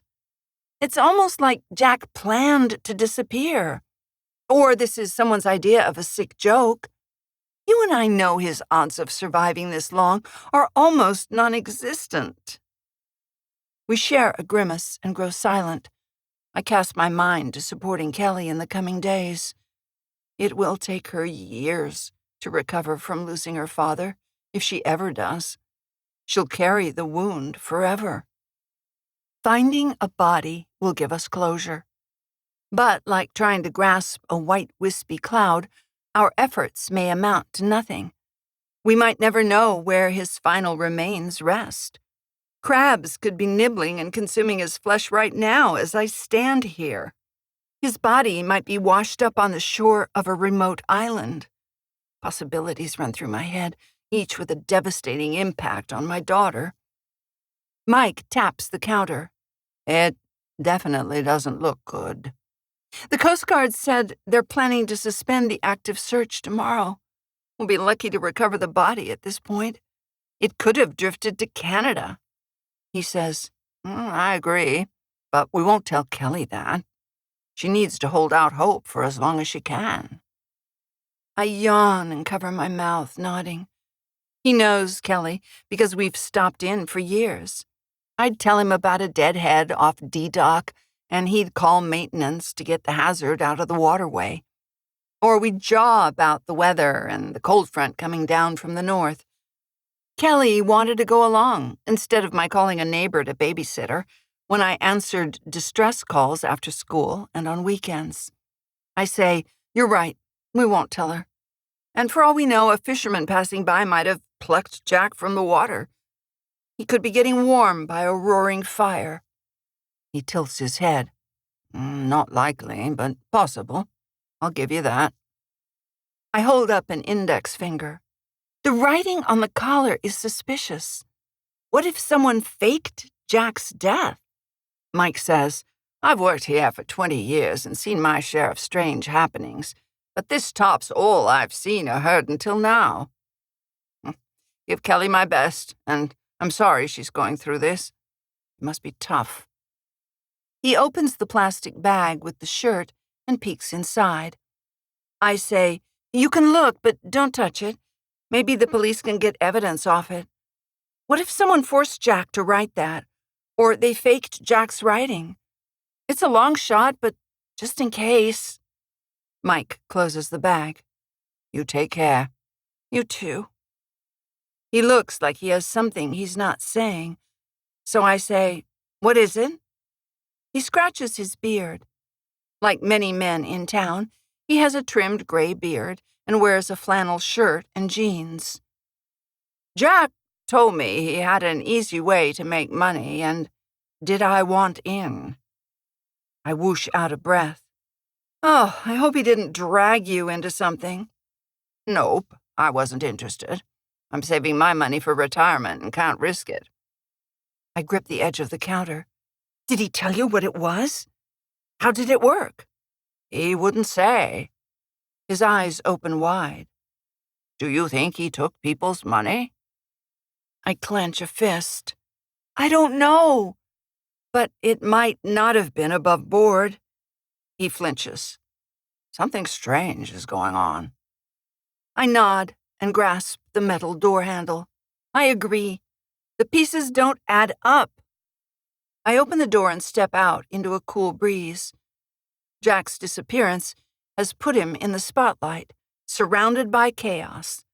Just how he likes it. I stride to the car, climb in, and call Buzz. I've got to eat, and I need help figuring this out. Karina's warm scones are calling my name. My mouth waters as I call Buzz. He answers on the second ring. He owns the used bookstore, and the place sounds packed with people talking. An espresso machine's whine pierces the air. He says, "What's up?" "Meet me at Gigi's Cafe, okay? I'm starving and strange stuff is happening. I want to run it by you and see what you think." He lowers his voice, and the background noise grows quieter, as if he's stepped away from the front counter. I can't leave. Matilda called in sick. It's her little girl again. I chew on my lip. Oh, that's too bad. He muffles the phone, and I hear someone say she'll fill in while he steps away. He gets back on the line. Okay, I'll meet you at the cafe. Grab a table if you get there first, but away from the door, because I hate the draft that comes in. I snort. How long have we known each other? A gazillion years? I know that about you. Considering how he is cooped up all day in the store, I add, The wind is kicking up, so wear a jacket. He chuckles. Thanks, Mom. I want to hear all about what you found.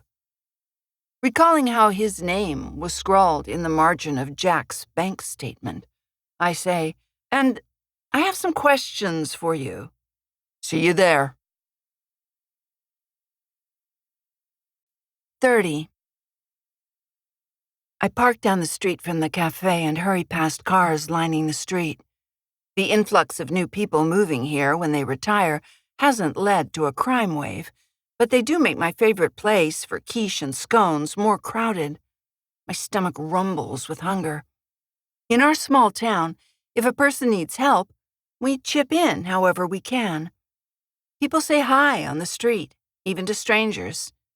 Kids don't avert their eyes, but smile and say hi when they pass by. It's a slice of small-town America, and, pinch me, I live here. Gigi's Cafe is located in an old 2-story house. A big tree out front casts a shadow, and the branches are close enough to claw at the tall sash windows. The previous owner passed away and willed it to her granddaughter, who was working as an artist in Seattle. Karina gave up her dream to keep a deathbed promise to her grandmother, who raised her, but now she looks happy to be running the cafe. Despite being on her feet and baking all day, she smiles when bringing cups of coffee and food to customers. I walk in the door and spot a 2-top open in the corner. I wave to Karina, the new owner, and make my way to the table. She wipes her hands on her flowered apron, worn over brown leather pants. A tiny diamond stud in her nose sparkles, and her hair is bright pink. Betts, one of the bartenders at the Brown Lantern, and her husband, Zirk, slide into the seats I was aiming for. Doesn't that beat all? This is just like the day I had yesterday, where everything went wrong. Betts wiggles her fingers at me in a wave, and I return the gesture. She mixes a mean drink, and so does Zirk, and they can make me laugh. But there's something mysterious about them. I can't quite put a finger on it. Bells on the door jingle, and I turn to see who came in. Buzz nods to me and scans the place, and I do the same. Every table is taken. I let out a sigh and rest a hand on my growling stomach. I don't want to get takeout and sit outside at the picnic table. After being on the boat and finding the shirt, I want to sit inside and be warm and waited on. Karina comes over and rests a hand on my shoulder. You almost nabbed the 2-top, didn't you? If you weren't so friendly saying hello to me, you would have gotten there first. Betts waves us over. Hey, we took your seats. Come and join us. Grab 2 more chairs and squeeze in. We want to hear how the search is going. Zirk fingers the dragon tattoo on his neck. Absolutely. We shouldn't have scooted ahead like that while you were distracted. You're working hard on the water, and we took the chair out from under you. Come on, I'll find 2 more chairs and bring them over, all right? I shrug. Sure, I don't see why not. Thanks, Buzz says. Thanks, I can't take long. I've got to get back to the store. He and Zirk bring over 2 folding chairs from the back. Buzz and I drink coffee with Betts and Zirk and order slices of quiche and fresh-baked scones. I sigh with contentment, and my tense back muscles start to relax. Sitting in a warm cafe with friends is a welcome relief after being chilled on the water. I warm my hands by clutching the white porcelain mug and inhale the rich, nutty aroma of roasted coffee. Buzz turns to me and says, What did you find this morning? I clutch the cup. It'll take a while to explain. Some weird stuff is going on, and maybe you guys can help me sort it out. Or the police can when the station opens again. Betts and Zirk look worried when I mention the police, but then they look at each other and laugh. Betts tilts her head. The police station is closed on weekends. Zirk smiles, because we all know that criminals take weekends off. We laugh, but Buzz, serious as ever, says, They still have 2 patrol cars making the rounds on weekends. That doesn't stop. I kiss his cheek. We're safe in Mayberry for now. I don't say it, but I think, until Jack comes back, tries to trick us into a scam, and his debtors shake him down. It wouldn't be right to smear his name in front of Betts and Zirk until I have a firm grasp of the facts. Besides, Zirk is known where he works as having a tendency to spread gossip. Zirk raps a hairy knuckle on the table. The whole town is talking about how you and Jack fell overboard and he is missing. But you're making it sound like there's more to this story than a possible drowning. Betts says, "By the way, we were very sorry to hear that Jack is missing." Zirk nods. He's a great guy, the life of the party. People light up when he walks in at the Lantern, buying drinks for people sitting near him. I roll my eyes. Great. The guy doesn't pay me his part for his daughter's care, but he's buying drinks at a bar with abandon. Betts nudges Zirk. "Hon, it's not the Lantern. No one calls it that except you. Everyone calls it the Brown." He grins. It doesn't matter, sweet love of my life. What matters is we are living another day in paradise. This is the best place on earth. Buzz slaps the table with an open palm. That's right. I lean in, glance around to be sure mothers of Kelly's friends aren't within listening range, and say, "Before I tell you what I found, I need your absolute vow that this will go no further. We have to keep this between us. I don't want it to spread like wildfire. If people knew what I'm about to tell you, they'd blab it all over town." Betts and Zirk look at each other. She says, "We get the need for secrecy. You can count on us to keep our traps shut. We'll zip it and forget it. Don't worry about us." I chew on my lower lip because I'm worried about these two. They are gossip central, and they work at the hub of town where everyone gathers to hoist a tall one. Or, in my case, a glass of red wine. Make it a Malbec, please. Silence settles over the four of us. Buzz holds my hand with his warm one. He has the largest hand span of any person I've ever known. Sometimes I sit and stare at them, like they're birds about to take flight. Bigger hands mean the better for picking up books. He says, "I promise not to say anything. Come on, spill the story.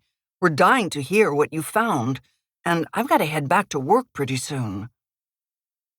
Karina sets down 4 plates loaded with quiche and scones. "Enjoy!" My mouth waters. The lightly browned scone gives off a buttery smell. I put a paper napkin on my lap and reach for my scone. Zirk says, "Can we get more coffee, please, and extra butter?" "You bet." Karina rushes away as if she's in a running race, which I suppose she is, running this packed place during lunchtime. She quickly returns with Zirk's butter and refills our cups with hot coffee. I bite into a warm scone, take a sip of water, and say to Karina, who picks up my cup to refill it, "This is so good. I have more in the kitchen if you'd like to take some home to Kelly." I smile. "I'll take 2 to go." Betts leans across the table. "So, tell us, what is going on?" I blow out a breath. "I was checking the area around Cedar Island after sunrise this morning." Zirk says, "You were up that early? I was looking for my gold nail clippers, and you were searching for Jack?" I shrug. I couldn't sleep, and I had to go help a boat in distress. I'll tell the story, but don't ask questions until I'm done, or we'll never get through it. The 3 of them nod, and I notice Karina hovering at the next table. But I go ahead and explain about Craig being at Jack's place and his going through the bank statements, and my fixing the sailboat engine. Zirk says, "You're handy, being able to fix engines. I admire people who can do that. How did you learn?" I went to diesel mechanics school. Bets elbows her husband and shushes him. We promised to be quiet. Let her talk. Buzz says, "Go on, Irina." Karina moves away with the coffee pot and goes in the kitchen. I wonder how much she heard, and if she'll tell anyone about Craig looking over the papers. I hope not. Gossip could ruin Craig's reputation, and I don't want that on my shoulders.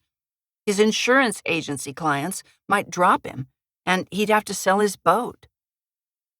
Jack's disappearance is disrupting our placid lives. Everything was fine before he was swept overboard. I feel a flash of guilt that I survived and climbed back on the boat, but he didn't, and I brush it away. I shift in my seat.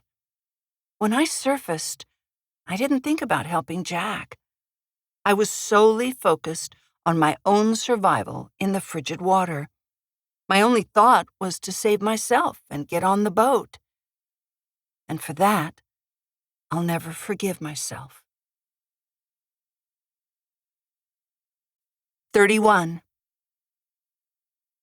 I glance around the cafe to be sure no one is listening and say to Buzz, Betts, and Zirk, I need to find out why Craig was at Jack's going over his financial papers.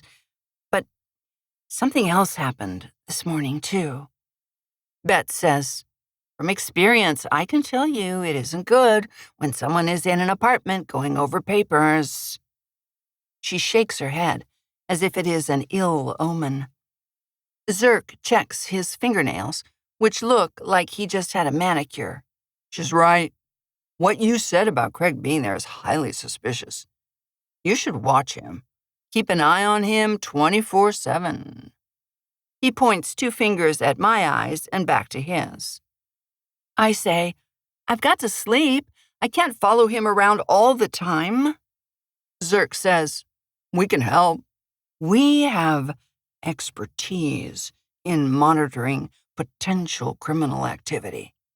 As long as you don't mention it beyond this table. We can put ourselves in their shoes and anticipate what a criminal is thinking. That's our secret skill, isn't it, Toots? He grins at Betts, and she leans against him and smiles. We do, hon, we do. But let's not brag about it too much. We can't talk about our past. I say, it might be premature, but yeah, please keep an eye on Craig now and then, but don't let him see you. Betts and Zirk beam, as if I've given them the gift of trusting them and bringing them into the inner circle as we hunt down the facts. We owe it to Kelly, I say, to get a clear idea of what Jack was involved in. If there's fraud going on, I want to flush it out. Zirk crosses his arms. Don't you mean flesh, not flush it out? I smile. I guess I mean both. We chuckle. The tension of the situation is getting to us. Coming here, people were talking on the sidewalk in groups of 2 or 3 and casting furtive looks at me, speaking in hushed tones. They were absorbed, I bet, in speculation. Where was Jack? Was he alive or dead? A draft drifts past, and I shudder, rubbing my arms. Poor Kelly. I hope she's not surrounded by swirls of speculation. The faster we resolve this and find Jack's body, the better it will be. I'd rather find him alive, sitting by a fisherman's fire in a shack, but after this amount of time, the odds are against him having a beating heart. I'm glad we didn't find Jack's body last night when Kelly and I were searching. The image of touching her dad's dead body would have stayed with her forever. I look them in the eyes and say, don't tell anyone about my finding Craig at Jack's place. Not a word, Betts says. We'll keep it on the down low, don't worry. Zirk nods. Discretion is our middle name. They snicker and bump shoulders like kids goofing around.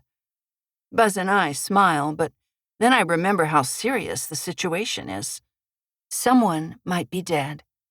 And the man was my husband. He's the father of my child. If he lost his life because he was vain about wearing a life jacket, I'll kill him. I clear my throat. I think I found Jack's shirt, the one he was wearing yesterday when he fell overboard. Buzz blurts out in a loud voice, "You found his shirt?" His jaw tenses. I say in a quiet voice, "I didn't want anyone else to know, not yet." The cafe quiets. A hush falls over the boisterous crowd. I suppress a groan. It's as if I uttered the secret open sesame words. Everyone in the room is frozen, forks in midair, waiting for what they'll hear next. At a table next to ours, a woman in a pink tracksuit says to her friend, "What doesn't she want anyone to know?" Her friend, Shauna, who is about my age and in book group with Ms. Pink, says in a loud whisper, "Something about a shirt. Be quiet so I can hear what she's saying." Miss Pink says, "We shouldn't eavesdrop." People murmur. A buzz grows as questions fly around the room, bouncing off walls. Buzz says, "I'll be right back. Just need to use the restroom." His chair scrapes on the wood floorboards. Betts and Zirk focus on eating. I shove bites of quiche into my mouth and swallow. My pulse pounds in my ears. I've got a lot to do, and I need to find Kelly on top of it all. I want to know why Craig was in Jack's apartment, and I need to file a missing persons report with the police. I'd rather do that without my daughter listening to every word. Shauna says at the next table, "Her ex-husband is missing, and I heard she was out looking for him. How romantic is that?" Miss Pink says, "I hope we learned something we can tell the book group." I nibble at my scone. The coffee is warm, and I've lost interest in my food. Jack's disappearance has turned off my taste buds. I wish we could go back one day and start over. Betts sets her fork on her empty plate and leans on her elbows. "It must be tough on your daughter, with her dad missing." I nod. "It is. I hope we find him soon." Zirk brushes tears from his eyes. "Poor kid." Betts wraps her arms around him and gives him a hug. Their tenderness about my child makes me wonder if they wanted a baby, but it didn't work out. I keep my mouth shut and don't ask. It wouldn't be right to ask them about kids. Everyone deserves to keep their private wounds away from prying eyes.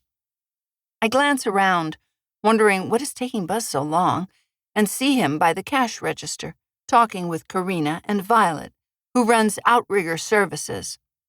He sees me looking and holds up an index finger. The three of them huddle together.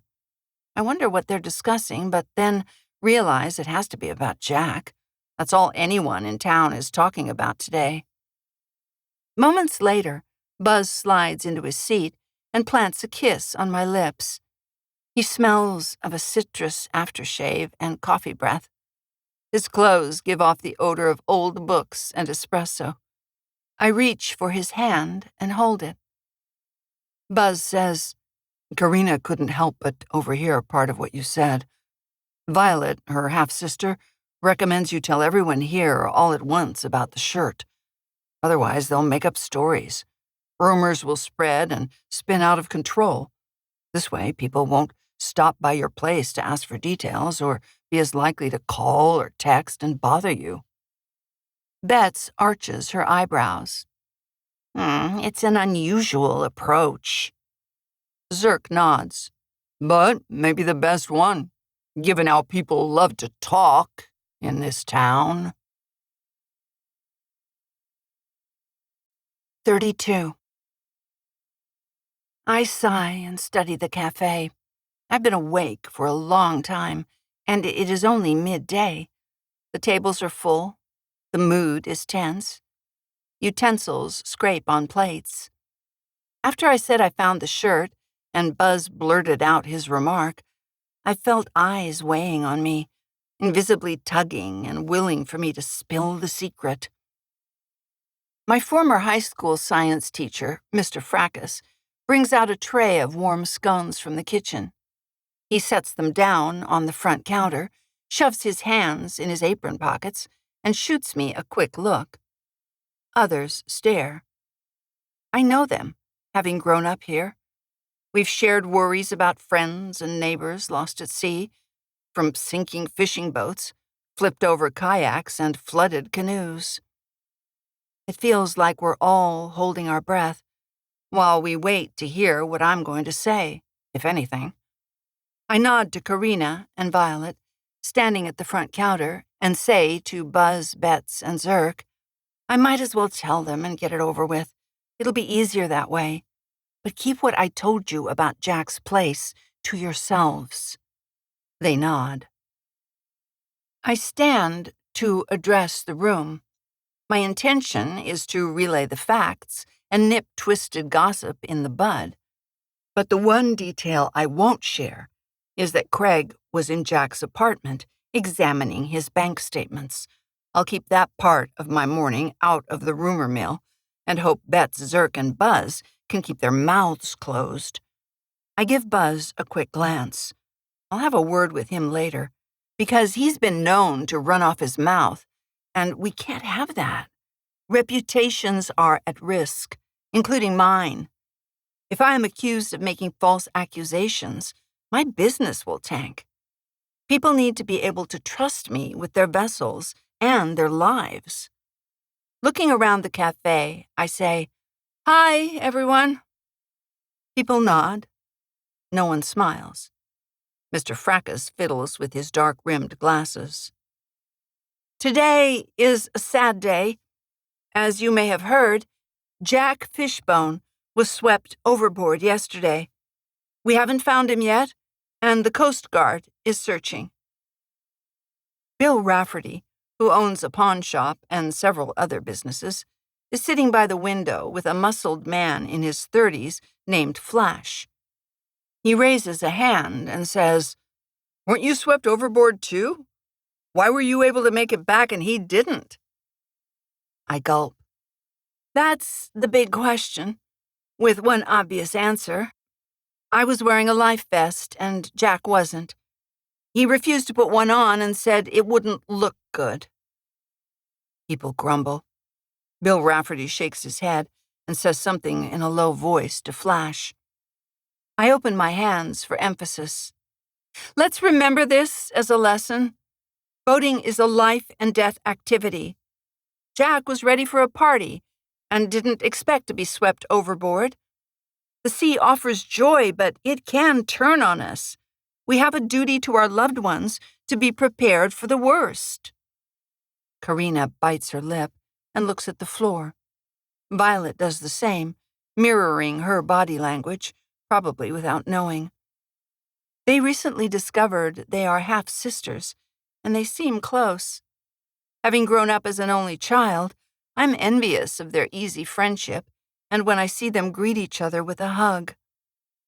Violet says, What about the shirt you found? I glance around the room. All eyes are on me.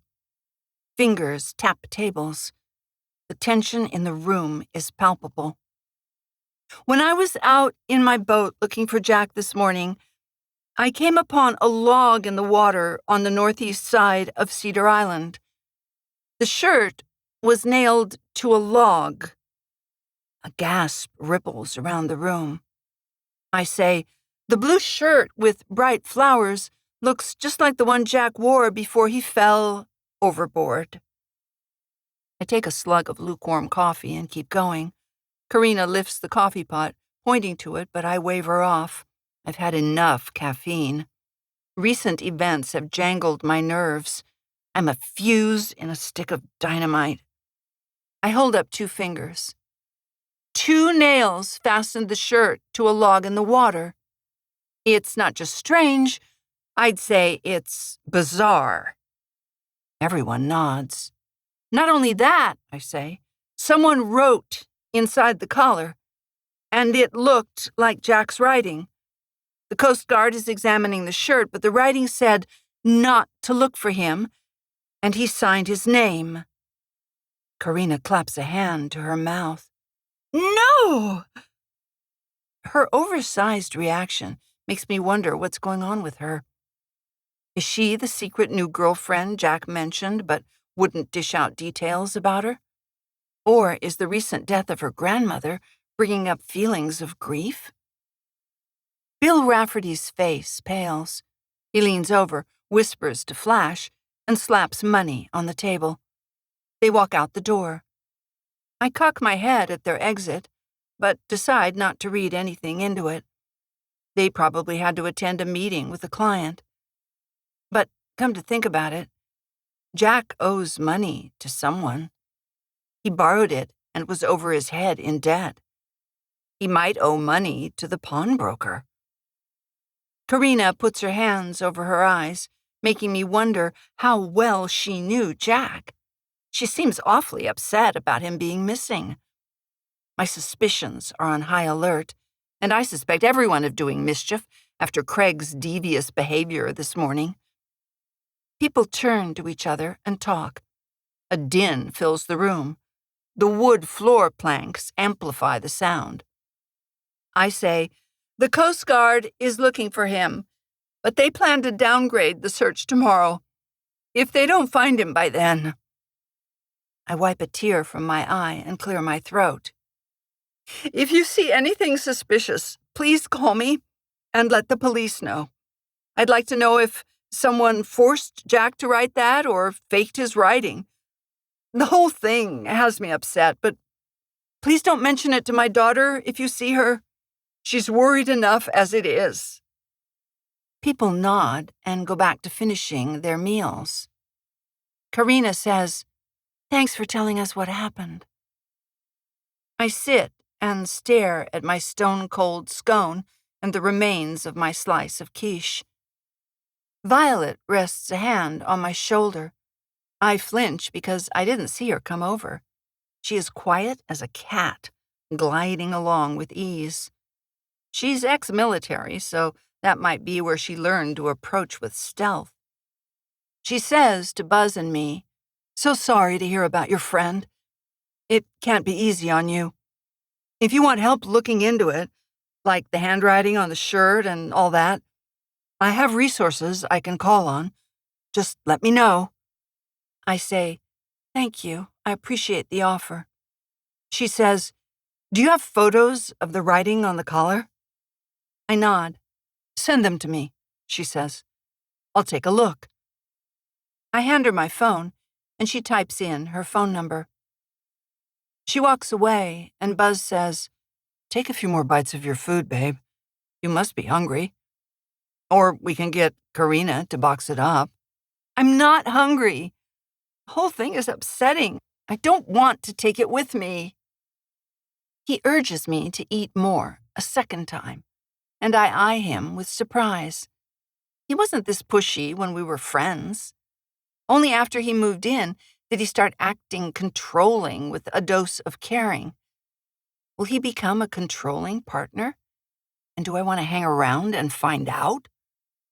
I'll hold off on making major decisions until life settles down. This has been a very long morning, and my knees ache as if I've been carrying a heavy weight on my back. Betts stands. "We'll keep our eyes open and let you know what we find. Don't worry about us blabbing." She elbows her husband. "Right, hon?" Zirk gets up. "Right. We'll be in touch." Something about the look she gave him worries me. Did I trust the wrong people? I don't want word getting out that Craig was pawing through Jack's financial information. Zirk says, "You never know. We might overhear something that will be useful." "Thanks for helping," I say. Betts takes his arm and pulls him toward the cash register to pay. I scoot my chair closer to Buzz and rest my head on his shoulder. He wraps his arms around me, and I lean into his warmth. I wish I could hide here forever, but I can't. My head snaps up. Where's Kelly? You said she didn't go to school. He says, I followed her in my car and she got in and went into school. She's okay. I let out a sigh of relief. Jack's mess is tangling up our lives. I've got to follow the trail, which means going back and searching Jack's apartment. 33. Karina rings us up at Gigi's cafe. Her eyes are watery, and she stops to blow her nose. I hand her my credit card and say, "You're taking the news about Jack hard." She nods and tosses the tissue in the trash. "Yeah, I am. The subject of death hits me at unexpected times, you know. Plus, he was a really nice guy. He came in here all the time." I tilt my head. "How well did you know him?" "He mentioned he had a new girlfriend, but he wouldn't say who it was. He said it was too early to tell." She bites her lip. "We're just friends." Buzz shifts from side to side with his hands in his pockets, looking uncomfortable. There is a 20-year age gap between Karina and Jack. I probably shouldn't have been rude and probed about them going out. Mr. Fracas bustles past, carrying a gray plastic tray for bussing tables. He clears tables with an efficiency that fits with the science teacher I knew in high school. There was no messing around in his class. He ruled with an iron hand. It amazes me that he is helping Karina at Gigi's cafe, but I guess he was a close friend of her grandmother's. Karina's younger cousin flitted off to a better job than part-time waitressing, so she needs the help. Shane appears out of the back and takes off his apron. "Dishwasher's loaded. Want me to help people check out?" Karina turns to her former high school boyfriend with a smile. "Thanks. I have a million things to do in the kitchen." "Have at it." He says, "I can only stay another half hour. I've got class and can't miss it." Small-town gossip spreads fast, and I heard Karina's cousin was going out with Shane, who is older and attending college. But I guess Lydia broke it off. There's a current of tension with an undertone of potential love interest between Karina and Shane, but as far as I can tell, nothing is happening yet. Karina says to him, "I'll finish with Irina and Buzz, then you can take over." She looks at me and says, "Would you like a receipt?" A line of customers forms behind us. They talk in loud voices and shuffle their feet. The front door is open, and a breeze blows in. Now that the big reveal about Jack's shirt is over, people are ready to pay and get on with their days. I shake my head.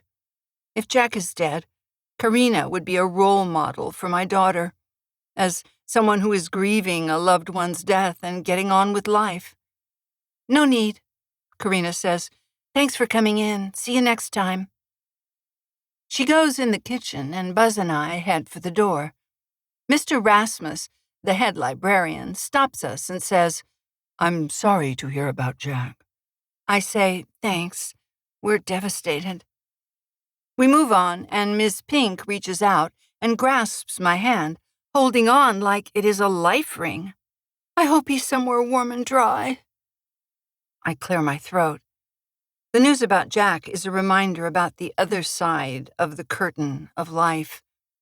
Death is tapping a toe, waiting for us. We could be the next person to have a mishap. Jack lived as if there would always be another tomorrow. But what if today is all we have? I mull that over and say to Miss Pink, "I hope so too." By the time Buzz and I burst outside into the cool breeze, I'm wrung out and ready to scour Jack's place for clues. Deep within, if he is dead, I have unfinished business. Do I still love Jack? I must, because tears are streaming down my cheeks. I wipe them away. Buzz stares and looks perplexed as we walk to my car. I stop and say, "I'm pretty sure it's normal to cry about my ex going missing. He's a good friend and Kelly's dad." Buzz pats my arm. "For a moment, You looked like you still loved him. A lot. I sniff and tell him a bold-faced lie.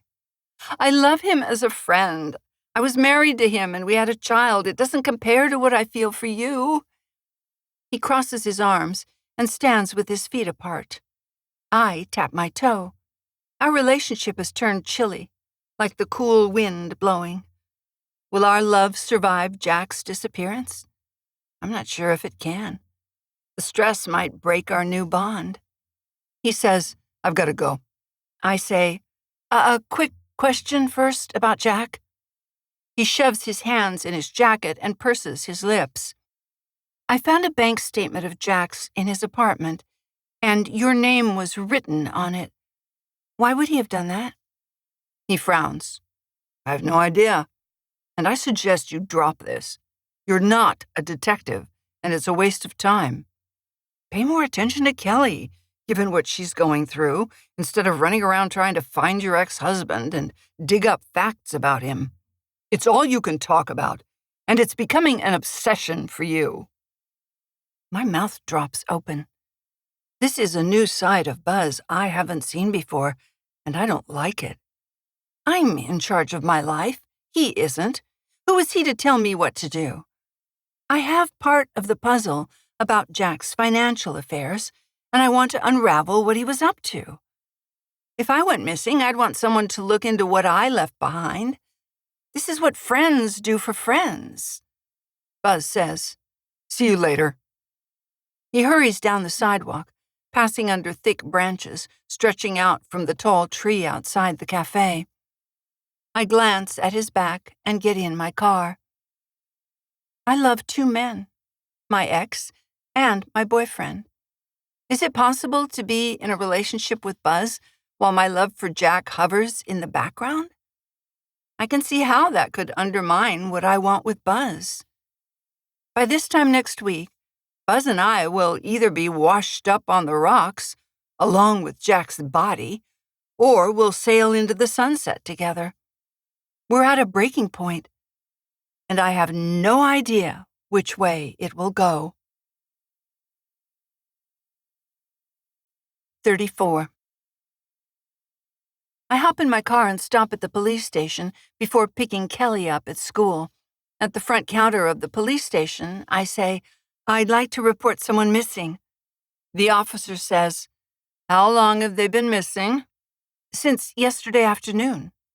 She shakes her head. I'm sorry, but that's not long enough for us to take a report. It has to be 2 days at minimum. Otherwise, we'd be wasting resources running around looking for someone who took a day or two away from home. Maybe they needed a break and they're on their way back right now. I frown. I understand that's your policy, but this is different. He fell overboard. A wave washed him into the water. She puts her hands on her hips. If it happened on the water, it doesn't concern the police. The Coast Guard handles that. Have you called the Coast Guard? My heart races. I release a slow breath and unfurl my clenched hands. I want her to file a missing persons report, and blowing up won't help my cause. But in my mind, I'd like to shake her and yell. A man I loved is missing. We must do everything we can to get him back. Instead, I say, we put out a Mayday call, and the Coast Guard is searching for him. She tilts her head. Was he wearing a personal flotation device? Just curious is all. My cousin's husband fell off a boat, but he was fine. The life jacket saved his life. I blow out a breath. Jack wasn't wearing one. Her eyes narrow. Why not? I shrug. Because he's stubborn? Because he's a rebel and refuses to do what other people ask him to do?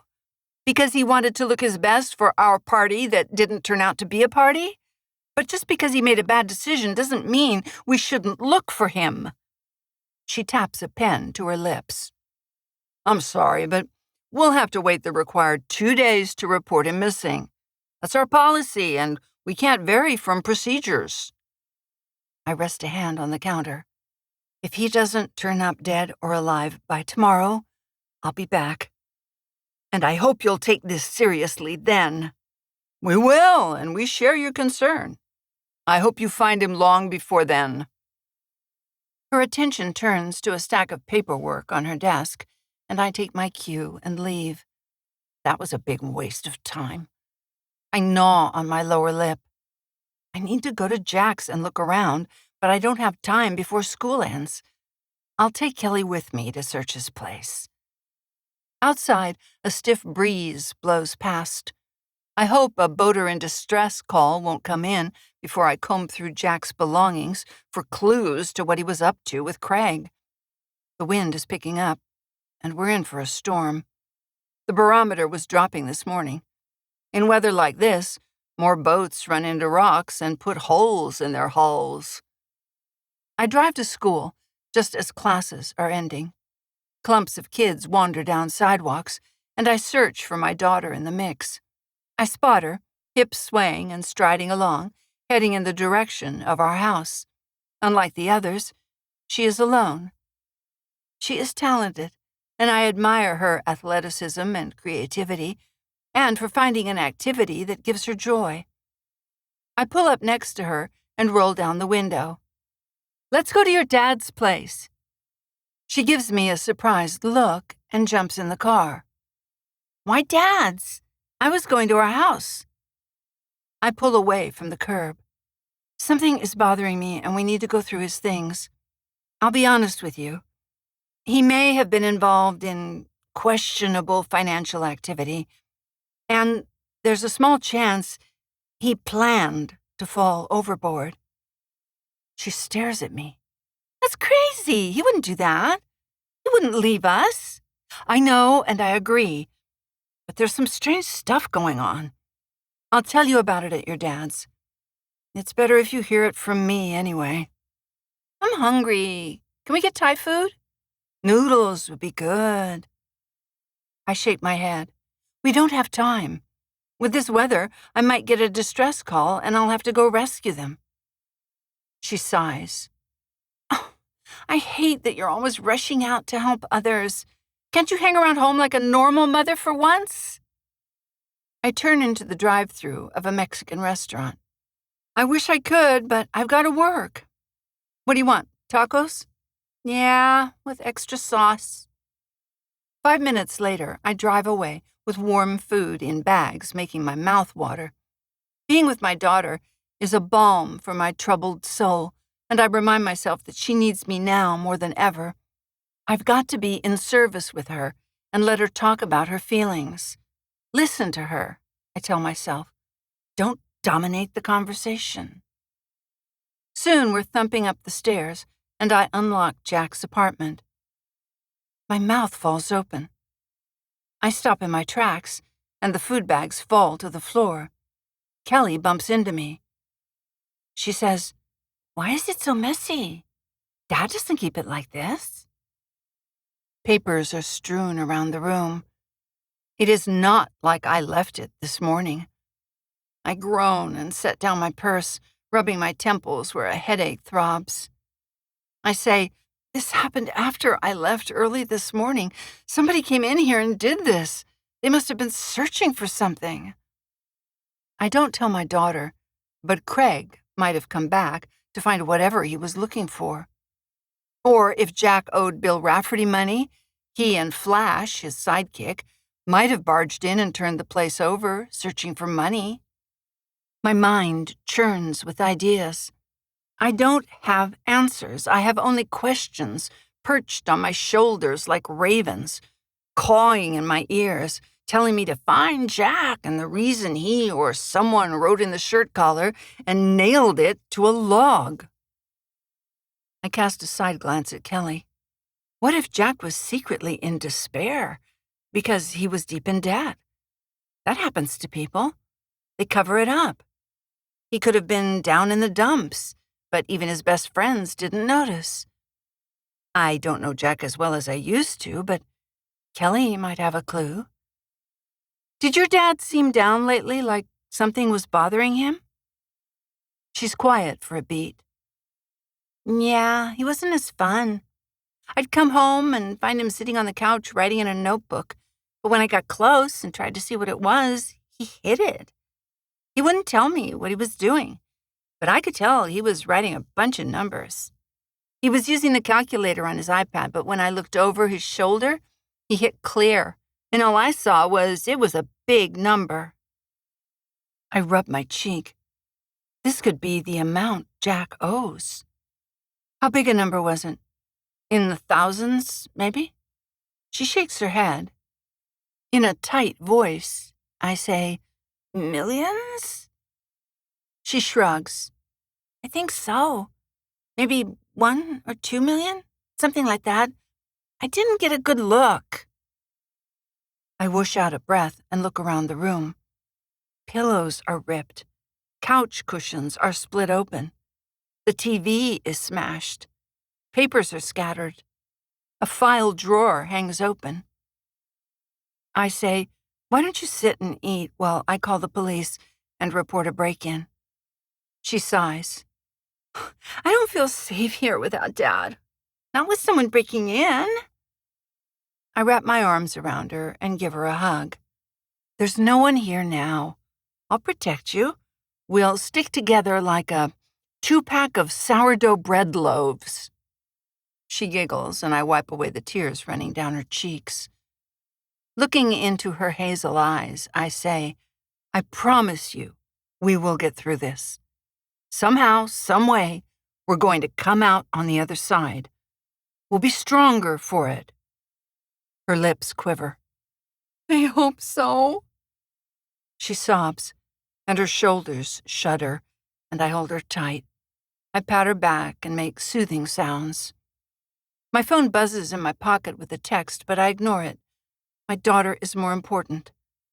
A moment later, my phone rings before going to voicemail. Kelly steps away and wipes her nose with the back of her hand. You should see who it was. It might be an emergency, and a boater in distress needs you. I shrug. I guess they'll have to find someone else to help, won't they? She cocks her head at this new, perplexing side of me. The phone rings again, and she pulls it out of my pocket, answering it for me. Rescue Boat Services, how can I help you? She listens and hands the phone to me, whispering, You should take this call. Hello? Yes, this is she.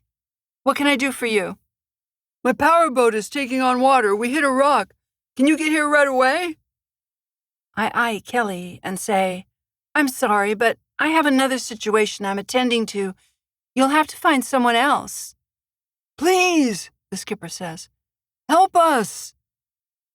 The law of boating comes to my mind. I can't decline helping a boater in distress. It wouldn't be right, even though I want to stay here and call the police to report a break-in. I won't knowingly ignore a boater in distress. Even though I'm not in my boat, I feel the pull of doing the right thing, telling me to save lives and rescue boaters on the Salish Sea. If only I could have saved Jack yesterday and brought him back to the boat. Kelly motions to me in the background, waving her hands and pointing to her chest. She mouths, I'll go with you. I say, Tell you what, we'll be right there. Give me your position and we'll race to my boat. I hang up and hear a noise in the bedroom. It sounded like a door closing. I hold up an index finger to Kelly and put it against my lips in a sign to be quiet. Then I run down the hall and pull open the closet door, pushing back shirts on hangers. No one is there. My heart pounds as I check under the bed, finding dust balls. Kelly joins me in the bedroom. I point to a partly opened window and whisper, What if someone climbed in? She says in a low voice, Dad keeps it that way. Says he likes fresh air. I nod. That's right, he does. I'll check the bathroom in case someone is in there. You stay here. I creep out of the room. A flash of white catches my eye. Someone runs out of the bathroom and down the hall, feet pounding on the wood floor. The entry door slams shut. Goosebumps prick my flesh. My heart pounds as if I've run a race. I rush to the door and lock it, then run to the bathroom and throw back the shower curtain in case someone else is hiding there. No one is there. My hands are shaking. My knees tremble. I hurry to the bedroom to check on my daughter. She is sitting on the bed, her head cradled in her hands. Someone was here, weren't they? Did you get a good look at them? I sit by her and put an arm around her. All I saw was a flash of white. The footsteps were heavy, so it might have been a big person or someone wearing boots. She looks at me with wide eyes. What are we going to do? I pat her leg and stand. We're going to get out there and help that boater, and I'm going to call Buzz and ask him to come over and keep the place safe. He can call the police and report the break-in. We grab the food to go, and I call Buzz from the car. He answers on the first ring. Does this mean we're getting along? Definitely, I say, checking to see if Kelly is listening. She stares straight ahead, but I feel as if every ounce of her being is focused on what we're saying. She told me last month she likes Buzz because he treats her like an adult. Listen, I can't talk long. Kelly and I are going on a rescue call. We were just at Jack's and someone had been there. The cushions were slashed and files thrown around like they were looking for something. While we were there, someone came out of the bathroom and ran out, but I didn't get a good look at them. Can you go guard the place and call the police to report a break-in while we're on the boat? He says, I don't have a key to Jack's place. He took it away last week when we had an argument. I clench my jaw, frustrated that my plans are thwarted. We have a lot to talk about later. What was your argument with Jack about? It was private. I say, you could sit in front of his door and guard it so no one goes in. I have a bookstore to run, he says. Besides, what would I use to defend the place? A stack of books? Kelly snorts and chuckles. I roll my eyes, pull into the marina lot, and park. We've got to go. Talk to you later. 35. Kelly and I jump out, slamming the car doors. We hustle down the dock to my boat, shrug on life vests, and I start the engine while Kelly stows the takeout food. When the engine is warmed up, Kelly pulls in the dock lines and the fenders like a pro, while I steer the boat into deeper waters. We buckle into our seats, and outside the marina, I floor it and head to the boater in distress. He is in the area off Cedar Island, where I found Jack's shirt. I shake my head at the oddity of finding a shirt nailed to a log. An idea goes flitting by, and it occurs to me that all this drama might be a ruse orchestrated by Jack to be in the spotlight. I could see him raising money after this and taking donations to get out of debt. But I don't mention my wild speculations to Kelly. I call the skipper and let him know we're 5 minutes away. Thank goodness, he says. There's an inch of water in the boat. Be right there. I hang up and say to Kelly, an inch of water isn't much. When the boat is in sight, I slow down and tell Kelly, go ahead and eat. She pulls a protein bar from her jacket. I brought this. It'll do for now. I glance at her. Do you know what your dad and Buzz were arguing about? It's not like your dad to make Buzz give his key back. They're best friends. She swallows a bite and says, I don't know. I came home from school and heard yelling. When I opened the door, Buzz and Dad went quiet. Their faces were red. Buzz left and Dad wouldn't talk about it when I asked what happened. I thought I knew my friends, but in the last day, I've learned everyone is carrying secrets, and some people are better at hiding them than others. While we're out here, keep an eye out for your dad. He might be clinging to a log. You never know. She tucks the wrapper in her pocket. I have been. So far, no signs of him. Is the Coast Guard still searching? They should be. I pat the pocket on my cargo pants, where I tucked Jack's most recent bank account statement. The paper crinkles. I took it this morning after Craig stomped out. With a yawn, I wonder what the person was looking for at Jack's apartment. I hope I'll find clues when I study the pages. A low-flying plane buzzes overhead, and a Coast Guard helicopter hovers in the area where I found the shirt attached to the floating log. I point. "There's the Coast Guard," she says in a quiet voice. "I hope they find him soon. I need to ask him something." "What's that?" She shrugs. "Just something that struck me as odd the night before he disappeared. I'll tell you about it later." "Come on, don't make me wait," I say, as we approach the boat taking on water. "He was whispering on his phone when I went through the room. All I heard was something about, 'Meet me there.' Do you have the money?" She gives me a wide-eyed look. Strange, huh? Weirder and weirder. The boat crests a wave. Salt water splashes up, splattering the windshield. 2-foot whitecaps dot the water. The sea is angry and stirred up by a 20-knot wind. The marine forecast this morning predicted a storm. We'll fix the boat in distress and tuck inside, back on land. I say, "Time to put out the fenders and get the lines ready." I slow the boat's speed to 3 knots. Kelly sets out the fenders, and I come alongside the other boat. I hail the skipper with my hands cupped and tie up to the other boat at midships. The 2 bound boats bob in the rough chop. I step across the frothing water onto the other boat, and my phone dings with a message, but I ignore it. Setting my toolkit down on the aft deck, I go into the cabin where the skipper is at the helm. Water sloshes in the bilge. My job is to fix this and exit or tow the boat to a shipyard. I'm trained to do that, but I'd rather avoid the hassle and get the boat underway on its own power. The skipper's hands are shaking. "Can you fix it? I couldn't leave the helm to check. I figured it was best if I kept going. That way less water would come in and fill up the boat." I don't argue with the man or get into a discussion. He has a point. If you have a gash in your boat, at times it is best to stay underway, stuff cushions into the gap, and pump out water until you can get help.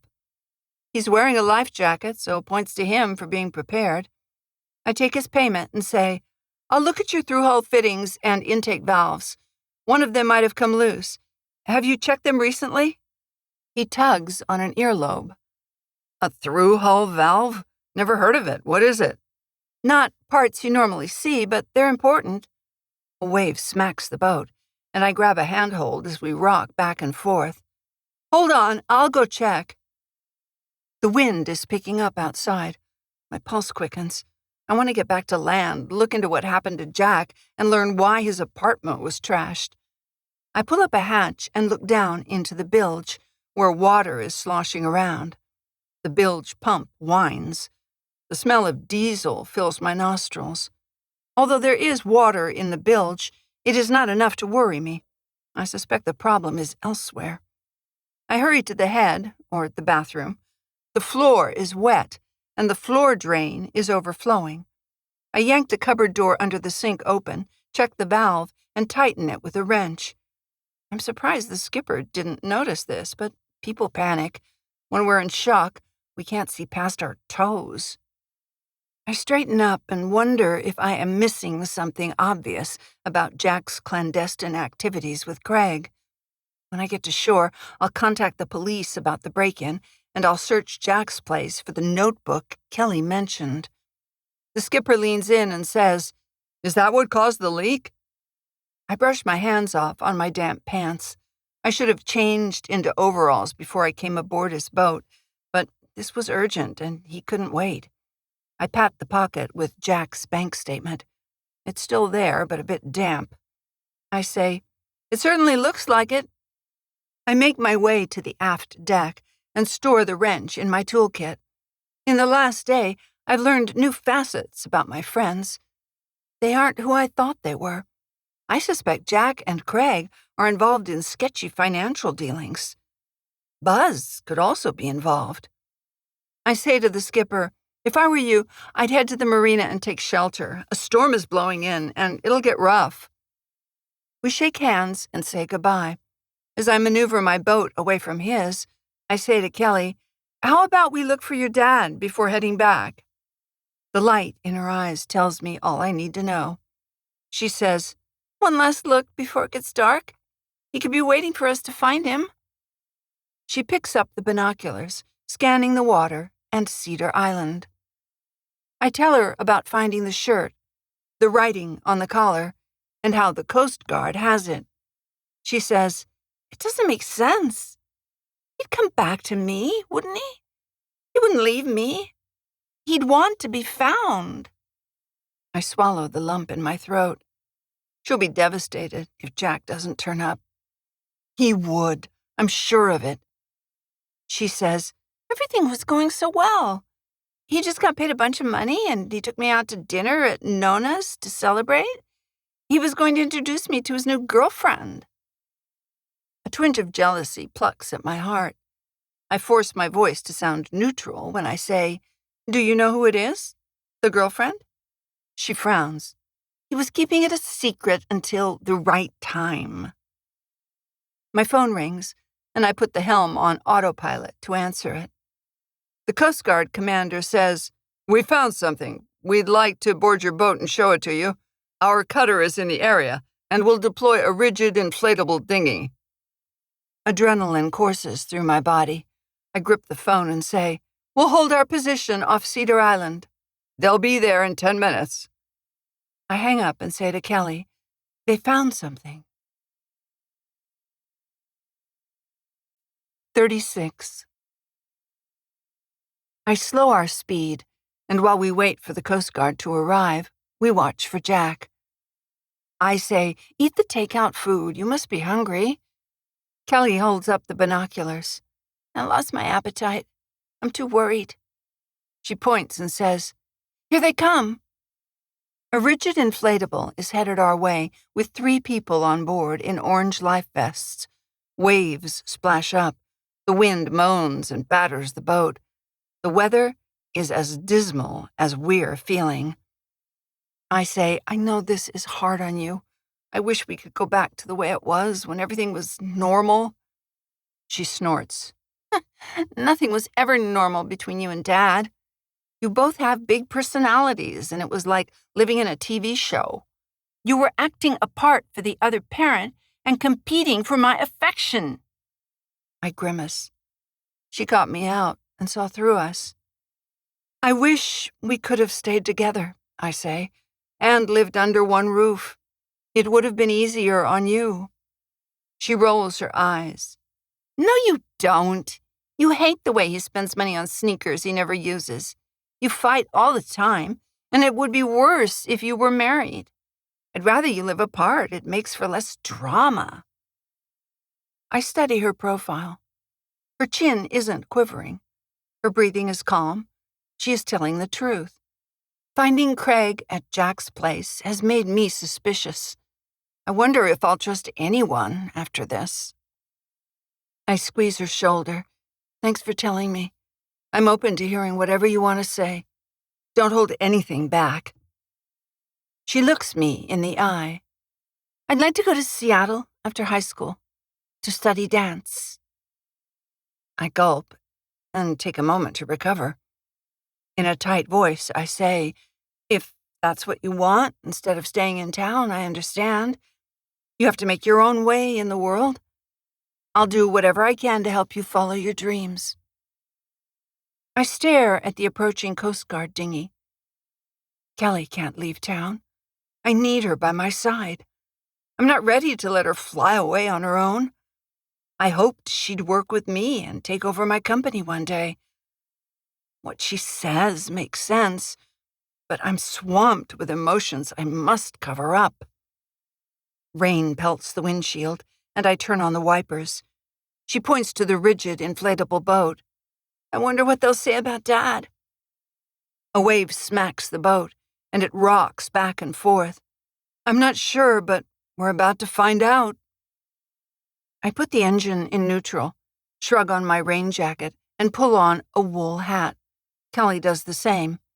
I say, let's greet them and take their lines. We head out into the wind and rain. My cheeks are wet, and I suspect the moisture isn't only from precipitation. I want to cling to Kelly and tell her to stay with me and keep me company forever. But I bite my cheek and am silent as the dinghy comes alongside with a thin-faced woman and 2 men, all wearing dark clothes under their orange life vests. They lash the boat to mine, making quick work of it, and step over the choppy sea onto my boat. I usher them into the cabin, and we gather round, standing with our arms crossed. Kelly cocks her head, waiting to hear what they'll say. A blond man's cheeks are ruddy from being out in the wind. A slim black man holds a clipboard and stands tall. The woman has a stern look, and she appears to be in charge. She glances around the boat and nods, perhaps conducting a quick inspection. She pulls a Ziploc gallon-sized plastic bag out of her pocket. We'd like to show you an item we've found to see if you recognize it. I cringe and wonder what it'll be. A wristband? Fabric from his shorts? I say, go ahead, I hope we can help you. Kelly's eyes grow wide. The woman sets the bag on the navigation table, and Kelly and I lean in, inspecting the contents. It looks like the front part of a flip-flop. Does this look like something Jack Fishbone was wearing the last time you saw him? I look over at my daughter, and we nod. I say, he was wearing black flip-flops like that on the boat yesterday, even though he knew our friend likes people on his boat to wear white-soled shoes. Kelly eyes the remnant of the flip-flop. He always wears flip-flops, even though he collects sneakers. The blond man snorts. His boss eyes him and purses her lips. He blushes and grows silent. The tall man jots down something on his clipboard. She says, that's all we need for now. Thank you for your assistance. We'll be in touch if we need more information. You found his shirt in this area earlier today? I did. She cocks her head and stares. It was unusual, you finding it that way, when you just happened to be in the area looking for him. And the fact that the shirt was nailed to a log? She shakes her head. That's a new one for us. I hold up my hands. For me, too. I've never heard of anything like that. The cabin air almost crackles with tension emanating from her. She's chasing a lead and filled with purpose, and I admire that. She says, the handwriting in the collar was suspicious. It doesn't add up. I agree, but it fits Jack and how he operates. He craves attention. Do you believe he would disappear and not want us looking for him?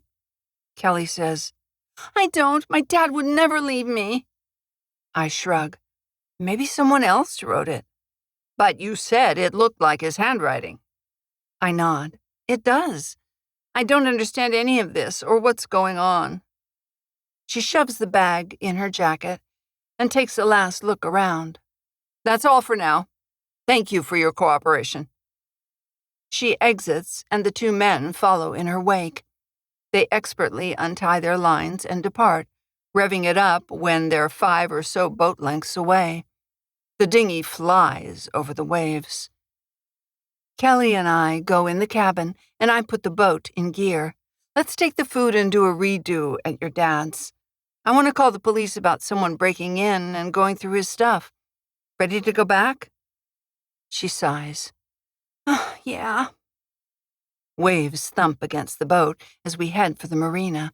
Whatever is going on is making a muddled mess in my mind. The clues I've found so far perplex me. A shirt on a log, handwriting on the collar saying, let him go, a bank statement with my boyfriend's name written in the margin. Someone broke into Jack's apartment. I'm seeking the safety of hard facts, but Jack left tracks of deceit behind. I frown and seethe with anger at him for leaving chaos in his wake. For convoluted reasons, I feel obligated to my daughter to figure this out. If Jack is dead, or he left on purpose, we will want answers. When we search his apartment, I hope everything will start making sense. 37. Wind plays with Kelly's hair in the marina. I add a spring line to keep the boat snug near the dock. A storm is coming, and we'll be ready. The wind moans through the boat masts. Burgees on bows flap back and forth in a frenzied flutter. We grab the food, pull our knit caps down over our ears, and head to the car. As we hurry by the marina office, Mike stands at the counter and gestures for us to come in. I say to Kelly, "We can't stay long. We've got a lot to do." "Right," she says, matching me stride for stride. Inside, the office is warm, and I pull off my cap. "What's up?" He takes a look around the office and says in a low voice, "Someone called and reported seeing Jack." My eyebrows shoot up, and I turn to Kelly. Her face is pale. I say, "Where was he seen? Are they sure it was him? Is anyone checking it out?" He scratches his cheek. It was from a burner phone, and they didn't give their name. A woman said she saw him in the pack and pay lot. He was running to an RV parked in a dark part of the lot, away from other cars. I purse my lips. That doesn't make sense. I agree. It sounded like a prank call to me. Weirdos come out of the woodwork when someone is missing. I say, "Thanks for telling us." He cocks his head. How are you two holding up? Kelly's lower lip trembles. "Okay, I guess. But we're going back to my dad's. What if someone breaks in again?" I pat her back. "I can leave you at home if you like while I go. It won't take long." Mike says, "Wait, what happened? Someone broke into Jack's place?" I nod. "And they ran out while we were there." Mike says, "That is scary. Did you call the cops?" "I will," I say. "I would have earlier, but we responded to a distress call." Mike rolls his eyes. That guy used to keep his boat in Tacoma, and every year there were rescue calls for him. Always something going wrong. I say, "Whoever broke in at Jack's was searching for something. I need to file a police report and look around to see what's missing." He says, "Kelly can stay here with me while you do that. We'll have hot chocolate and watch the storm come in, like we used to. It'll be like old times."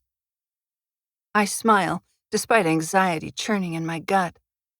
What will I do if the person who broke in comes back? Kelly says, "Thanks, but I'll stay with my mom. I want to change clothes at Dad's place. Whoever was there was looking for something, and maybe I can help figure out what it was." "Thanks, Mike," I say. "See you around." We head outside, and I take my hat out of my pocket. But the bank statement I took from Jack's apartment falls out and blows away, pages skittering down the sidewalk. I run after them and call to Kelly, "Help me get those back!" I snatch paper from the pavement. Kelly grabs a sheet, and I pick up the last page. We stop in our tracks, breathing hard. Her cheeks are rosy, and there's a light in her eyes. We have them all. The challenge of reclaiming the papers gave us a small measure of success, but we have far to go. I want to sit and study what Jack has been up to and interrogate Craig and Buzz. I'd like to have a good talk with Buzz and dispel the underlying tension between us. Everyone is upset about Jack going missing, with tempers flaring at the slightest provocation. I'll have to watch myself with my daughter because I don't want to take my frustrations out on her with harsh words.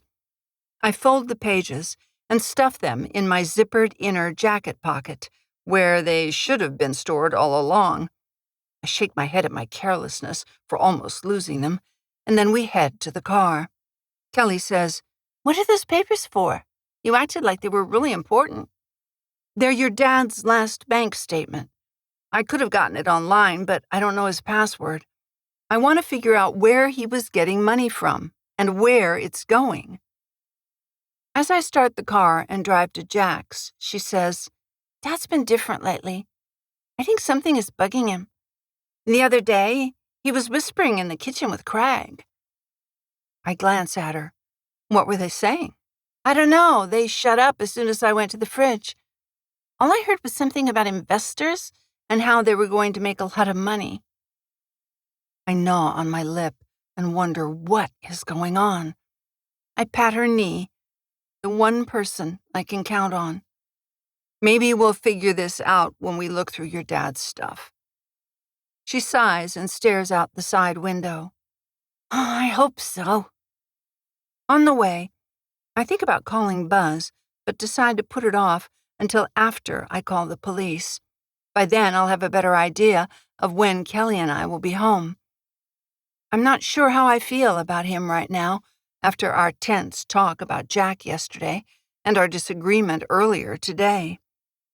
I pull over and park. Getting out, I hope Buzz and I can smooth over our feelings and go back to laughing together. Except this is not a time for joking. This situation is dead serious. I'm torqued out of shape about what he said, but I've known him for years, so I'll give him the benefit of the doubt before breaking it off.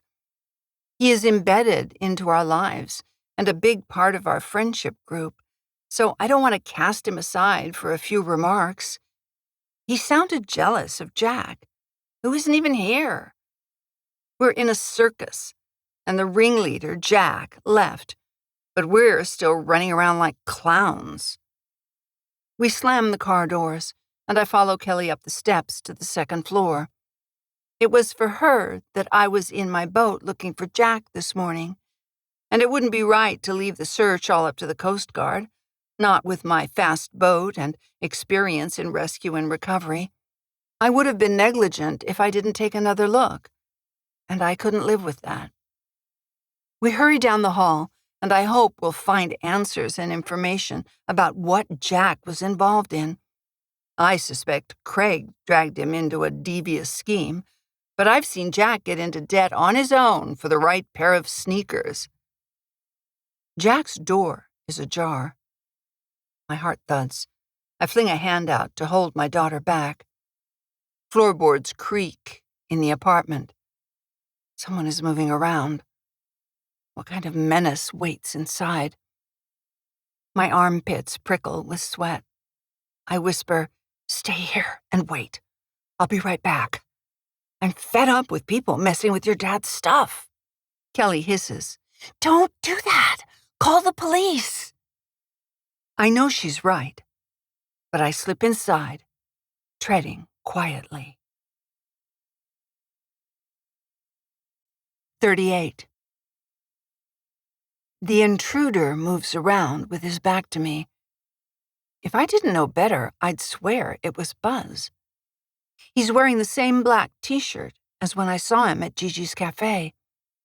He moves quickly around the room, running his hands under couch cushions.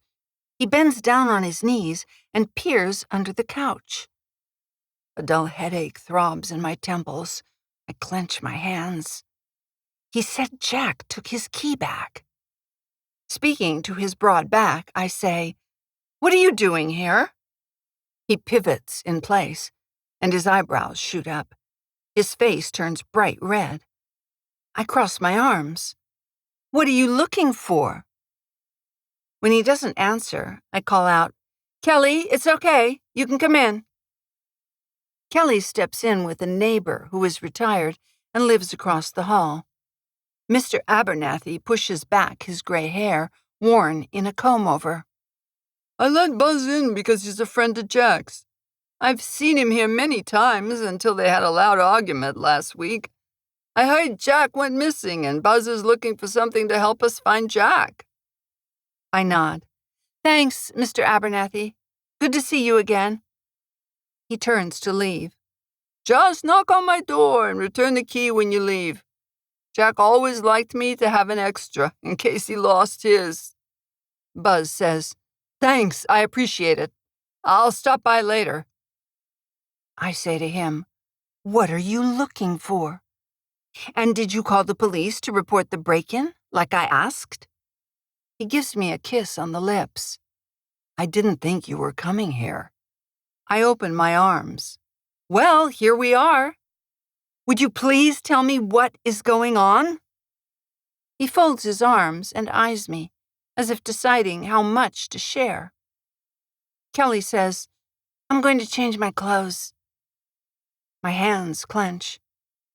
Why is it so difficult to get information out of my supposed friends? Maybe they aren't my friends after all.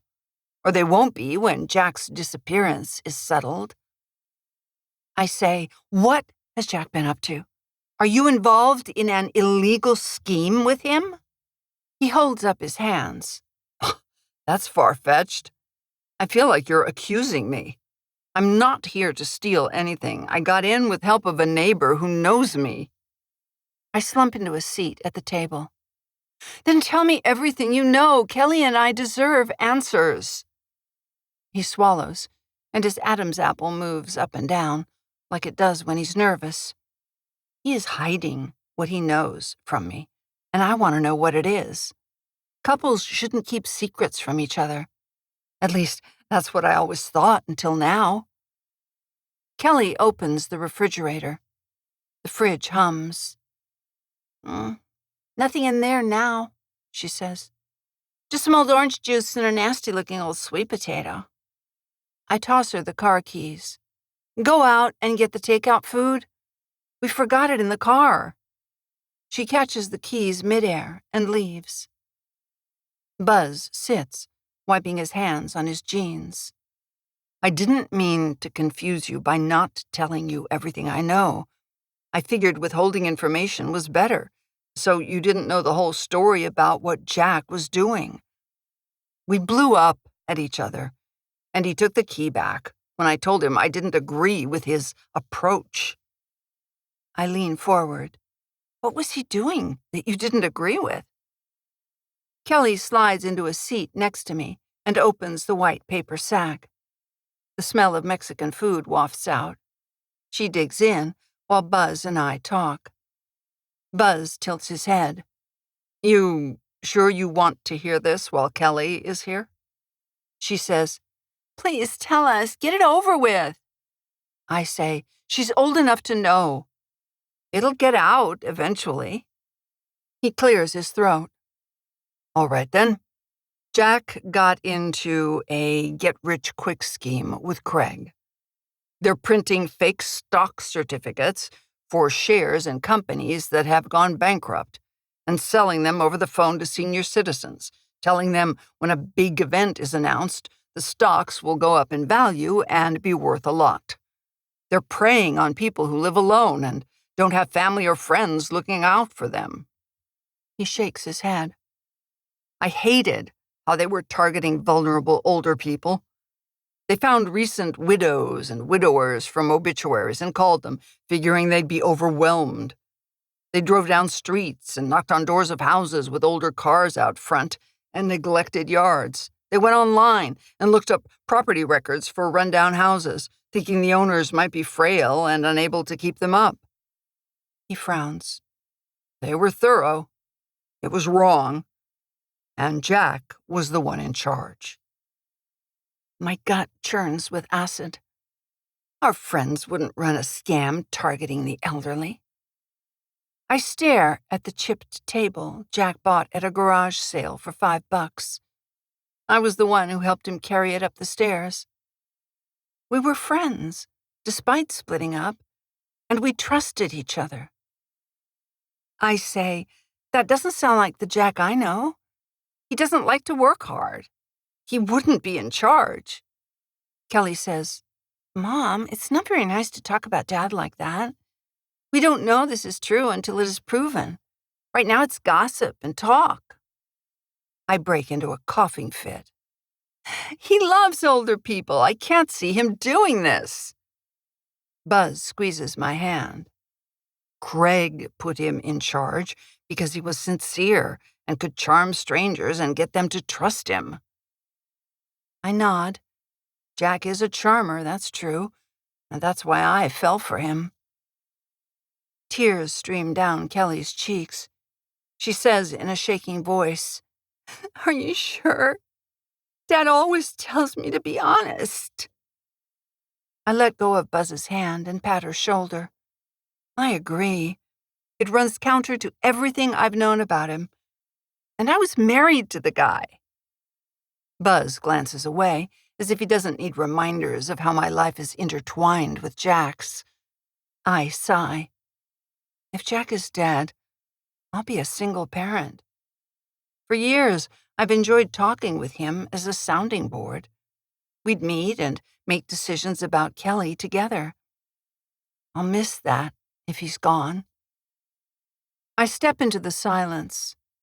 This is a lot to absorb, and I want to verify what Buzz said. Part of me refuses to believe Jack is a scammer. I say, "Did you report him to the authorities?" "I threatened to. That's what our argument was about. I said I'd turn them in if they didn't stop." I drum my fingers on the table. Kelly gets up and grabs her roll of paper towels from the counter, ripping one off and using it as a tissue. She blows her nose. While I'm trying to wrap my mind around what Buzz said, he speaks up. "There was one other thing we argued about, and that was about me seeing you." My brows furrow. "Why was that?" "He said we shouldn't see each other. That he had a prior claim, and if anyone should be dating you and taking you out, it would be him." Kelly gets up. "I'm going to pack some things." She grabs some clothes from a hamper by the bookcase, which is filled with cookbooks Jack collected but never used, and disappears into the bathroom. I say, "It sounds ridiculous that Jack thought he'd have a say over who I see." Buzz slouches back in his seat. "Yeah, same here. We got into a pissing match about it. I said some things I wish I hadn't." "Like?" He shrugs. "That he was an idiot for letting you go. That if he was better at keeping a job, you wouldn't have left. I said he should have treated you better." I nod. That's pretty much right. He stands and the chair scrapes as he pushes it back. "How about we go out to eat? I'm hungry." I massage my tight jaw. I lost my appetite when I heard what Jack was doing. A wild thought slips out of my mouth. I don't want to leave in case Jack comes back. And I want to go through his things. Something valuable must be here if someone broke in. He rocks back on his heels. Jack has got to be long gone by now.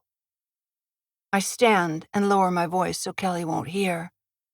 "Are you saying he's dead? Or he planned to disappear and he's hiding somewhere?" Kelly comes in the room and stands by me. She says to Buzz, "Do you know where my dad is?" 39. Buzz runs a hand through his blonde hair. "Last I knew, he was stashing cash in safe deposit boxes at banks. He wanted to take a trip to Mexico and hide money there. I don't know how he planned to get it across the border." Kelly leans into me. My throat is tight with tears. Our lives revolve around Jack, and I can't imagine his taking off and abandoning us. I say, "It sounds like you think he planned this. But a rogue wave washed us overboard. It was an accident." He leans on the table, and it rocks. The legs never were the same length, which reminds me of how unstable the truth is. He says, "What if he planned to go overboard? But the rogue wave beat him to it, and he took advantage of it?" I gasp. "But you're not sure?" "No, I'm not." Kelly says, "If you're not sure, I don't think you should be spreading rumors that make me sad." I shoot Buzz a harsh look. She's right. He holds up his hands. Guilty as charged. It just makes sense to me. Jack wanted money and lots of it. He was always talking around us guys about it and trying to come up with ways to bring in cash. But he didn't want to work hard for it. I croak out a forced laugh. Don't we all wish we had more money? That's perfectly normal. But I don't think he would have gone to those extremes. Buzz says, I hated not telling you what he was doing for money, but I was bound by secrecy. I say, you could have gone to the authorities to report it. Were you worried you'd be an accomplice and charged for a crime? His Adam's apple bobs up and down. He fingers the collar of his black t-shirt. They made me promise not to tell. If I did, they'd mess with your boat. I care too much to let anything happen to you. My jaw drops open. They were going to do something to my boat? Yep. Do you know what they had planned? He tugs on his t-shirt. Something with the propeller? I splutter. My boat is how I make money to pay my mortgage. I'll turn them in.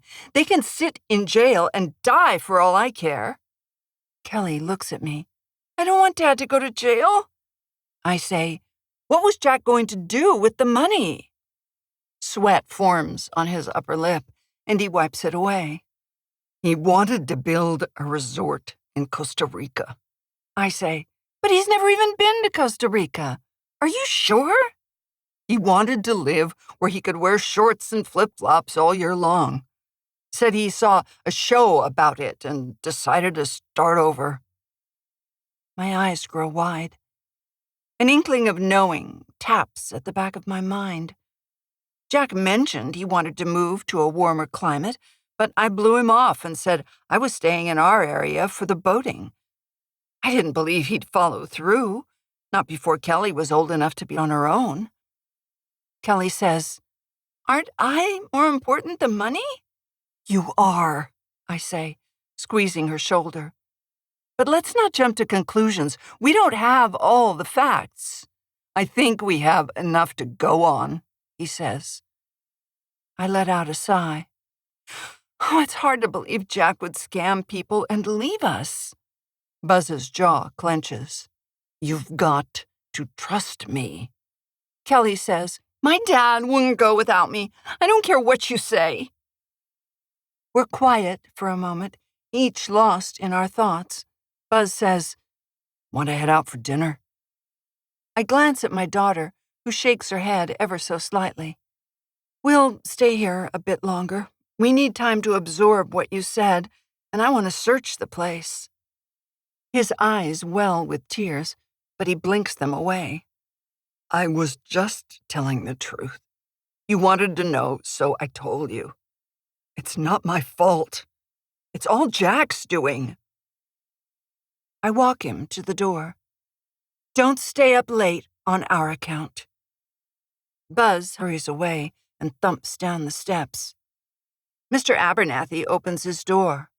What's the racket? Who's stomping down the stairs? I say, Buzz, my boyfriend. He cocks his head. But you're with Jack. I was, but we've been divorced for years. He says, doesn't seem that way to me. I heard you laughing in his apartment. Sounds carry in an old building like this. Didn't I see you leave at midnight last week? I eye a brown water stain on the ceiling from a busted pipe in the upstairs unit. While Kelly was at a sleepover, I had a few beers with Jack. We hang out sometimes and talk about our daughter. Kelly rolls her eyes. They're always joking around. Mr. Abernathy nods. Any word on Jack? Not yet, I say. But please don't tell Buzz I was here late. He was out of town at a book convention, and he doesn't know. He's sensitive about that. Mr. Abernathy raises an eyebrow. Doesn't sound right to me. Kelly says, you always tell me secrets get you into trouble. I cross my arms. They might be right. Just don't tell him this time. 40. I close the apartment door and lock it. I'll call the police and then order pizza. We've got to eat something even though we're upset. I call the police. She plucks a potato from the fridge and slams the door shut. She drops it in my lap. "What is this?" I say, "I'm on the phone, hang on." A dispatcher comes on the line, and I say, "I'd like to report a break-in." When I describe what happened, she says, "An officer will call you back." I hang up and pick up a hard plastic potato. "This was in the fridge?" Kelly says, "I've never seen it before." Noticing a seam, I pry the plastic potato open. Kelly peers over my shoulder. "What is it?" A scrap of paper is inside. I pull it out and read a series of numbers. Swallowing hard, I stuff what I think is an account number for an offshore bank account in my pants pocket. Kelly holds out her hand. "What is it? Show me. I'm not a kid. I need to know." Shaking my head, I say, "Sorry, but some things you don't need to know." She frowns and her hands fly up in the air. "I'm grown up. Let me see it." I stride to the couch, where cushions are cut open and the stuffing is on the floor. "Someone came in looking for something. I have to keep you safe." She holds out a hand. "Show me what you found."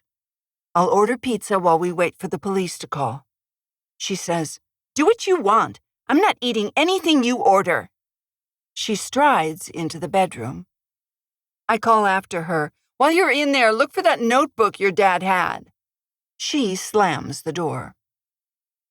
I call and order a medium pepperoni pizza and a salad. She marches into the bathroom and shuts the door. When I hear the toilet flush, I wait a few minutes and knock on the door. "Everything all right in there?" "No, and it never will be right. Not after I learned what I did today." I lean my forehead against the door jamb. "Maybe we'll find out it isn't true. I have a hard time believing your dad would rip off older people." "It sounded real." She blows her nose. I knock again. "Will you open the door?" Before she does as I ask, someone knocks hard on the front door. I hurry over and say through the closed door, "Who is it?" "This is Officer Kendricks. You reported a break-in?" Kelly comes out and stands beside me as I open the door. A clean-shaven officer with brown hair steps in and introduces himself. I gesture to the slashed pillows with stuffing torn out, the open file cabinet drawers, and papers thrown around the room. He says, "Quite the mess. Is this your apartment?" "No, it's my ex-husband's. But we're friends, and he gave me a key. This is our daughter, Kelly." He nods. "When did the person or people come in, do you think?" I examine the water-stained ceiling and mull over his question. So much has happened since Jack fell overboard, and the order of events is jumbled in my mind. I'm not sure. I came by this morning, and a friend of ours was here. A file drawer was open, and papers were on the table. I left around 6:30 in the morning. Whoever came in after that wrecked the place." "Who was here in the morning? And what time did you come back?" I purse my lips. Our relationships are burning down, so I guess it doesn't matter if I name Craig. "It was our friend Craig, and he has an insurance company to run." I run a finger across my chapped lips. I want to track Craig down, tell him off for roping Jack into a scheme, and verify what I heard. There is a chance Buzz embellished the story to make Jack look bad. I clear my throat. "The last 2 days are a blur. I came back around 4 or 5. Kelly says, "We got here around 4:30, I think." The officer examines the door. "Doesn't look like the lock was forced. How did they get in?" Kelly says, "My dad gives his friends keys so they could come in if he was running late, which happened a lot." I nod. They'd play poker and watch football. The officer tugs on an earlobe. Pretty tough to find the culprit if they're coming in using keys." It could have been one of his friends or a stranger who did this. Kelly frowns. Are you saying Craig did this? He says, we don't know. Your mom says he was here, he had access, and he was looking for something. He turns to me. Could your ex-husband have come back and done this? I shudder. He wouldn't do that. He liked his things and wouldn't damage them. Kelly tugs on a strand of hair. Yeah, he wouldn't do that. Mind if I take a look around before I go? I'd like to see what the other rooms look like. I gesture down the hall. Go ahead. The three of us go into the bedroom, where the mattress has been pushed onto the floor. The end table is turned over and a drawer pulled out, tossed in a corner. I pick up the drawer to slide it into the end table, and my fingers touch the underside. I turn the drawer over. What's this? 41. I'm about to pull a taped piece of paper from the bottom of the drawer when the officer snaps on disposable gloves. He says, hold on. We don't want to tamper with evidence or destroy fingerprints. He strides over and takes the drawer from me. I decide not to mention to the police officer the numbers on a slip of paper in the plastic potato in the refrigerator. I want to ask Craig and Buzz about it before turning it over to the police. He says, whoever was here was looking for something. Do you know what they wanted to find? I say, I have no idea. Kelly scuffs a shoe on the matted down beige carpet. I turn to her and say, do you think they were after the notebook your dad kept? She shrugs. Maybe. He was secretive about it, but I don't know where it is. The officer says, what did it look like? He was always writing in it, but when I'd get close, he snapped it shut. It looked like a lot of numbers next to people's names. It was one of those school notebooks the size of a loose-leaf piece of paper, and blue on the outside. He wrote in black marker on the cover, Jack's Dreams. I wanted to find it, but never did. He says, was anyone in your group of friends jealous of Jack for any reason? That might amount to motivation for looking through his things. Maybe they were trying to find the notebook you mentioned. I cock my head. Most of us were upset with Jack because he didn't pick up the tab when it was his turn to pay and we all went out. But that wouldn't be big enough to make someone come in and trash his apartment. He was fun to be around and has a great sense of humor, so we still invited him along when we went out. Kelly says, and I'd go too. The officer studies me. Was anyone jealous of your friendship with Jack? They could have ransacked the place for personal reasons because they had a vendetta. My eyebrows shoot up. Whoever tossed the apartment might be making a point and getting back at Jack for some slight. There are many reasons to dislike Jack. He blurts out what he thinks without filtering first, and he mooches money. He borrows money but doesn't pay it back. I say he can rub people the wrong way. I think my boyfriend is a bit jealous of Jack, who doesn't have a job while the rest of us work our tails off. I close my mouth before I say too much in front of Kelly. When Buzz moved in with us, he asked me not to talk to Jack every day. Buzz wants to be the one I turn to with my problems.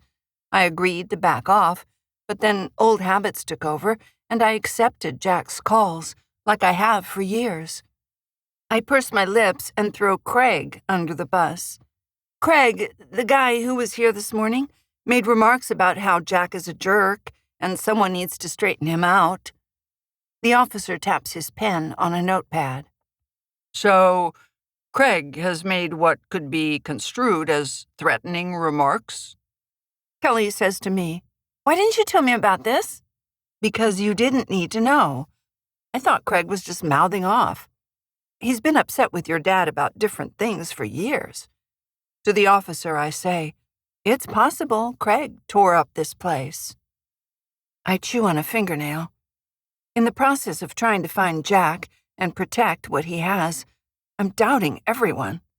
I've become a traitor to my friends. The officer jots down notes. Where is Jack? Is he away on a trip? I say, He was swept overboard yesterday afternoon. He's missing, and the Coast Guard is searching for him. Kelly wipes her eyes, and I pat her shoulder. The officer snaps his notepad closed. Well, that's all for now. We'll be in touch if we learn anything.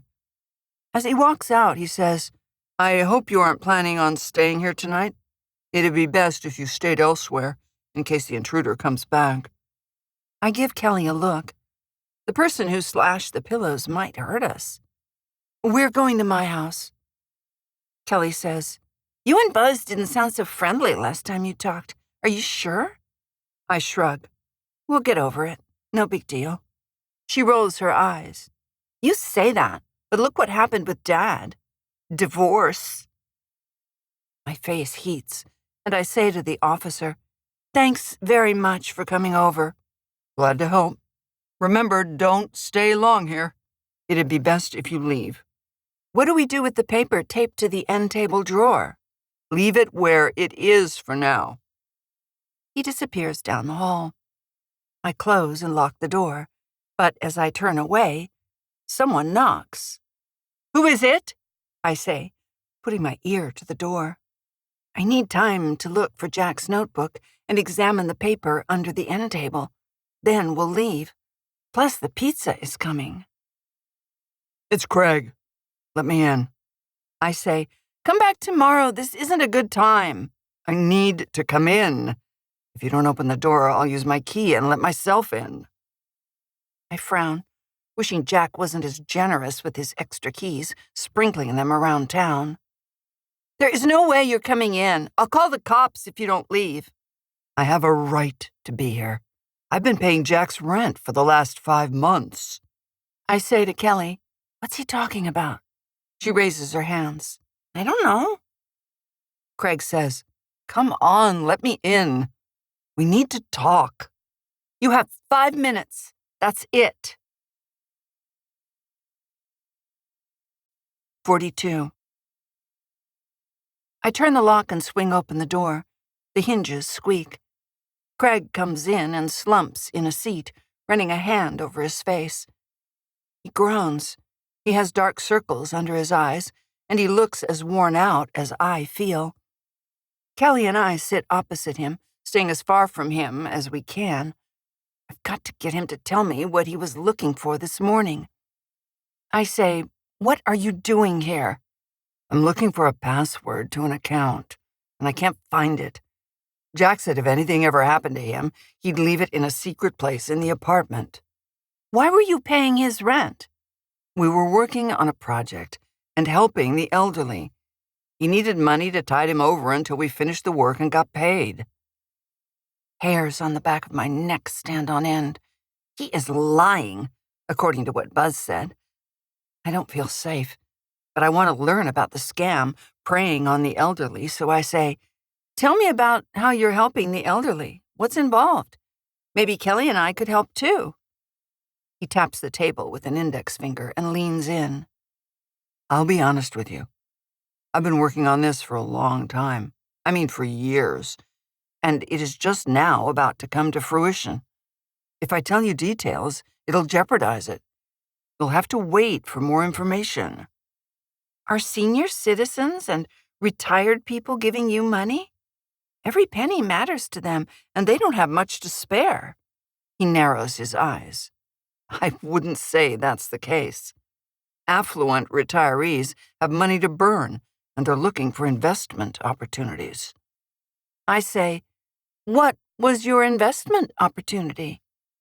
He says in a low voice, Don't say a word about this beyond these walls. I don't want someone to copy the idea and compete with us. We put together a reverse mortgage program, but it isn't affiliated with a bank, and we're offering it to older people at a low cost. We make a profit, homeowners get cash, and when they die, we end up with the home. Everyone wins. He sits back and smiles. His face is earnest, but his averted eyes suggest he is lying. The story doesn't match what Buzz said they were doing. Craig could have twisted the truth or told us lies. I say, Is it legal to offer a reverse mortgage like that? Don't you need regulatory oversight and have rules to follow? He crosses his arms. Of course, we follow rules. They're just not the ones that apply to banks and other lending institutions. Our company is outside the scope of those regulations. I tap my foot. What a pack of lies. I bet they're doing this off the books. Buzz was right, and Craig and Jack are taking advantage of vulnerable older people. I say, you said you were looking for a password, but if that's true, why were you looking at Jack's bank statements? His ears turn red and he scowls. Usually, he shows me the jolly, party animal-friendly version of himself. Now that I'm peeling back layers of the truth, he looks like he's ready to lunge at me. His jaw tenses.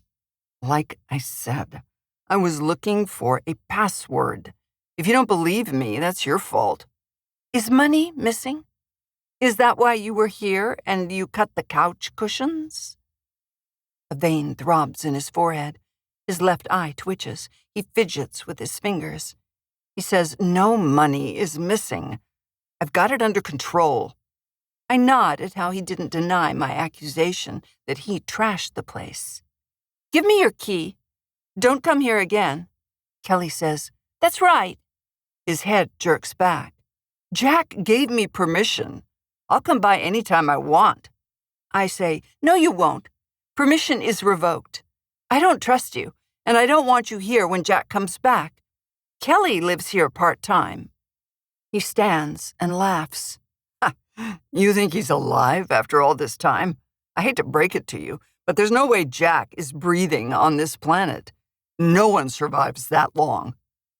Kelly bursts into tears. I say, that was cruel and heartless, saying that. Give me your key, or I'll call the cops and say you broke in. You'll walk out in handcuffs. Fine, don't get your panties in a knot.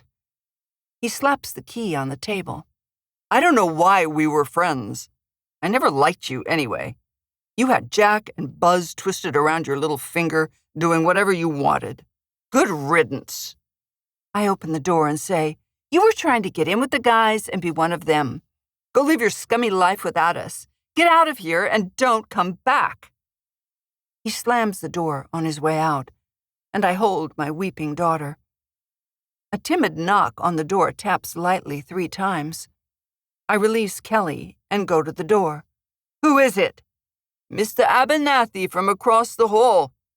Is everything all right in there? I heard yelling and wanted to check and see if you and Kelly are okay. I swing the door open wide. We just lost a friend, but we're going to be fine. Come on in. 43. Mr. Abernathy blinks when he sees Kelly blowing her nose.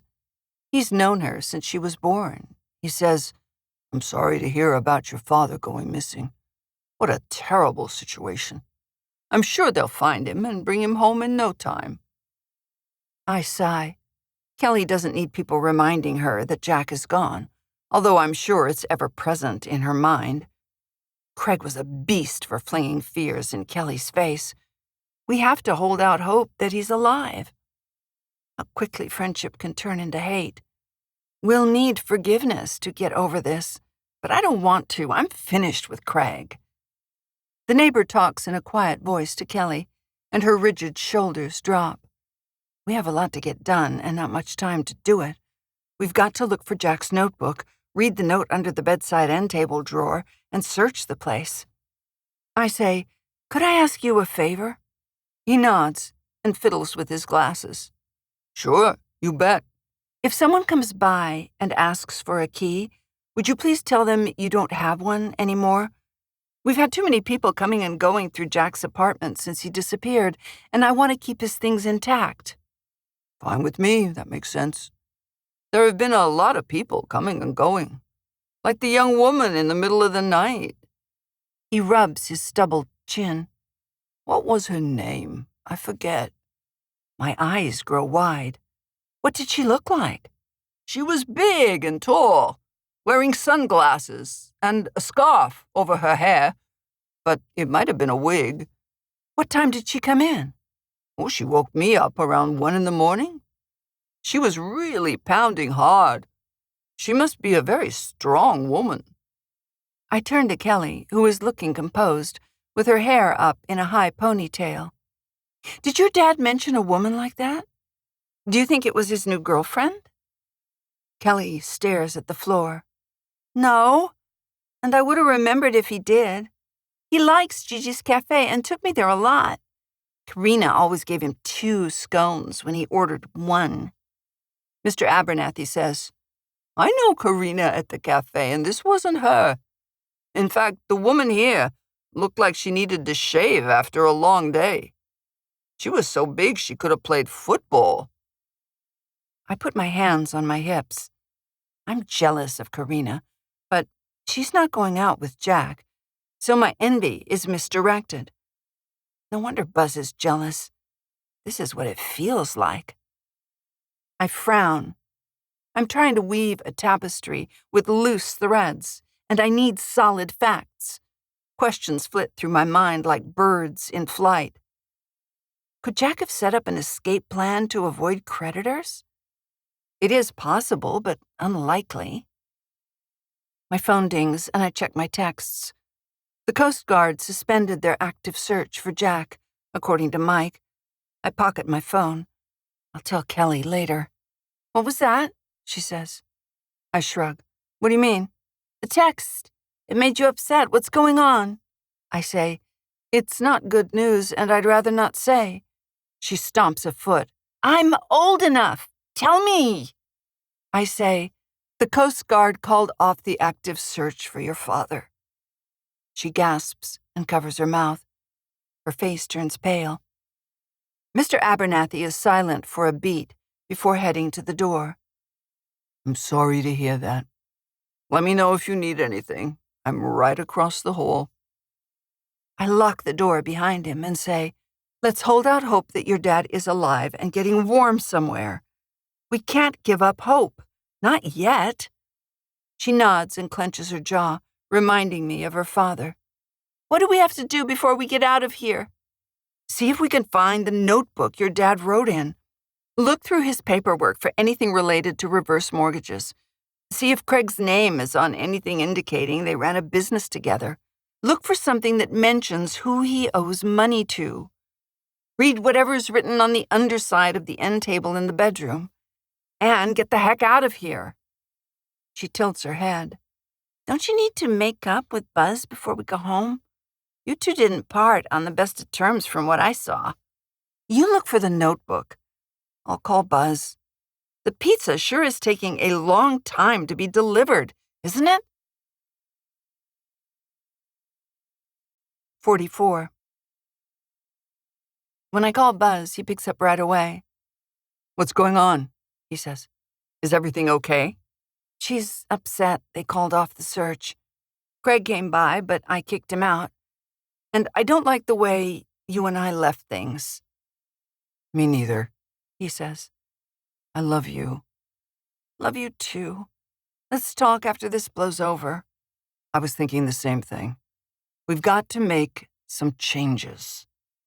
I wince because he made it sound ominous. We'll be here a while. See you later. I hang up and bite my lip. I didn't want to get into it over the phone with Kelly listening. And the police officer told us to leave. We've got to get out of here. She says, help me turn over the couch. He might have hidden it there. I help her flip over the couch, and we examine the underside, finding no rips or tears in the fabric. We don't find Aretha Franklin's 3rd handwritten will or Jack's notebook. I say, keep looking. I'll go in the bathroom. I push aside bath towels and rolls of toilet paper on the bathroom closet shelves. No notebook or secret stash of papers catch my eye. I shove it all back and march to the living area and kitchen. Kelly is rummaging around in cabinets with her back turned to me. I say, find anything? Not yet, just lots of dust. I open the freezer, because on TV shows that is where people hide their secret stash of loot. There's an ice cube tray, a frozen pizza, and nothing else. I rip open the cardboard pizza box, expecting to find passwords to a bank account or precious documents wrapped in a plastic bag. Nothing here. I toss the pizza, still in the plastic wrapper, back in the freezer, but stop when I see a Post-it note taped to the bottom of the pizza that shows Bruno Swago 123 hashtag. I wave it in the air and grin. Found something! Kelly comes over. What is it? This could be the password to a secret bank account. What do we do with it? I gesture to a drawer. We put it in a plastic baggie and take it with us. Just then, someone pounds on the apartment door. I flinch and look at Kelly. She grabs my arm. I'm glad we're not staying here tonight. Who is it? Pizza delivery from Mr. Maggio's Pizza. I didn't order a pizza from there, I say through the door. I called another place. Go away. Someone ordered it for you. As a gift. Open up now, or it will get cold. He is loud, and his tone is menacing. I pull out my phone and text Buzz. Come over to Jack's. A man is trying to get in, and we're here. The delivery man says, They ordered extra pepperoni and said it was how you like it. My stomach growls. Kelly's does the same. She whispers, I'm really hungry. Should we open the door? I say in a low voice, Definitely not. We don't know who is out there. And he's from a fake pizza place. He probably just wants to get in and search the apartment. He kicks the door, and we yelp and jump back. You'd better open the door if you know what's good for you. This pizza is getting colder by the minute. I pull out my phone with shaking hands. I'm calling the police. What's going on? Mr. Abernathy says. Why are you being so loud? He yelps and whimpers. Something hits the door in the hallway. My pulse pounds in my ears, and I dial 911.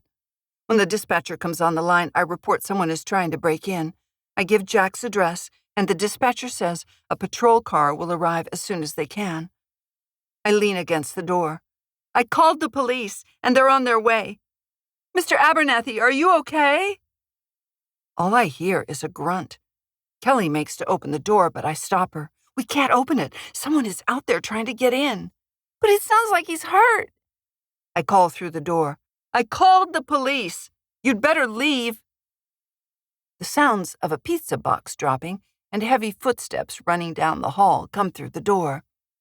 Someone raps twice. Let me in. It's Buzz.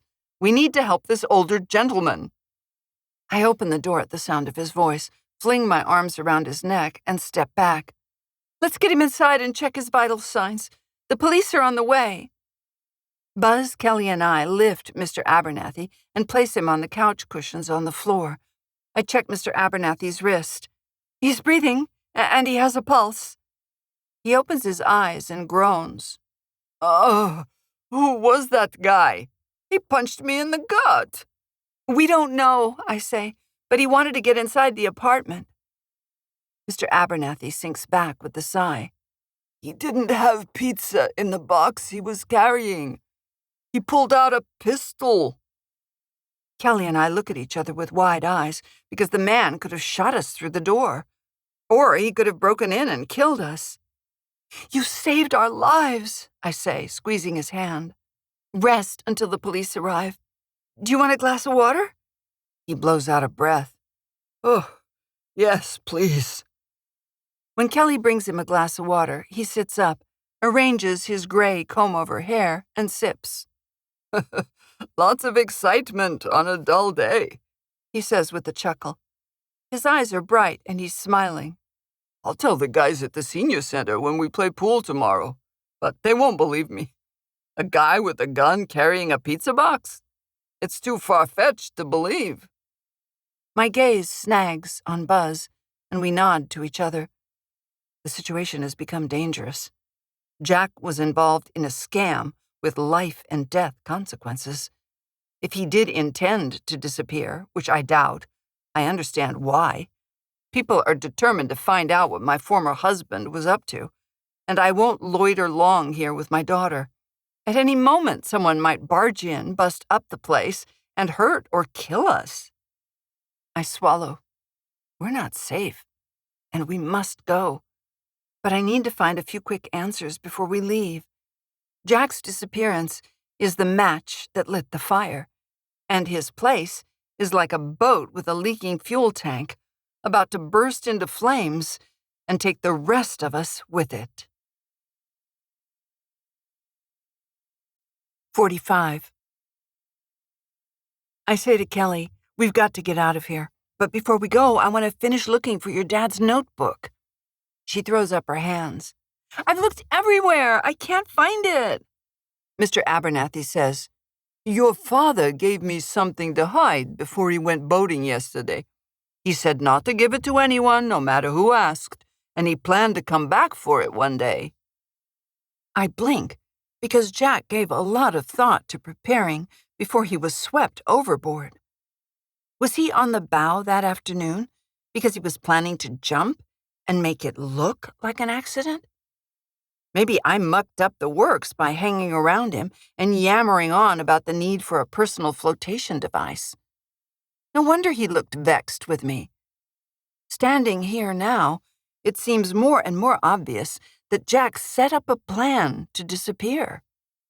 It sounds wild and death-defying, because he could have died trying to escape that way. Who knows if he made it to the shoreline or to a waiting boat? I pick at a cuticle as a stray thought flits past. Was Buzz part of Jack's escape plan? Where was Buzz when the rest of us were searching in our boats and coordinating by marine radio? He was absent during part of the search. What if he picked up Jack and took him to a waiting car with fresh clothes? I shake my head at the absurd notion. There's no way Jack and Buzz would do that, and Buzz wouldn't keep a secret from me. We're two open books with each other. We tell each other everything. Kelly says to the neighbor, Is it a notepad with his writing? About this big? She holds up her hands, showing the measurements, and Mr. Abernathy nods.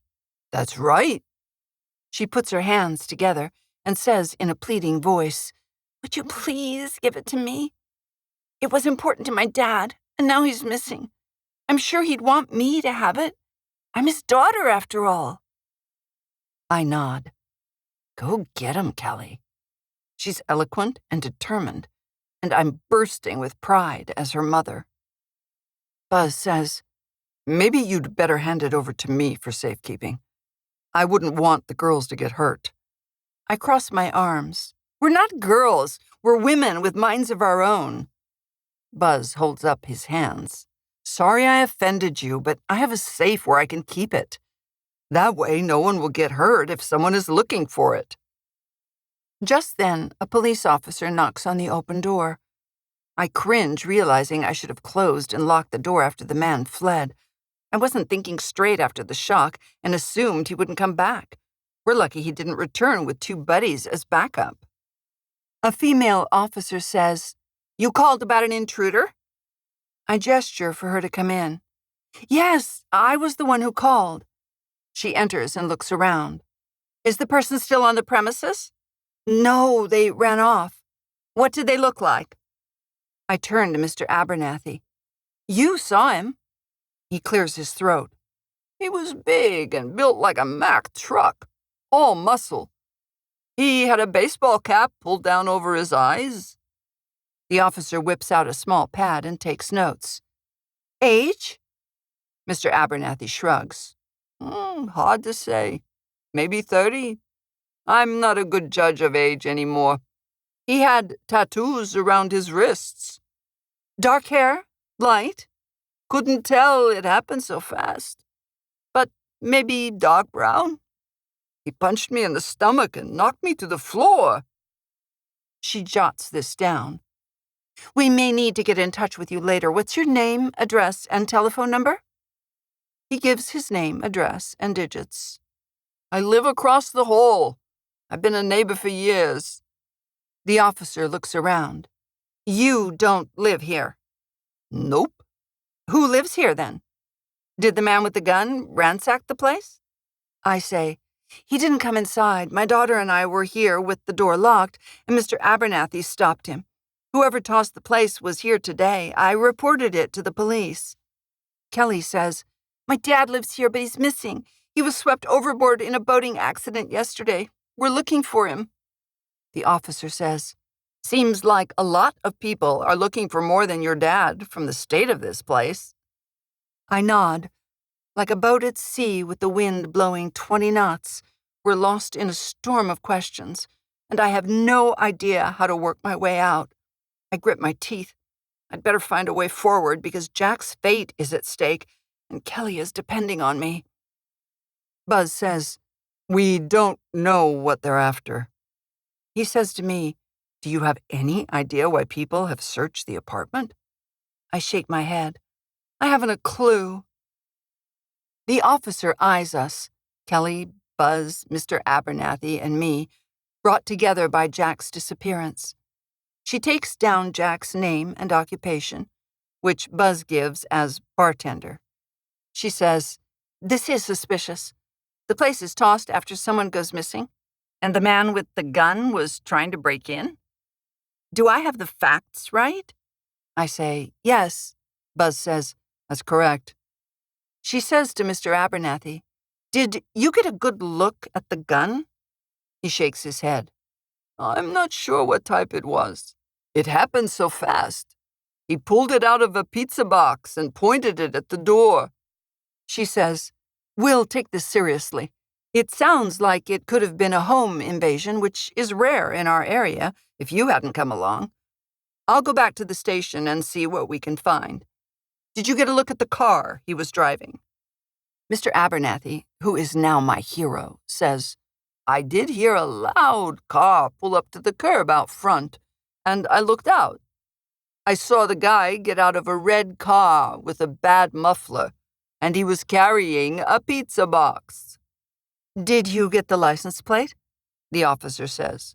"No, I didn't, and I wish I had." She stops at the threshold. "I advise you to vacate the premises as soon as possible and stay somewhere else tonight. Whoever it was may come back." I glance at Buzz and say, "We're leaving soon. Thanks for coming by." "Yes, thank you," Buzz says, intertwining his fingers with mine. We sound like oldsters saying goodbye to neighbors who stop by for tea and cookies. This whole incident has me out of whack. I give Buzz a side glance. I have a hunch he might have something to do with Jack's disappearance, but I have no proof, just intuition and feelings for suspecting Buzz of being complicit. I'll have to trust him, or our new relationship will never get off the ground. 46. I close the door and say to Kelly and Buzz, "We have a lot to do." Turning to Mr. Abernathy, I say, "Would you please give us Jack's notebook? I'll take good care of it until he comes back." He stands, rising to his full height of 5'5".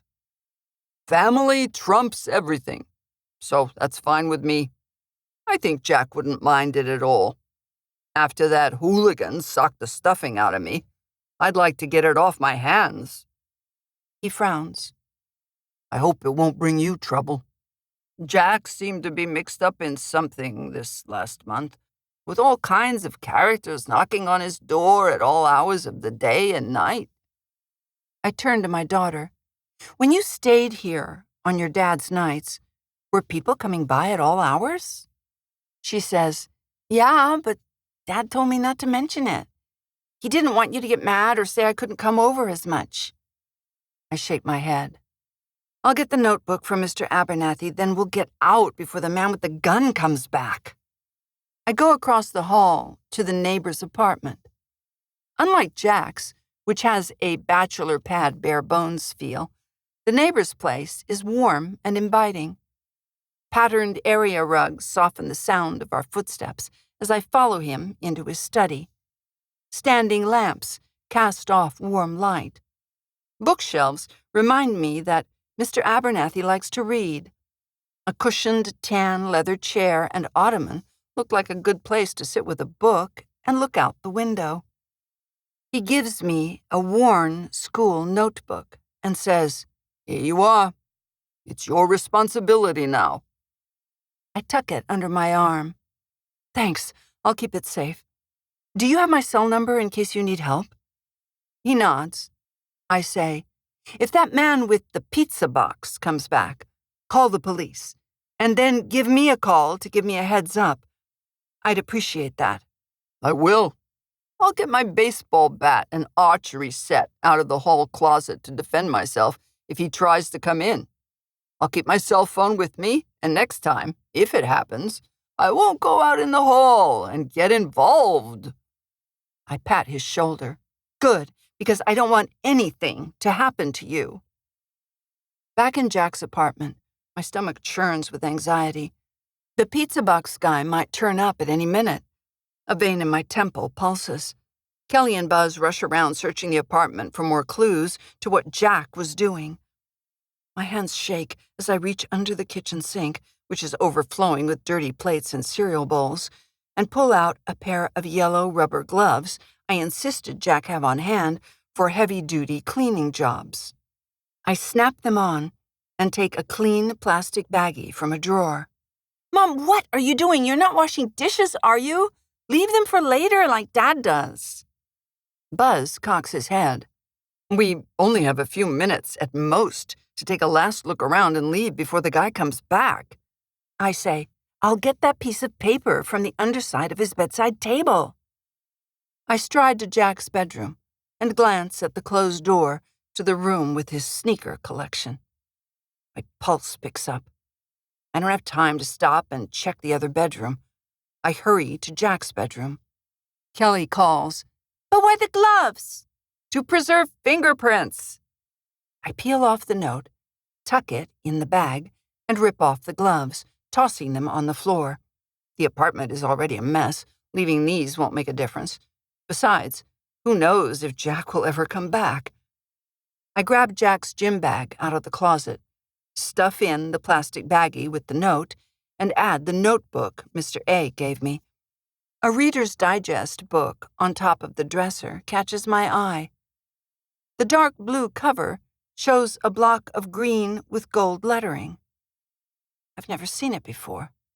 I shove it in the bag and bolt for the living room. I've got everything. You guys ready? Buzz and Kelly are sitting on the floor, gazing at a scrapbook with photos of our group of friends in high school. They look up and stare, as if locked in a time long ago. I say, Let's go! My phone rings, and I glance at it to see who is calling. It is Mr. Abernathy from across the hall, so I answer.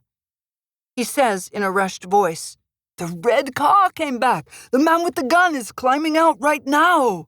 Call the police, I say. We'll go out the back way. Thanks for the heads up. My heart races. I sling my purse over my shoulder crosswise to be more agile if we have to run, and grab the gym bag. Buzz and Kelly jump to their feet. He says, I'm taking the scrapbook. I don't want it ruined. We rush out to the hall, and I lock the door with trembling hands. The entry door on the floor below slams with a thud. I point to the right and whisper, Go! Kelly nods. Her chin quivers. Buzz takes her arm and propels her down the hall. My hands turn cold. What if we don't make it in time? What will we do, armed with a book and memories stored in an old scrapbook? We run for the rear exit. 47. We hurry down the back stairway. The sound of someone pounding on a door reaches our ears. I cringe and hope Mr. Abernathy will be okay. We race down the steps. Buzz says, We'll get through this. We've made it through tough times before. I flash him a smile as we burst outside, running to our cars. He says, We'll go in my car. I grasp my daughter's hand. I'll take my car. I don't want to leave it here. He says, We don't have time to argue about it. Let's go. But my car is right there, a foot away. I can't leave it in the gravel parking lot. The four-door sedan is my only land transportation and represents my freedom and independence. The wind picks up and whistles past. Trees sway and leaves fly by. Wood cracks and splinters, and a big tree branch falls down, smashing the hood of a nearby car. Catalyzed by the growing storm and impending danger, I say, "We'll take separate cars. See you there. Come on, Kelly, get in my car." I unlock the doors and toss Jack's gym bag and my purse on the back seat. Energy thrums through me. In a matter of minutes, the thug might come out and chase us down. She stands frozen between us. We're exposed in the parking lot and could be seen through the upstairs windows. Jack's apartment faces the other way, but I'm not taking chances. "Let's go!" She stands with her hand on Buzz's car door. "Meet you there," she says. I hop in my car, crank up the engine, and drive away. My daughter has shown her first inkling of having an independent streak and veering away from her mother's influence. I don't think I'm ready for more of this. Buzz and Kelly follow me. Wind buffets my car. Sprinkles of rain dot the windshield, and I turn on the wipers. Glancing in the rear-view mirror, I see the red car a few car lengths behind Buzz. I clench my jaw and make a decision. I'll protect my daughter and let them get ahead by calling attention to myself. I pull over, wave Buzz ahead, and point down the road. He drives by with his eyebrows raised in a question, and I say, "Go, go!" My heart thuds. Blood whooshes in my ears. My hands are moist as I pound on the accelerator, turn the wheel, and screech to a halt at an angle, blocking both lanes. I grab a t-shirt from the back seat, wrap it around my head like a scarf, and shove sunglasses on. I hop out and pop the hood, pretending to look inside to see what's wrong. The fake pizza delivery guy brakes hard, and his tires screech as he comes to a sudden stop. My pulse quickens. I hope my distraction will give Buzz time to get away with Kelly. I might have made the biggest mistake of my life, and Kelly could end up without both parents, but I'll do what I must to keep my daughter safe. The man honks his horn. His broad face is flushed. He may have anger management issues, but it's not my business. He shakes a fist and yells, "Get out of the way!" I open my hands and do my best to look like I can't move my car from blocking the two-lane road. He heaves his large body out of the car and lumbers over. He's over 6 feet tall with broad shoulders and packing 300 pounds or more. Veins stand out on his temples. His hands are the size of small dinner plates. I peer under the hood of my car. I can't get the better of him physically, so I'll use my mind, and it's easy to appear fascinated by mechanics, given my penchant for repairing engines. Heavy footsteps approach. Rain drums on the car hood above my head, and I fiddle with the fan belt. He says in a gravelly voice, "Get this wreck off the road. I'm in a hurry, and you're blocking my way." I frown. I wish I could, but the car quit. The darn thing stopped all of a sudden. My feet sweat in my socks. I'm quaking in my sneakers, but I've got to remain calm. Kelly and Buzz need time to get somewhere safe. He curses. "Come on! I don't need this with the boss breathing down my neck. I'm working right now, lady, and you're holding me up." I suppress a grimace, thinking of how he hit Jack's neighbor. I'm a little bit offended at being called a lady, but I let it go under the circumstances. I put on a Minnesota accent, where my mother came from. "You betcha. And I'm very sorry, but I can't get the car going. It conked out. And who might your boss be? I'll put in a good word for you. Would you like me to speak with them?" He scowls. "Forget it. It's none of your business. Hey, don't I know you from somewhere? Weren't you back in that building?" "Me? No. I was just coming home from the store.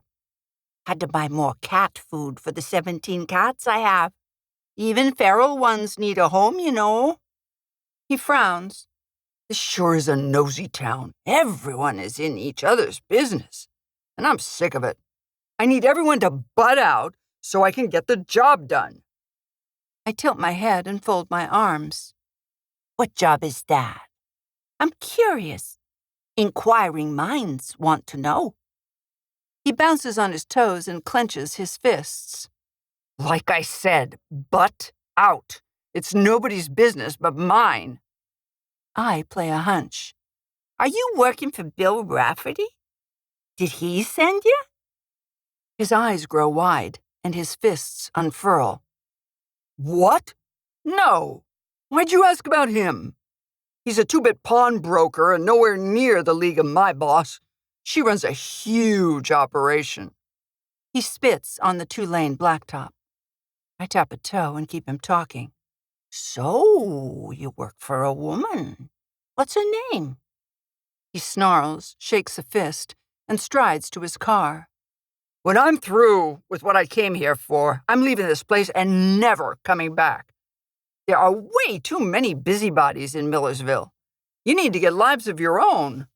Find a hobby like crossword puzzles instead of pestering strangers. That's what I do. He hops in his car, slams the door, and revs up the engine. The car surges ahead, and I leap out of the way just in time. His car slams into my left front fender. Metal crunches, and the sound makes my hands clench. I swallow and worry he'll track down Buzz and Kelly or come back and hurt me. My armpits prickle with sweat. Tires squeal as he accelerates down the road and rounds the corner. I blow out a shaky breath. At least I delayed him a few minutes. I hope Buzz had enough time to get out of sight and hide Kelly. Rain lashes my face, and tears run down my cheeks. All I want is to be safe with my daughter, tucked away in our house with Buzz cooking dinner and a fire blazing in the fireplace. Jack being washed overboard has rocked us all. I'm suspicious and suspect my friends of nefarious wrongdoings. My friends and I trusted each other and knew each other's secrets. But I knew nothing. A gust of wind slams into me, making my hair fly across my face. Cars form a line in both directions. I'm blocking the road, and I'm thoroughly knotted up and confused. I need help. I can't do this alone. 48. Cars are backed up in both directions. A woman taps on the horn, and her electric vehicle issues a diminutive bleat. That riles up the others, and cars of all sizes and shapes honk. A man in his 60s, wearing a plaid flannel shirt, hauls himself out of a crew cab pickup. Do you need help? No, but thanks very much. I jump in my car and drive away, heading toward home, but a few blocks later, a thought occurs to me. Violet is an expert at protecting clients and ferreting out information, and I could use her help. I pull off to the side of the road, park on a corner, and pull out the business card she gave me at Gigi's Cafe. The fake pizza delivery guy drives past on a side road. He's hunched over the wheel and shouting into a cell phone. I duck down to stay out of sight. When I dial Violet's cell, she picks up on the first ring. Outrigger Services, this is Violet. How can I help you? Violet, this is Irina Fishbone. I need your help. Do you have time to meet? Sure. What day and time work for you? Sometime next week? Thunder rumbles. My wipers squeal across the windshield. I clear my throat. Things are a mess. I was hoping we could meet right away. Is that too much to ask? Hold on, I'll check with my team. She muffles the phone, calls out to someone, and comes back on the line. Sure, come over right away if you can. I'll meet with you and get Vincent and Mimi in on it too. Do you know where our offices are? I glance at the card. I'll be there in 5 or 10 minutes if I can grab a parking spot close by. I might have to park at the marina and run over. She chuckles. Don't get washed away. It's coming down hard out there. Thanks so much. See you soon. Before I take off, I call Buzz. How are you guys? Is everything all right? Yeah, he says. We're okay. I got us back to your place and closed the curtains. I thawed chili from the freezer for dinner. What happened with you? The tremor in his voice tells me he's concerned about me. I say, "How's Kelly?" I hear his warm smile over the phone line. She's doing great. She's worried about you, though. Here she is. "Mom, you shouldn't have taken off like that. Something could have happened to you." I wanted you to be safe.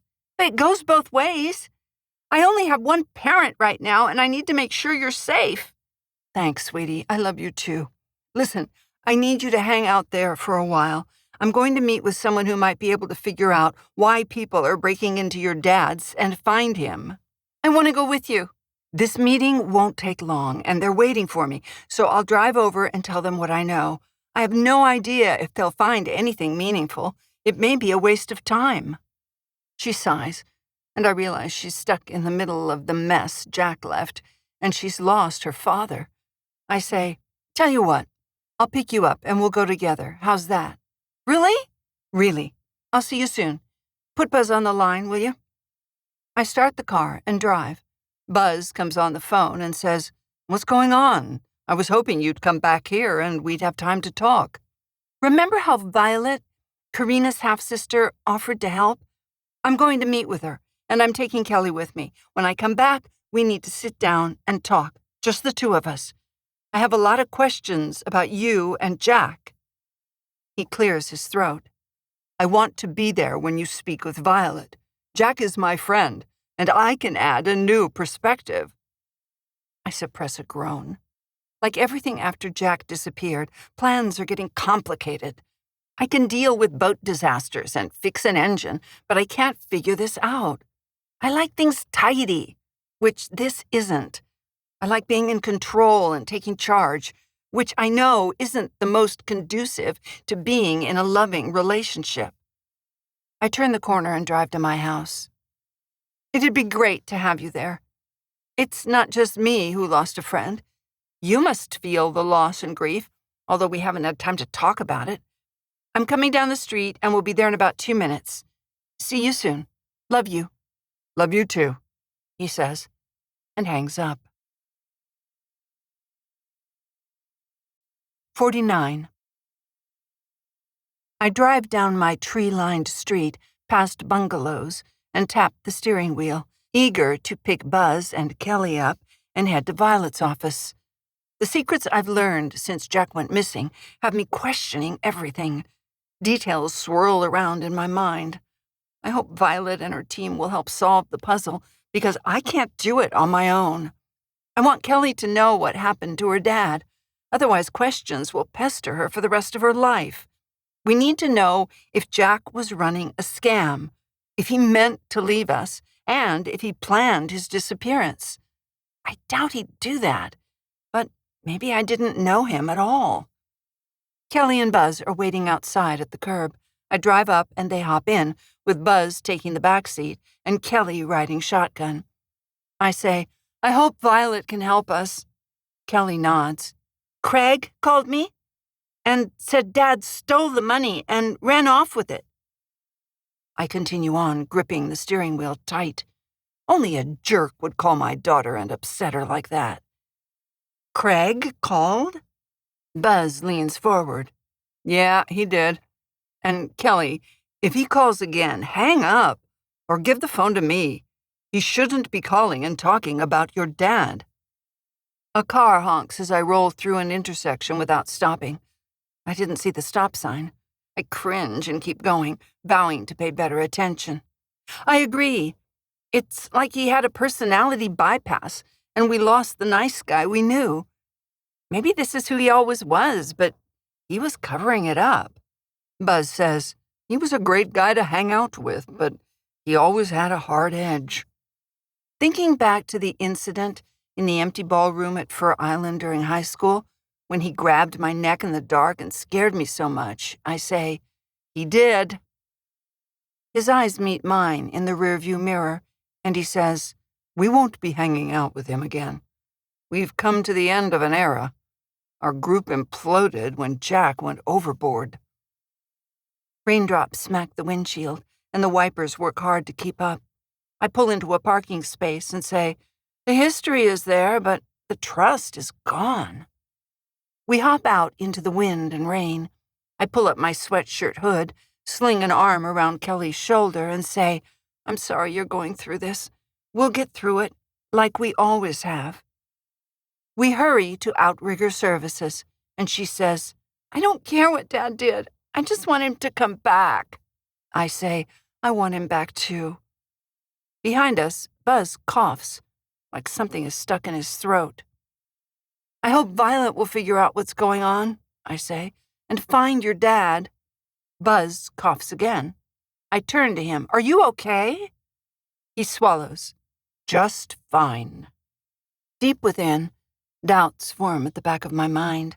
I have a feeling something precious at the base of our mountain has shifted in a relationship earthquake, and we won't return to how we were. Without being here, Jack has upended our lives. We enter a 2-story building and leave the wind and rain, hurrying up the stairs to outrigger services. Kelly isn't out of breath because she dances. Buzz is fit and takes long strides, while I lumber up the stairs with labored breaths in one more reminder that I've got to get in shape. I say to Buzz, "This is a crazy time, isn't it?" "It sure is," he says. Kelly gets there first and holds the door open for us. As I pass through, she says, "I have a feeling Dad's alive. He's out there somewhere. We just need to find him."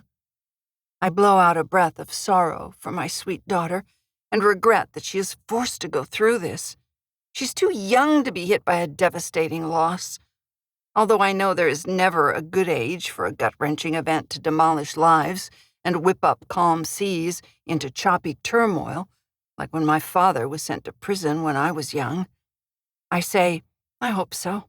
We're trying our best to get him back." We walk into an open reception area with 3 chairs. Beyond is a larger room with 4 chairs at workstations.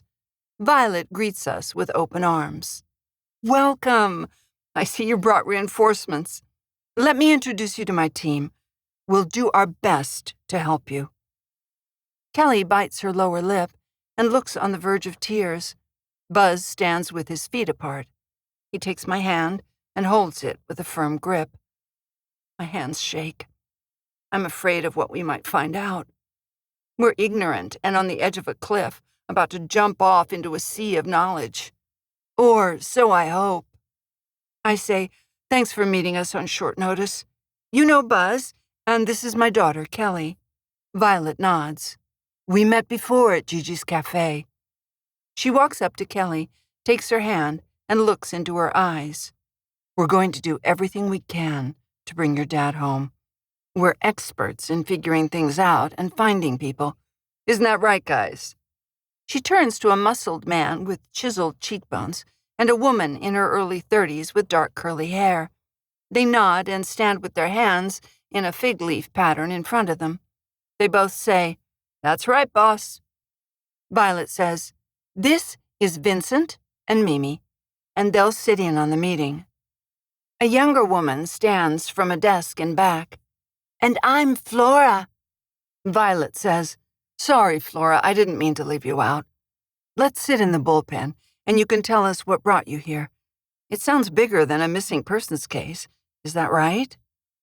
I take a plastic folding chair and Buzz sits by me, with Kelly on my other side. I say, "We think so. Jack Fishbone fell overboard, and he's missing, but we've learned a lot since then. He might have been into some questionable activities, maybe even running a scam." Buzz frowns. "He told me he was, but I don't have proof." Kelly says, "My mom and dad were swept overboard by a rogue wave. He wasn't wearing a life jacket, and we've been looking for him." She looks at me. I push on a cuticle and wish Kelly wasn't here. Learning the details might make her more worried. But she's a smart kid and probably knows as much as I do. I say, "The Coast Guard called off their active search and rescue operation, and the police said it's too soon to declare him a missing person." I continue, "The wave took him by surprise, just like me. But we're hearing he may have planned this, maybe to escape debts he owed. He was last seen wearing a shirt shorts and flip-flops. The Coast Guard found part of one of his flip-flops, we think, and I found his shirt nailed to a log floating near Cedar Island with writing in the collar. Violet and her team glance at each other and scribble notes. Violet says, "What exactly did the writing say?" I say, "The writing inside the collar in black felt tip marker said, 'Let me go and don't look for me,' or something like that, which doesn't make sense." Buzz chimes in. "There have been break-ins at his apartment, which is super odd. That's never happened before. A man showed up earlier today pretending to deliver pizza. He was pounding on the door and about to break in. When the neighbor came out, he pulled a gun on him. The poor neighbor was punched in the stomach." I hold up an index finger. "And when I stopped by Jack's place before dawn, our friend Craig was there, looking through financial papers." The team jots this down. Violet says, "Anything else?" I say, "The apartment was vandalized today, like someone was looking for something. Cushions were ripped, papers thrown all over." Kelly puts her hands on her hips. "They stuck my hairbrush down the toilet." She wrinkles her nose. "That's disgusting," I say. I didn't know that. I wonder what else she hasn't told me, but we haven't had time to sit and share. The same is true of Buzz and me. We really need a quiet hour to hang out, drink wine, and talk about what's going on. But I have a feeling the opportunity won't present itself soon, with chaos rearing its head. Vincent's jaw tenses. He trains his eyes on me, and I squirm. I'd hate to be under his glare if I was a thief caught in the night. He says, "What was Jack up to that would cause this level of unwelcome attention? Anything on the shady side?" I draw a deep breath. I'd like Kelly to have a positive image of her father. When Jack and I divorced, I vowed to myself not to say anything negative about him in front of her. But we've got to disclose the truth to these investigators. They have the skills to run down rumors, dispel lies, and uncover evidence of Jack's wrongdoings, which might lead to finding him. I say, "I heard Jack cooked up a reverse mortgage scam. Or he was selling fake stock certificates in bankrupt companies over the phone." Kelly chews on a fingernail. Buzz shifts in his seat. Violet nods. "Anything else?" "There were large deposits," I say, "and withdrawals from his bank account, at least by my standards. I saw a few instances of $10,000 moved in and out of his account last month." Violet says to Buzz, "What about you? Anything you can add?" He shrugs. "Our friend Craig said Jack was the ringleader, but I'm not sure about that. Craig always had some sort of scheme going to get rich, but most of the time his grand plans would flop." Violet looks up from her iPad. "We'll need Jack's full legal name, birth date, social security number, and last known address. And the names of anyone else involved, like Craig. And what about the pizza delivery guy with a gun? We need a full description of him." Kelly's face turns pale. I say, "He's about 6 feet tall, built like a football player, and has tattoos on his wrists. He drives a red sedan. I think he's still in town." Mimi cocks her head. "How do you know that?" "I saw him driving when I was going home before we came here. He rammed my left front bumper so his car will be scraped or have a crumpled right front of his car, maybe a broken headlight." I stretch my tight shoulders. I want to take a walk and clear my head. I glance out at rain pelting the windows. Violet stands. "Mimi will take the details from you about Jack." She points at the three of us. "I don't want you going near Jack's place until we clear this up. It's too dangerous. We don't know who might barge in if you're there. You could get hurt." Kelly's chin quivers. "But I left my leotard there. I need it for dance class." "I'll buy you another one," I say. "We can't take the risk." She says, But I liked that one. I frown and blame Jack for my problems. A flock of regrets fly through my mind. We wouldn't be meeting and trying to solve the mystery he left behind if he wore a life jacket. If he wasn't addicted to buying sneakers, he would have paid me child support. If he wasn't a fool, we would have attended Kelly's dance recital, and the last 2 days would have turned out entirely different. Buzz takes my hand in his. Everything okay? You look lost in thought. I look at him and wonder if he is hiding secrets, like Jack was. But I say, it's all good. A little lie doesn't hurt if it makes him feel better. I give Jack's birth date and other information to Mimi and turn to go. Walking to the door, it dawns on me that I have a double standard. It is fine for me to fib, but I don't tolerate it in others. When I have time, I'll mull that over. It might not be the best way to operate. 50. We leave Outrigger Services and tromp down the steps in silence, each lost in our thoughts. I'm convinced Jack didn't plan this. You don't arrange for a rogue wave if you want to disappear and start a new life. Besides, we're not even sure he can swim. We climb in the car and Kelly turns to me with a worried look. Why didn't you tell Violet what you found in Dad's fridge? We should have told them everything. I glance in the rearview mirror to check Buzz's reaction. The piece of paper Jack hid in the plastic potato is in my pants pocket, and I haven't had a chance to tell Buzz what I found. I was keeping it a secret until I knew what to do with the numbers. I can't let it get into the wrong hands. He sits forward in the back seat. What are you talking about? Jack hid some information in his refrigerator, and they might be numbers for a bank account. I wanted to be sure before I told anyone. Anyone? He says with a scowl. He raises his voice. I'm not just anyone. For crying out loud, we're living together. I drive the last block to our house with the image of our love dashed on the rocks, flashing before me. We could design a navigation chart for love. The word danger would appear above a hidden underwater hazard at the 4-month mark, which is where we are.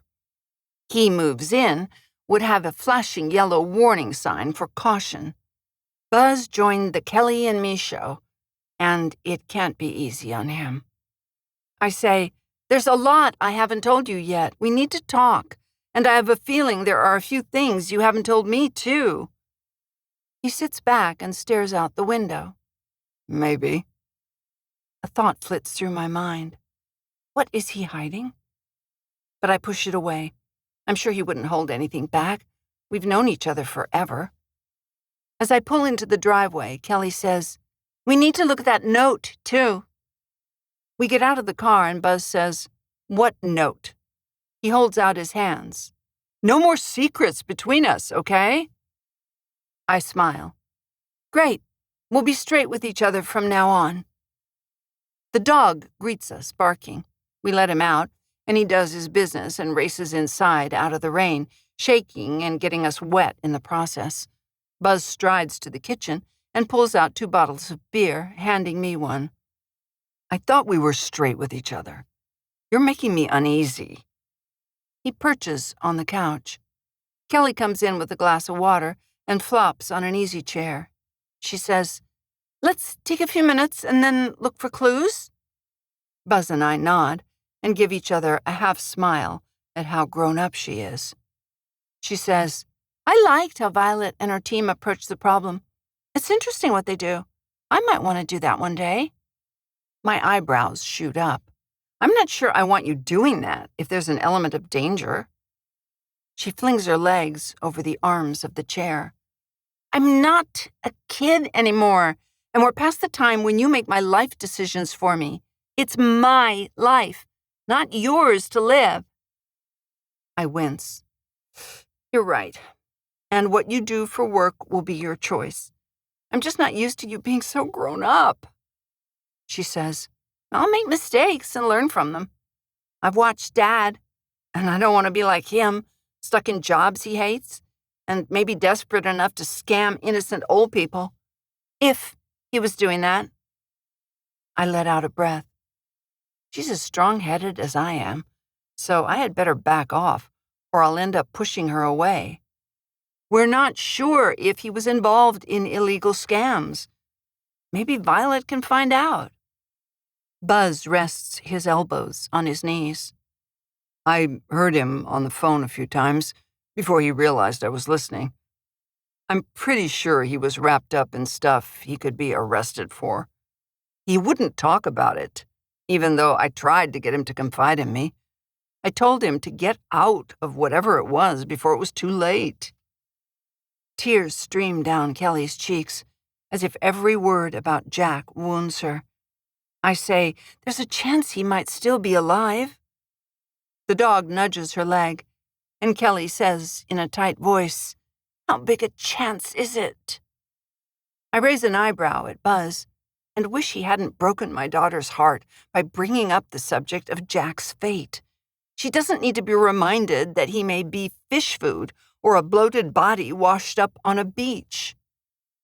It's a slim chance, to be honest, I say. But we can't rule out that he may be alive. Someone could be sheltering him in a shack. Maybe he can't get to a phone. He loves you, and if he's alive, he'll make his way back to you. Buzz sits back, his leg leaning against mine. Whatever it takes, he'll come back to you. He said you're his shining light and his brightest star. Kelly breaks into a slight smile. He did? He smiles and rubs the ears of his dog. He did. He told me his world revolved around you, and you're the most important person to him. He said his heart opened on the day you were born. He winks at me. I chime in. He loved you, and if it's possible, he'll come back to you. She sniffs and says, He can swim, can't he? I sigh. He said he took swimming lessons a while back. She says, But he didn't always tell the truth, did he? I get up from the couch and give her a hug. Not always, but let's hope he can swim, because it would help him survive and get to shore. Who knows, maybe he was the man who was jogging naked. She tilts her head. If it was Dad, he would have asked the painter woman for help. He wouldn't have run off. Buzz shifts in his seat. Maybe when we look back on this, we'll have all the answers. But right now, I'm stumped. I say, nothing makes sense. I hope we'll learn something soon from Violet. Kelly says, You should have told him everything. I nod. When I see them again, I will. Buzz says, Tell me everything. But before I can, my phone dings, and I pick it up. Bet's texted to say, We found something. Call me as soon as possible. 51. I look up from my phone and tell Kelly and Buzz about the text from Bet's. Kelly stands and says, Call her now and put it on speaker so we can hear what she says. Buzz says, Let's go in the kitchen. I'll make sandwiches while we talk with them. The dog follows him, tail wagging. My stomach growls. Good, I'm hungry. In the kitchen, Kelly fills water glasses and puts them on the table. Buzz makes peanut butter sandwiches with sourdough bread. I slide into a seat at the table, and my hands tremble as I call Bet's. I'm nervous about what we might hear. My pulse picks up when she answers the phone. She says, Glad you called. You won't believe what we found. My hands are moist, and I put the phone on the table, punching the button for speakerphone. I wipe my palms on my jeans. Tell us. In the background, her husband Zirk says, Don't tell them right away. Build the suspense first. Explain how we went about it. We could be detectives instead of bartenders. He chuckles. This is my call, she says. And I'll do it my way. You sit and listen. All right, sweet cheeks. A chair creaks in the background. Okay, where was I? She says. My darn husband distracted me with the capital D. What did you find? Kelly blurts out. Right. We did some digging and drove around, monitoring certain people's activities when we weren't working at the Brown. Or the Lantern, as Zirk calls it. Zirk says, It's the Lantern, honey plum. She says, The Brown is what locals call it. I roll my eyes at the bickering between two lovebirds. Can we move on and jump to the part where you tell us what you found? Beth says, Sure. So there we were, parked in a dark alley by Jack's place. Zirk says, Who do we see but your friend Craig coming out in the wee hours of the morning carrying a box? It looked light, like it was filled with papers, and had a lid on top. He dropped it in his trunk, looked around, and drove off. My mouth falls open. I told Craig not to go in Jack's apartment. He knew he wasn't supposed to be there. And what was he doing? Carrying out some of Jack's stuff? I say to Kelly and Buzz, We should report him to the police. We don't have proof, Kelly says, holding up her hands. I videotaped it, Beth says. I'll send it to you. You can watch it with a bowl of popcorn like a movie. Betts and Zirk chuckle. I doubt I'll have an appetite, I say, watching a friend betray Jack. Kelly says, I live there some of the time. What if he took my stuff? Drumming my fingers on the table, details swirl in my mind. I am exhausted and hungry. I can't wait until this is over and we figure out what's going on. The many possible explanations boggle my mind. I tell her, I bet Craig was after your dad's paperwork. When we can go back in, we'll see what's missing. A thought occurs to me, and I say, Did your dad buy anything new or expensive in the last few weeks? Kelly says, Yeah, he bought a violin.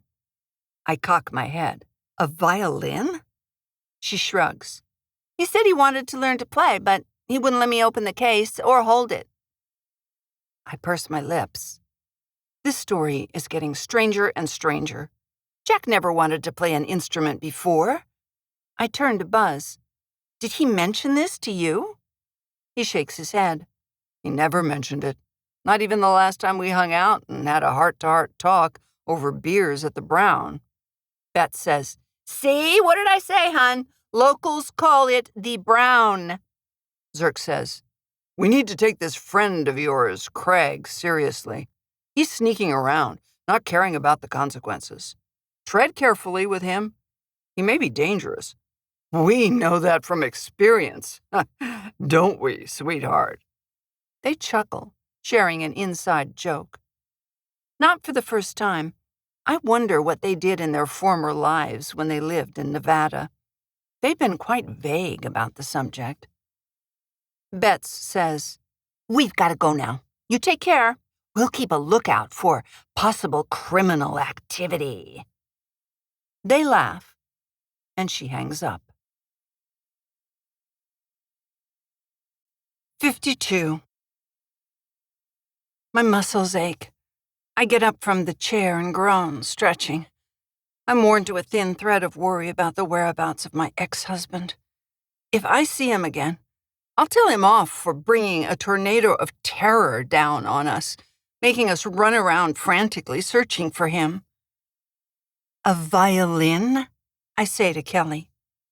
She and Buzz set plates with sandwiches on the table. All I want to do is sleep, but I've got to eat. My stomach growls. If only I could snap my fingers and have the answers.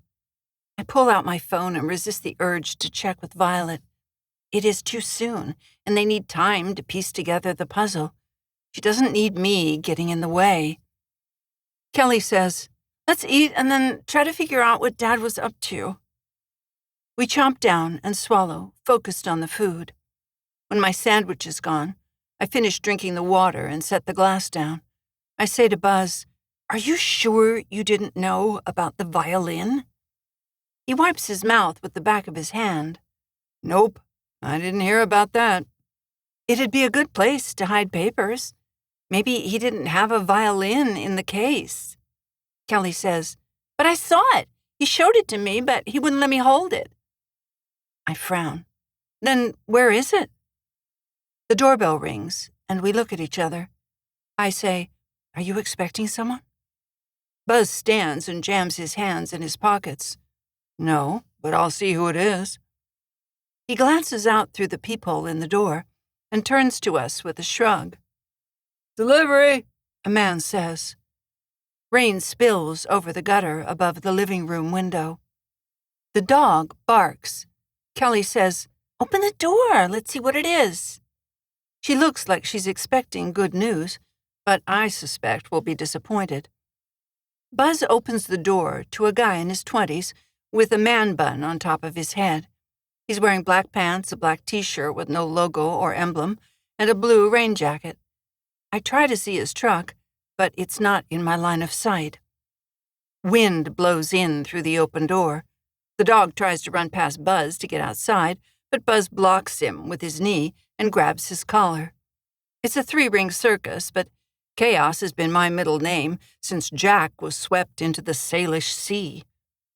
The man hands Buzz a package the size and shape of a shoebox. Sign here. Buzz scribbles his signature, and the guy hurries to the street. He hops in the front passenger seat of a white van, and it drives off before I get a good look at the license plate. Buzz shuts and locks the door. He leans against it and says, Let's open this in the backyard, in case there's something inside that might explode. I cringe and whisper to him as we head to the back door, You're either brilliant or daft, or both. He smiles at me and says, I'm all of those, and ready to assist you where I can. I throw my arms around him and kiss him. Kelly says, Get a room. Buzz stops in the kitchen and gently places the box on the table. You know what? It's nasty outside. We'll take a chance and open it here. I'm going crazy imagining all kinds of scenarios, and I bet it is just a pair of shoes meant for Jack. I say, But I don't understand why they'd be sent here. I agree, Kelly says, but let's open it. We gingerly pull off brown paper, and I set it aside in case we'll need it for forensic evidence. I chuckle to myself. I'm getting carried away with wild thoughts. The situation is straightforward. Jack fell in the water. He died, and nothing suspect is happening. The people who tossed his apartment got the wrong address. Everything is fine. The shoebox, Kelly says, is taped shut. She hands Buzz a pair of scissors, and he carefully cuts the tape. I lift the lid. A shiny gold card sits on top of white tissue paper. Kelly opens the card and reads aloud. Buzz, keep these for me until I get back. Hide them and don't let anyone see them. They are valuable, more than you'll ever know. By the time you read this, I'll be on my way to where the sun shines all year long. Don't worry about me. I'll be fine. By the way, give my love to Kelly and Irina. Jack. Kelly scowls and is about to rip up the card when I grab it from her and tuck it in my pocket. She says, Give my love to Kelly? Am I an afterthought? It sounds like he left on purpose. Why would he do that if he loved me? I say, We don't have all the facts. This might have been sent as a distraction, or maybe we're reading more into it than we should. If he did move away, I'm sure he'd want to take you with him. She sobs, and I hold her, patting her back like when she was a baby. She steps away and wipes her eyes. I'm angry. Who would do this to their daughter? I nod. I'm ticked off, too. I turn to Buzz. What do you think is going on? I have no idea, but I want to see what's inside the box. He pulls back the tissue paper and stares. Kelly and I hold hands. Before us, is the most beautiful pair of shoes I've ever seen. The luscious gold leather has a red star sewed on the side of each shoe. Buzz holds one up. Must be a size 13 or 14 triple E wide. My cousin had wide feet. He would have died for a pair of shoes like this. He looks at us and shrugs. But he passed away a while back. Death is a frequent topic in our household lately. Thanks for bringing that up, Buzz, my love. I run a finger along the leather. The stitching is smooth.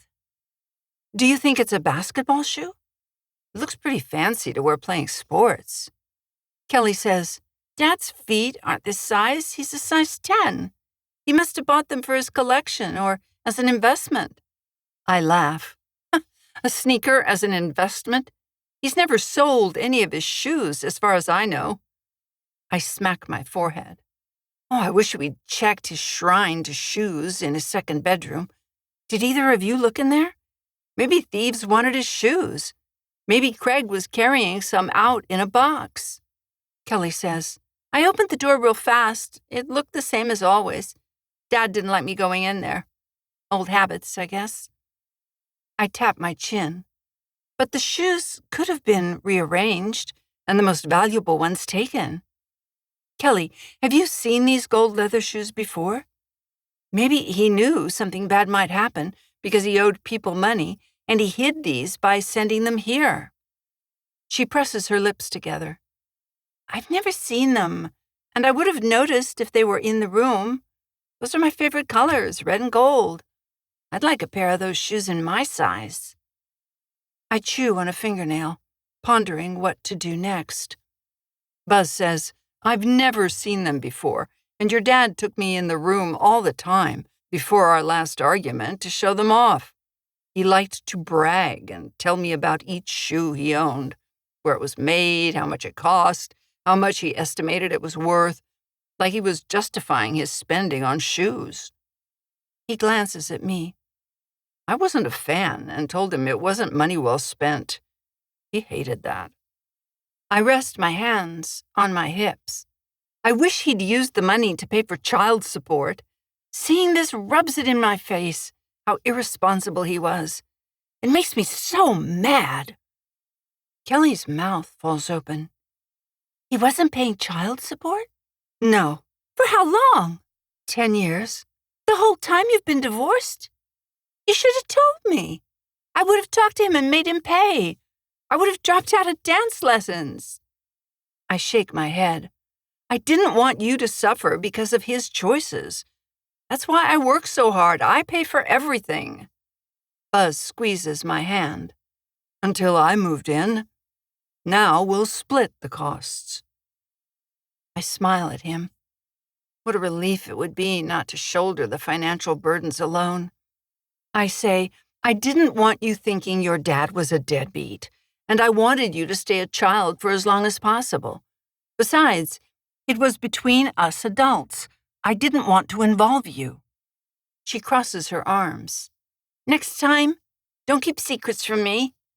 I won't. Buzz claps us on the back. Don't you feel better getting this out in the open? Kelly says, Not really. I guess Mom was right not to tell me. What a selfish guy Dad is. Or was. A tear trickles down her cheek. Hey now, Buzz says, wiping away the tear. We might find him, despite what the note says.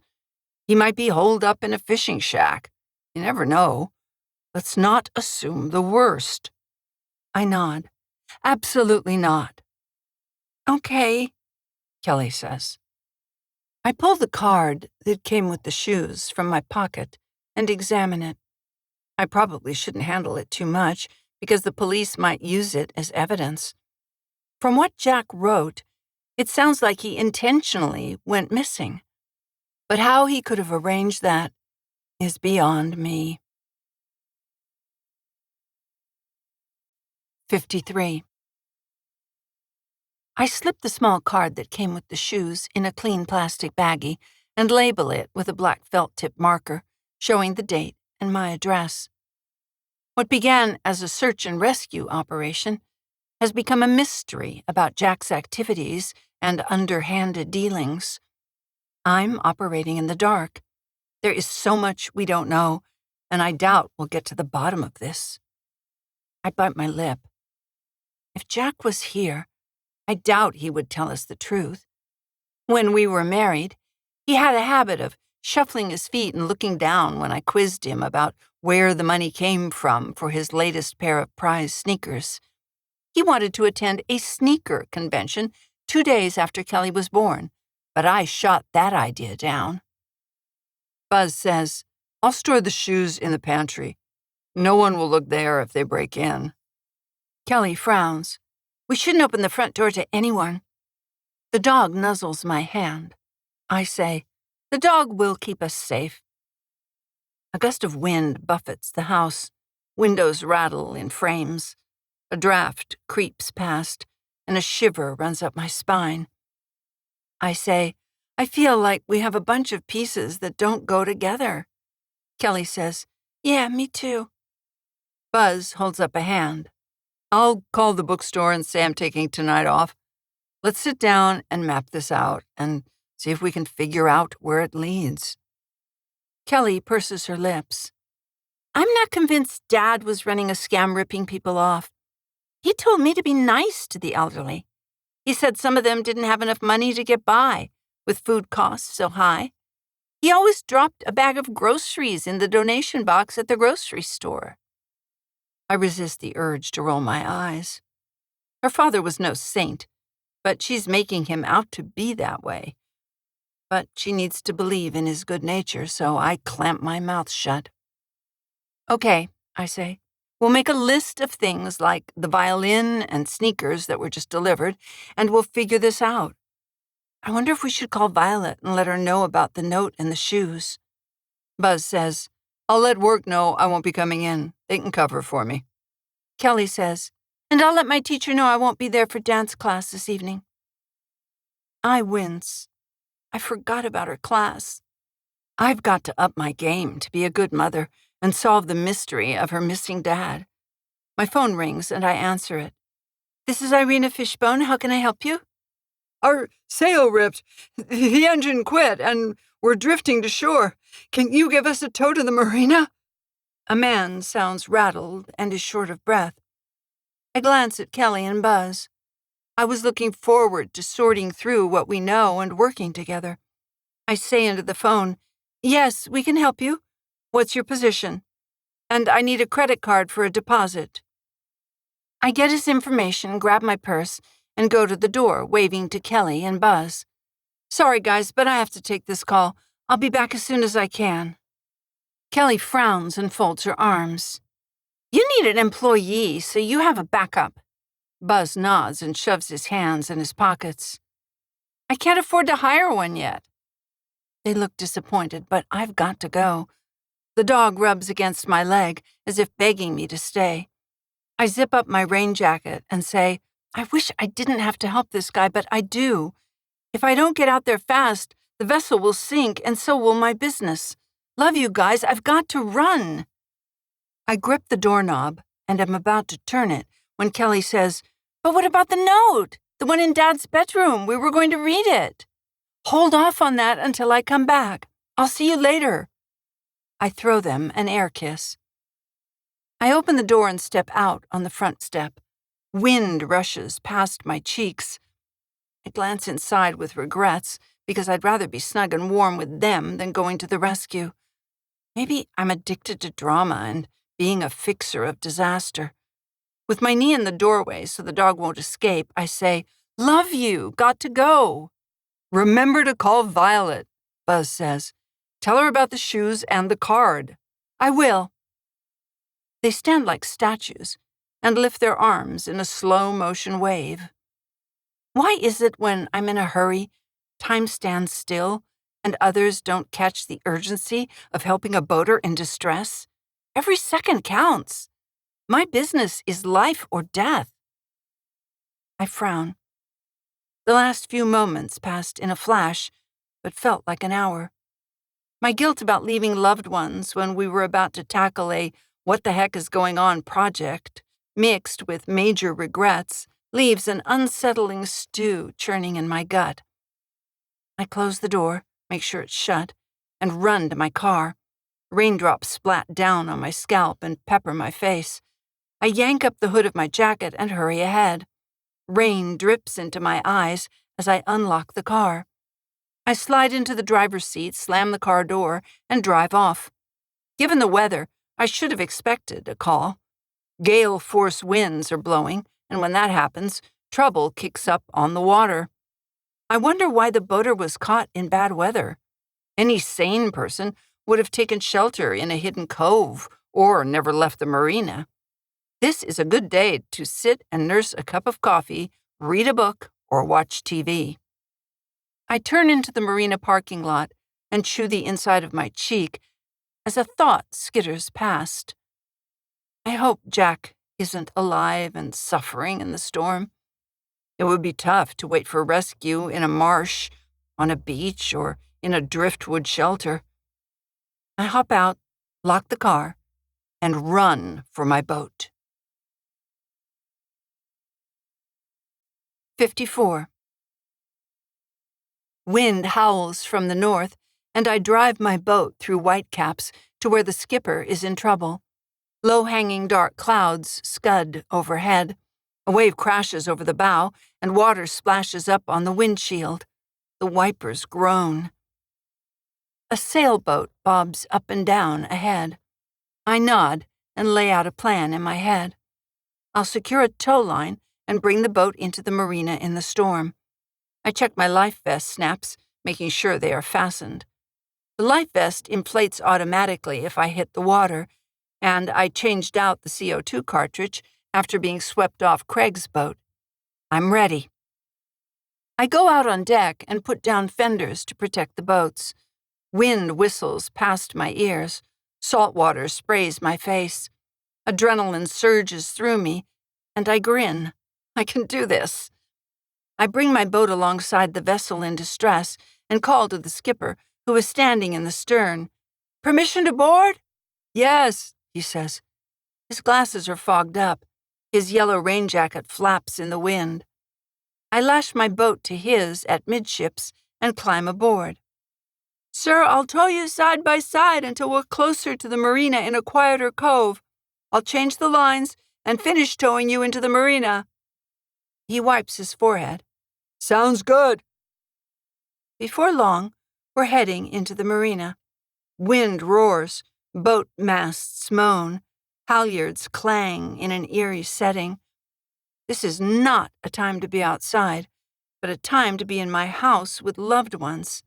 I can't wait to get home.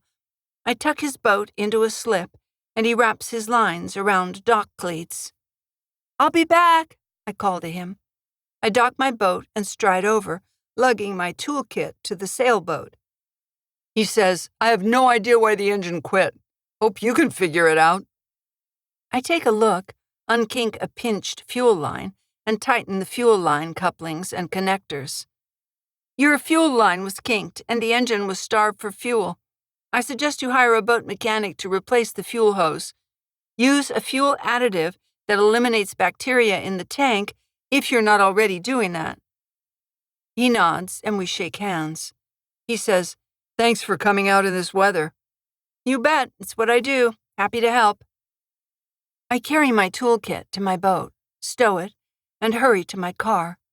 When I'm a few blocks from home, Kelly calls and says, "When are you going to get here?" She sounds impatient, and I don't blame her. I want to wrap my mind around what is going on. We need an uninterrupted block of time to lay it all out and make sense of what we know. And I need to call Violet, but I'll do that when I'm home. I say, "I'm on my way. Be there soon." But my mouth falls open as I drive by Craig. His car is parked on the side of the road, and he is standing in the rain, talking to the fake pizza delivery guy, who is in a red car. I hunch down in the seat so they won't see me. Kelly is still on the line, so I say, "Stay inside and don't go out. The guy with the gun is driving around town. See you soon." I hang up and let out a sob. Our situation is hopeless. If our friend is working with the thug who threatened us, will we ever be safe after this? Can I let my daughter walk to school? I shake my head, not while everything is up in the air. I grip the wheel tight, and my childhood haunts my thoughts. If only an adult had protected me, especially on the playground. "Pickle!" they yelled, chasing me at recess. "You're a smelly pickle!" I grit my teeth and vow to protect my daughter with my last breath. With a loud thud, a branch falls on the roof of the car and rolls off as I keep going. My hands tremble. What if Craig is behind all this and orchestrated my nightmare? I pull up and park at the house. The game is more dangerous with a gun in the picture and knowing Craig is working against us. I hop out and hurry to the door. It flies open and Kelly runs into my arms. Buzz looks on and says, "Welcome home." I say, "We've got a lot to talk about." Buzz hugs us, and I inhale his smell of old books and espresso. I wish I could stay in his arms forever. But, like fixing an engine, I'm driven to figure out what is going on. I say, "I could use some hot chocolate." Buzz steps away and says, "Sit and rest. I'll get you some cocoa." He goes in the kitchen, and I shrug off my rain jacket and sink into the sofa, releasing a sigh. Oh, it's good to be home and out of the wind and rain. I pat the couch cushion, and Kelly plops down next to me. She says, "Did you call Violet and tell her about the shoes and card we got today?" I say, "I didn't have time. It was nasty out there. I'll call her in a few minutes." "That's okay," she says. "Let's see what we know first and then call her." I pat her knee and smile. You sound like you're the one in charge. Buzz hands us steaming mugs of cocoa, and I cradle mine in my hands to warm my cold fingers. He sets his mug on the coffee table and gives his dog a tussle, saying sweet words. I smile. Watching him play with his dog makes me want him in my life. He is a good man. He's kind to his animal, and he treats me well. We're just going through a rough patch. Buzz straightens up and says, "Okay, what do we know?" He opens a closet door, pulls out a whiteboard and markers, and sets it up on my desk in the living room, leaning against a wall. I tilt my head and give him a half smile. "You just happened to have that hidden in my closet? Are you in the business of giving lectures and didn't tell me?" He winks at me and flashes a smile. "You never know when you might need to organize your thoughts about a marketing plan for the bookstore. Or plan to win a girlfriend you've known for a long time." My face heats, and I throw him a kiss. "Enough sweet talk. Let's get started. Let's go over everything we know." He holds up a black marker. I take a deep breath. Finally, we are about to get down to business and hopefully crack the confusing clues we found. So many unknowns are swirling around. I sip hot chocolate and lick my lips. Buzz smiles at me, like when we are kids. I grin at him, feeling safe and warm in my home, surrounded by love. Beside me, Kelly pulls out a pen and notebook, poised to take notes. "Okay," I say. "We'll hammer away at this and then call Violet if we come up with anything. She does need to know about the shoe delivery and the note. And the fact that I suspect Craig is working with the fake pizza guy with a gun." Buzz's eyes open wide. Kelly gasps. The dog opens an eye and stares at me. They both blurt out, "Tell us now!" I say, "I will. But right now, let's start at the beginning. What do we know? Let's list all the clues we can think of." 55. Rain pelts the front windows. Beams in the attic creak and moan as wind batters the house. But that doesn't distract us. We are focused and curious as we assemble clues about what Jack was up to before he disappeared. I'd like to understand what Craig's motivation is in all this, but maybe it comes from pure greed. On the whiteboard, we list clues. Secret numbers in a plastic potato. Buzz was shocked to hear about that. A note under the end table in Jack's bedroom. Kelly and I agree we must look at that right away after we write the clues down. Mysterious deposits into Jack's checking account and payments made of matching amounts. Craig being in Jack's place several times, searching for something. Craig seen talking with the pizza gunman. The fake pizza guy wanted to hurt us and get something from Jack's apartment. The slashed cushions and break-in at Jack's. Craig spotted leaving Jack's apartment carrying a box. Kelly points to the whiteboard. We forgot about the naked man in the marsh. Buzz's right eye twitches. I study him and decide he doesn't know more than he's letting on. We're all tired from the ordeal of not knowing where Jack is and why people want whatever is at Jack's place. Kelly says, write down the blinking light Mom saw under the bridge. She turns to me. You thought it was suspicious, didn't you? I cock my head. At the time, but now I'm not sure. I could have imagined it. But I saw it too, she says. I have a feeling Dad isn't dead. We've got to figure this out and find him. To temper her expectations so she doesn't come crashing down later, I say, okay, I'll write that down. But let's remember not every mystery gets solved. The police have tons of cold cases. Buzz rolls his eyes. And you call me a downer? It's hard on Kelly. She says, yeah, Mom, thanks for making me feel worse about the situation. I stand and take the marker from Buzz. I just want us to be realistic. We'll try our best, but we might not find your dad. They groan. The dog whines and whimpers, having a dream. I write on the board, adding the shirt with the writing on the collar that was nailed to the floating log. I scribble about the card that arrived today with the shoes. I write, he doesn't want to be found? ? Kelly blinks, and for a moment I think she's going to break down in tears. But she stands tall with her shoulders back like I taught her. We must be strong to get through life, strong and resilient and able to stand on our own while also relying on others. I bite my lip and realize I could be better at relying on and trusting others. Kelly says, if he left on purpose, he'll send for me. I know it. I scribble on the board. Motivations for disappearing. Money, debt, sneaker addiction.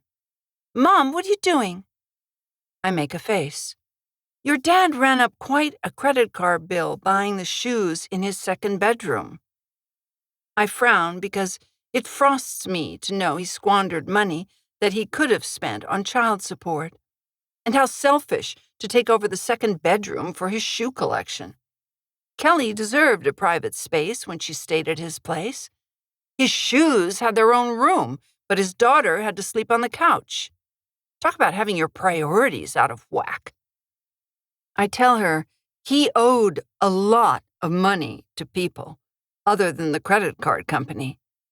He wasn't the best with money. Her lower lip trembles and she nods. I know. I looked at his papers when he was out of the room a few weeks ago. I couldn't believe how much he owed. I'm never going to be like that when I grow up. I say, I know you won't. You're careful with money. And you've seen how overspending sent your dad's life sideways. Buzz clears his throat. Exactly how much does he owe? I take a slow breath, wishing Kelly didn't have to hear this. I believe he owes over $200,000 on his credit cards. Buzz's eyes bulge. I say, he told me on Craig's boat he owes a lot of money. He bet on a stock, and instead of it going up, it went way down. He told me he owes $100,000 for a margin call, whatever that is. Buzz shoves his hands in his pockets. Maybe the guy with the gun was sent to collect the money, and he trashed Jack's place looking for cash. I say, could be. Kelly says, maybe the pizza guy didn't find anything and he came back to hurt us? To leave a message to people who owe money? I nod. That makes sense. Buzz sinks onto the sofa and leans back, blowing out of breath. How did he end up owing that much money? And what was he doing with it? I don't get it. Kelly shakes her head. Dad didn't make good choices, did he? Do you think he escaped to get away from people he owed money to? I say, it's a possibility. I've been thinking that too. An idea occurs to me, and I say, before we go any further, let's look at the stuff we took from your father's place. Maybe we'll have more of an idea of what's going on. We snap on disposable gloves that I keep under the kitchen sink for deep cleaning projects and gather around the kitchen table. I want to preserve any incriminating fingerprints. I set my phone in front of me, open a Ziploc bag, and pull out the piece of paper from the underside of Jack's bedside table drawer. Just as I'm about to read it, my cell rings. Violet's calling, I say. I'd better get it. I take off the gloves and answer it. Hi, Violet. Have you learned anything yet? Yep, she says. Anything new there? I nod. A pair of shoes and a note were delivered to my house today from Jack. She says, I'd like to examine those and bring you up to date. Bring them in and anything else we should know about. We'll go over what we've found. She pauses and says, this is turning into a bigger project than I thought when I offered to look into it. I squirm in my seat and hope she won't say she has to charge me for her team's time. I think of my bills. I've been saving to pay the car and boat insurance. Quarterly taxes are due to the IRS. Financially, my nose is above the waterline, but I'm not so different than Jack. I'm just better at keeping a job because I am my own boss. But if a glitch happens in the universe and no one goes boating, the incoming tide will pull me under. All it would take is one big unexpected bill, a last wrench in the works. A shudder runs through me. I don't want to take advantage of another business owner. That wouldn't be right. She runs a company and pays her staff. She can't afford to go in the hole, so I should pay her. I want to figure out what Jack did, clear his name if he wasn't embroiled in a scam, find out where he is and if he disappeared on purpose, and bring him back. That will give us peace of mind. Violet and her team are experts with resources at their fingertips, unlike the three of us at the table. The dog licks my hand, and I don't think he will solve the problems troubling us. Violet says, do you think he left because he owed so much money? Oh, so you found that part out. We did. We like doing this sort of thing. It didn't take that much time so far. I say, Jack loves Kelly. I don't think he'd run away because he'd miss her too much. But I don't want to take advantage of you, so let me know when I need to start paying you. What's your hourly rate? I hope I can afford it. Violet says, I told you I'd look into it as a friend, and I'll keep my word. But I'm thinking about buying a boat. When I do, how would you feel about giving me free tow and rescue services? I laugh. I didn't expect you to say that, and it's a deal. I appreciate it. I can't wait to hear what you found.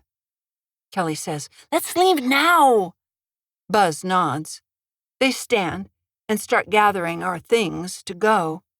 Violet says, Keep this deal between us because our corporate clients pay high hourly rates and retainers.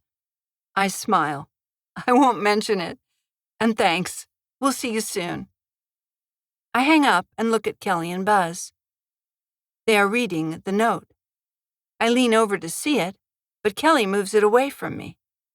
I say, "What does it say?" Buzz frowns. "Not now. We've got to go." I grab my purse. "Tell me in the car." Kelly barely hides a smirk as she tucks the note back into the plastic baggie. Buzz takes a photo of the whiteboard with his phone and sends it to Violet. We load my car with the items that might help solve the puzzle and pile in. On the 5-minute drive, I say, I can't wait to resolve the questions pecking at my brain like crows at crumbs. I want answers. Kelly says, "Me too." Buzz is silent in the back seat. I glance in the rearview mirror, but he won't meet my eyes. His jaw is clenched. I say, "So, what was in the note hidden under your dad's bedside table?" "You'll find out when we get to Outrigger Services," she says. Buzz clears his throat. "Craig's looking into Jack's finances bothers me. It's a violation of privacy and flat out wrong." I say, "I agree. I'm so over it with him."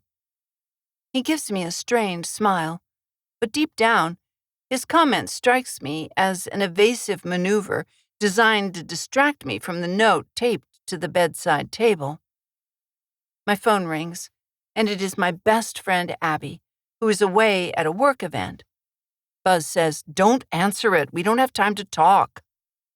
I answer it anyway and drive by Violet's building, looking for a place to park. "Hey," I say, "I've missed you." Buzz rolls his eyes. Abby says, "Miss you too, but I'm having fun at the ice cream convention. I wish Kelly had come with me." I say, "It's a good thing she didn't because her dad is missing. Did you hear that?" "Oh no, what happened?" "I can't go into it now. We'll talk when you come back." I hang up and park. Buzz glowers and opens his door. I shake my head and get out of the car. I'm getting fed up with his sour attitude and not sure we'll last another day. I hope our relationship isn't a broken engine beyond repair. 56. We hustle up the stairs to Outrigger Services offices. Kelly glances at me with a look of concern. "Everything okay?" I nod. "I'm just worried about your dad. I have so many unanswered questions." "Yeah, me too," she says. Violet holds the door open as we file in, carrying items. She says, "We're meeting in the bullpen. Set those things on the table in the middle of the room." She turns to Buzz. "The photo of the whiteboard was very helpful. We'll go through that together." She claps her hands. "Okay, team, let's gather round and get started. We'll start by telling you what we know, and then we want to hear from you. From what I saw, from what Buzz sent, you have a lot to tell us." We plunk down in chairs, and Mimi offers us beverages, but we decline. I'm too nervous to drink anything. My chest is tight and my pulse pounds in my ears. Violet says, "Go ahead and tell them what we found, Vincent." He stands. His biceps bulge when he picks up a piece of paper.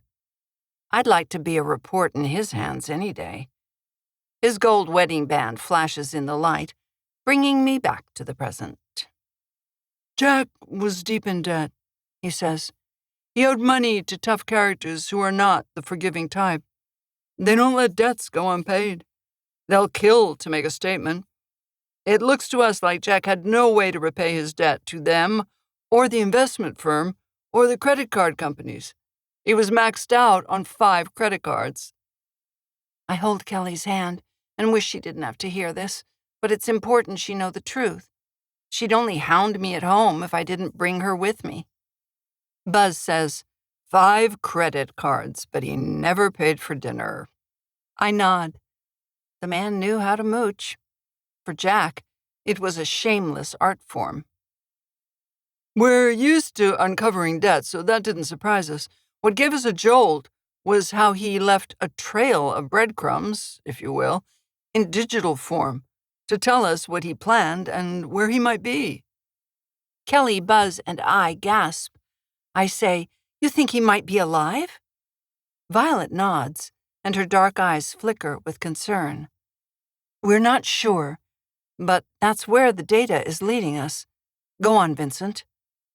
He shrugs. I'm sorry to tell you this, but it looks like he escaped to start a new life. He turns to Mimi. Want to take over the debrief? She says, "Sure. What we found..." But she is interrupted by a knock at the door, and we all look that way. Craig barges into the room. I have a right to hear what you're saying if you're talking about me. He holds up his hands. No matter what Irina and Buzz say, I'm innocent. I didn't do anything. I was hanging at Jack's place, remembering old times. A tear trickles down his cheek, and I swear he must have found a way to manufacture the waterworks. What a jerk. He must have followed us here. He hasn't seemed sad for a second since Jack fell overboard. I hope he burns in whatever hell is reserved for liars and people who are cold-hearted enough to deceive their closest friends. I stand and point to the door. "Get out of here! This is our meeting. We didn't invite you." He stares at me and scratches a 2-day stubble on his chin. It sounds like sandpaper scraping something. Like he's getting on my nerves now. I step close, hold his gaze, and say, "I seriously doubt you're sorry about Jack being missing, so cut out the crying act. You've been digging through Jack's papers. We heard you carried a box from his apartment to your car. You're hunting for something. What are you up to?" Instead of answering, he turns to the photo of the whiteboard Violet hung up and jabs a finger at a line item. He rounds on Buzz. What did the card say that was delivered to her house today? Buzz crosses his arms and his muscles flex. His jaw tenses. Have you been watching her house? How did you know things were delivered? Violet steps in between them and ushers Craig out of the room. He turns and glares at our group before slamming the door shut behind him. She locks the door and comes back to join us.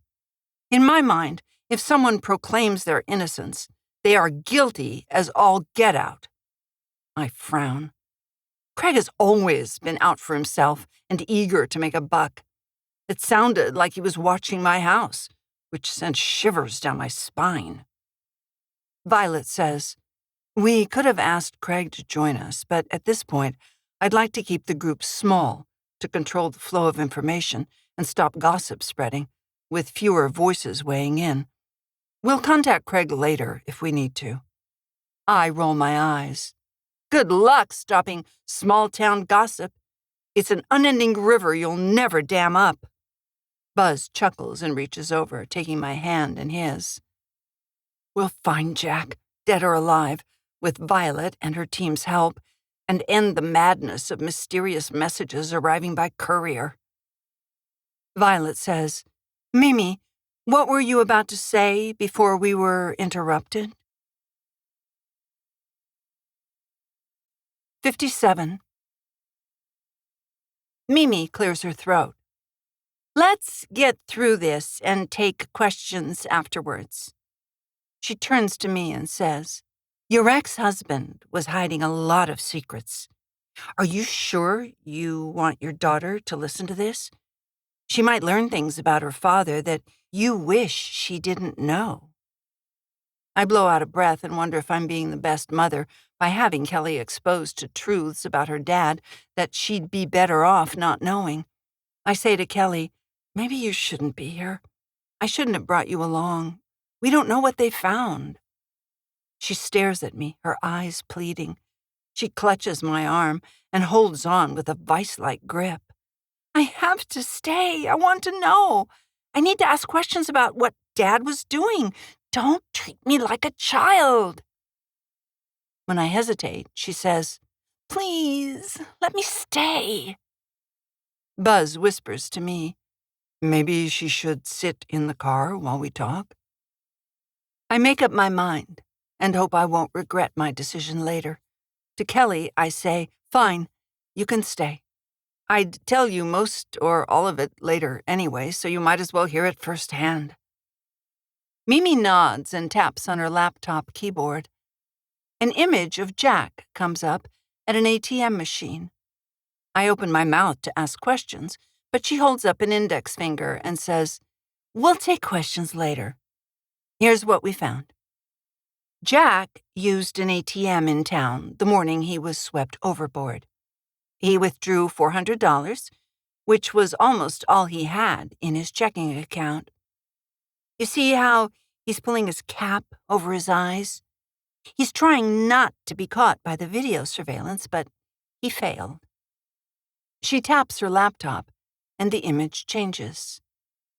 As I believe you know, he was fired from his last job 3 months ago. He didn't mention he was fired, I say. Mimi continues. That must have made him desperate for money to pay rent and buy food. But then Craig stepped in to pay his rent. And from Jack's credit card bills, we know he has a flair for buying very expensive shoes. He owes over $250,000 on his credit cards. I wipe my sweaty palms on my jeans. This is worse than I thought. From what we gather, Violet interjects, he turned to the mob for a cash infusion. But the trouble is, interest was adding up on that debt and the credit cards faster than he could pay it back. I shake my head. Stupid, stupid Jack. Mimi says, Jack was in over his head, and we believe he owed more than $500,000 when he went overboard. We suspect he planned his disappearance and doesn't want to be found.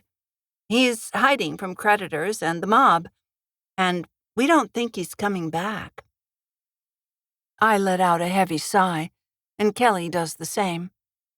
I glance at Buzz, and a satisfied smile crosses his face, but he wipes it away with his hand. Vincent says, There's one other odd thing about this case. Deposits into his bank account and out each month confused us. It almost looked like he was running a scam on older retired people and turning the money over to someone. I clench my jaw. Jack wouldn't take advantage of senior citizens. He could turn on the charm whenever he wanted and generally get whatever he wanted, whether it was for someone to pay for his dinner, have a free drink on the house, or get a ride to his apartment. I used to tease him and call him Jack Prince Charming when we were married. I blink away tears. Buzz leans over and says, Don't cry. This is good news. He's alive. It's what you wanted, isn't it? Kelly grips my hand. Dad wouldn't do that, would he? I say in a low voice to her, I don't know. I hope not. Let's listen. Buzz flashes me a concerned look and laces his fingers in front of him. Vincent says, But something didn't make sense to us. The scams he was running weren't enough to pay off his tremendous debt to the banks and the mob. So why would he do it and take the risk of getting caught and being thrown in prison, especially in light of his love for his daughter?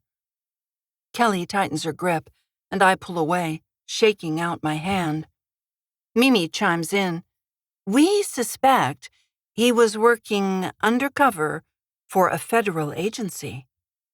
Violet says, We don't have proof and may never have it that he entered the Witness Protection Program in exchange for providing information.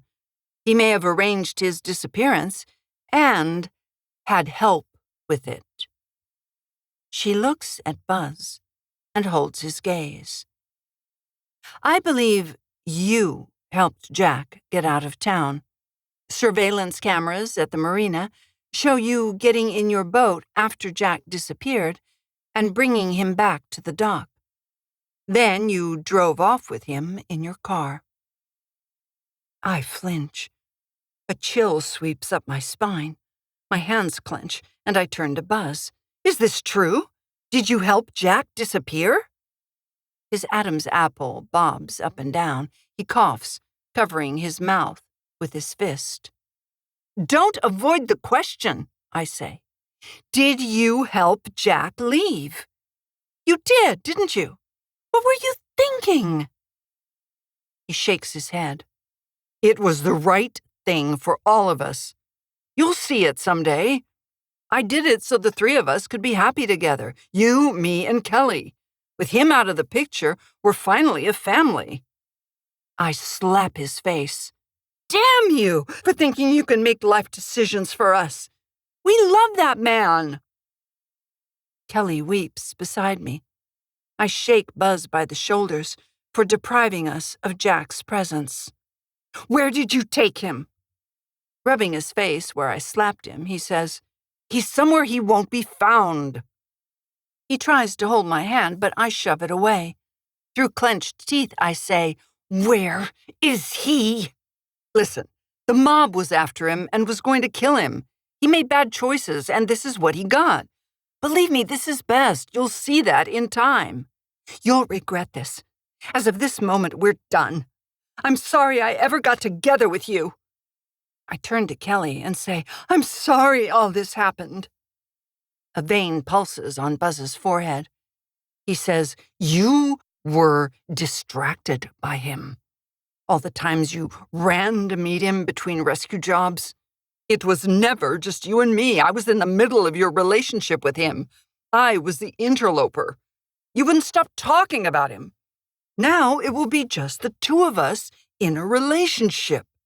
I snort. He is the father of my child and my ex-husband. I think I have reason to talk about him and see him whenever I want. Kelly says, Yeah, that's right, you do. I scowl at Buzz. If you loved me, you wouldn't have helped him escape. He says, The reason I helped him escape is I know how you feel about him and you'd want him alive. I grip his knee, digging in my fingernails. Where did you take him? I've got to find him. He stands and says, I don't know where he is. You're better off without him, both of you. He didn't tell me where he was going after I dropped him off. Kelly howls and leaps up, pounding on his chest. You did this! It's your fault! Bring him back now! Violet steps in and separates them. Sit down and let's discuss this. We can't get emotional. We have a lot to figure out before we leave this room. We need clear heads. I take Kelly's arm and guide her to a chair. She's right. Let's keep going and find out what they know. We sit side by side, clutching each other's hands. Her body trembles. I must be strong for her, learn where Jack is, and convince him to come back. Buzz takes a seat on the other side of the room and rubs his cheek with a surly expression on his face. I shake my head at him. Sorry, Buzz, but we're through. I'll pack your things in my house, dump them outside, and never see you again. He proposed last week, and I laughed and said we didn't need to rush things, we could take it slow. He said he'd hoped I'd say yes right away and jump on the idea of planning a wedding. Violet crosses her arms. Buzz, do you know where Jack was going? It would be helpful if you told us, so we don't have to take the trouble to look into it. He says, He wouldn't tell me, and I didn't want to know. He's better off gone. I just wanted my girlfriend to myself. Is that too much to ask? I say, You selfish, selfish man. What were you thinking? Ruining our lives so you'd be happier? He opens his hands. I wasn't trying to ruin your lives. I was just helping him escape. If that made our relationship better, I was all for it. Violet says, Let's leave the part about where Jack is for now. We might be able to find him through other means. Mimi, do you want to finish up the client summary? Mimi brightens. You bet, boss. Okay, we've established that Jack had debts he couldn't repay. We believe he was working for the authorities to uncover a scam, and he wanted to disappear. The writing on his shirt collar points to that. The note we got today said that too, I say. Turning to Kelly, I add, at least we know he's alive, and that's great news. Buzz says, it's not like he is a piece of lost luggage you can track down. You shouldn't bother. He'll be safer this way. Vincent says, let's look at what you brought. It might fill in missing gaps and give us answers. My stomach knots. Shame on Jack for getting himself in this mess. He spent beyond his means, went deep in debt to the wrong people, and abandoned his daughter. 58. We set items on a table in the bullpen at Violet's. There is the note from Jack's bedside table and the shoebox that arrived today with the mysterious confounding note. I haul out a plastic garbage bag I brought along with the Reader's Digest book I took from Jack's place. At the last minute, I go all in and place the plastic baggie with the numbers on a slip of paper on the table and what I believe is a password. Vincent leans over and studies it. What's that? And where'd you find it? I glance at the odd assortment of stuff on the table.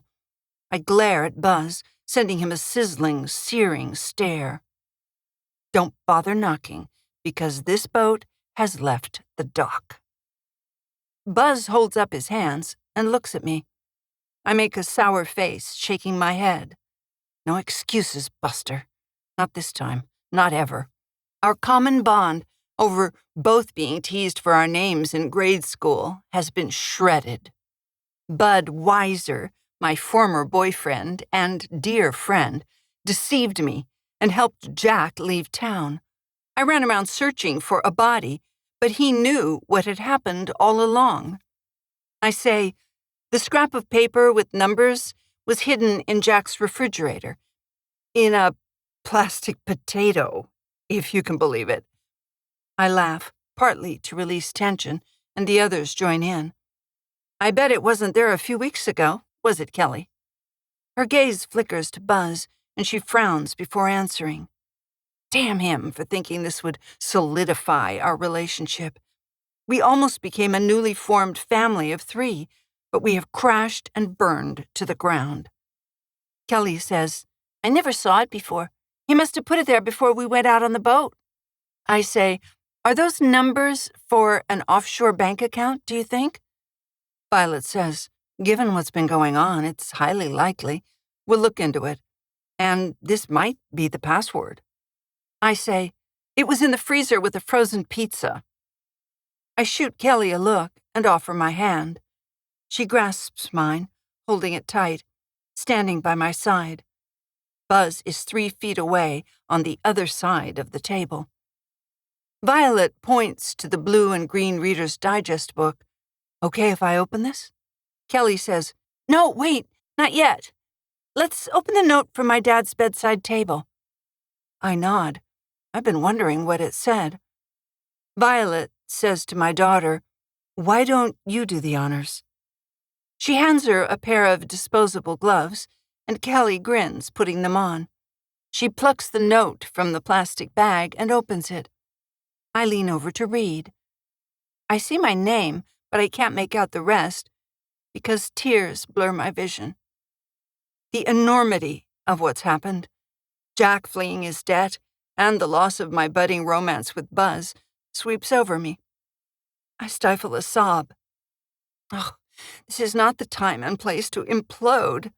I'll save it for later, when I'm out on my boat alone, with only the wind and waves to witness my unraveling.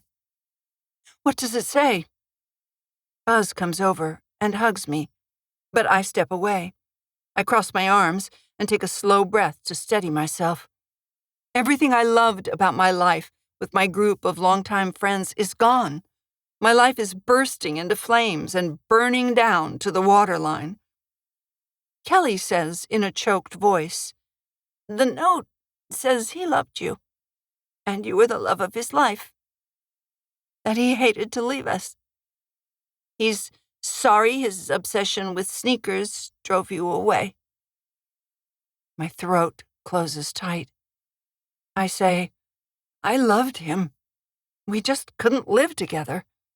I wish he had sold the shoes and stayed in town. It would have worked out better for all of us." Buzz says, "This will be better. You'll see." I shake my head. "Sorry, Buzz, but we're through. By helping Jack leave and not telling me, you ended what we had." Kelly sets down the note, takes off her gloves, and turns away, bursting into tears. Violet claps her hands. "Come on, people. We've got to stay on task, or we'll never get through this. Irina, do you think the money from selling Jack's sneaker collection will pay off his debts?" I purse my lips and consider the amount they might bring in before nodding. Over the years, I've researched Jack's habit, his addiction to shoes, and kept tabs on how much he could have sold them for, so I'm ready for this question. "Definitely, yes. I think I could sell them, pay it off, and keep the pizza thug away from our door, especially with the latest shoe that arrived today. It's a double-guard, half-spin, super splat signed sneaker from a limited edition." I snap on a disposable glove and open the shoebox that arrived today. A murmur runs around the room. The gold leather shoe fairly glows. Vincent whistles. "Never thought I'd see a pair of those in my lifetime. Are you sure they're real?" I lift the tongue where a limited edition stamp is printed with the number 1. "Sure am. Maybe Jack can come back after his debts are paid off. It's a long shot, though, Kelly, so don't get your hopes up." I hold up the note that was delivered with the sneakers. This arrived with the latest shoes, and it says basically what the writing on the shirt collar said. He doesn't want to be found. Mimi holds out a gloved hand. "I'll take that. We'll have it analyzed for fingerprints and see if the handwriting is a match for Jack's. You never know. Someone might be holding Jack hostage and faking the notes and writing on the shirt collar until they're ready to send a ransom note." I let out a choked cackle.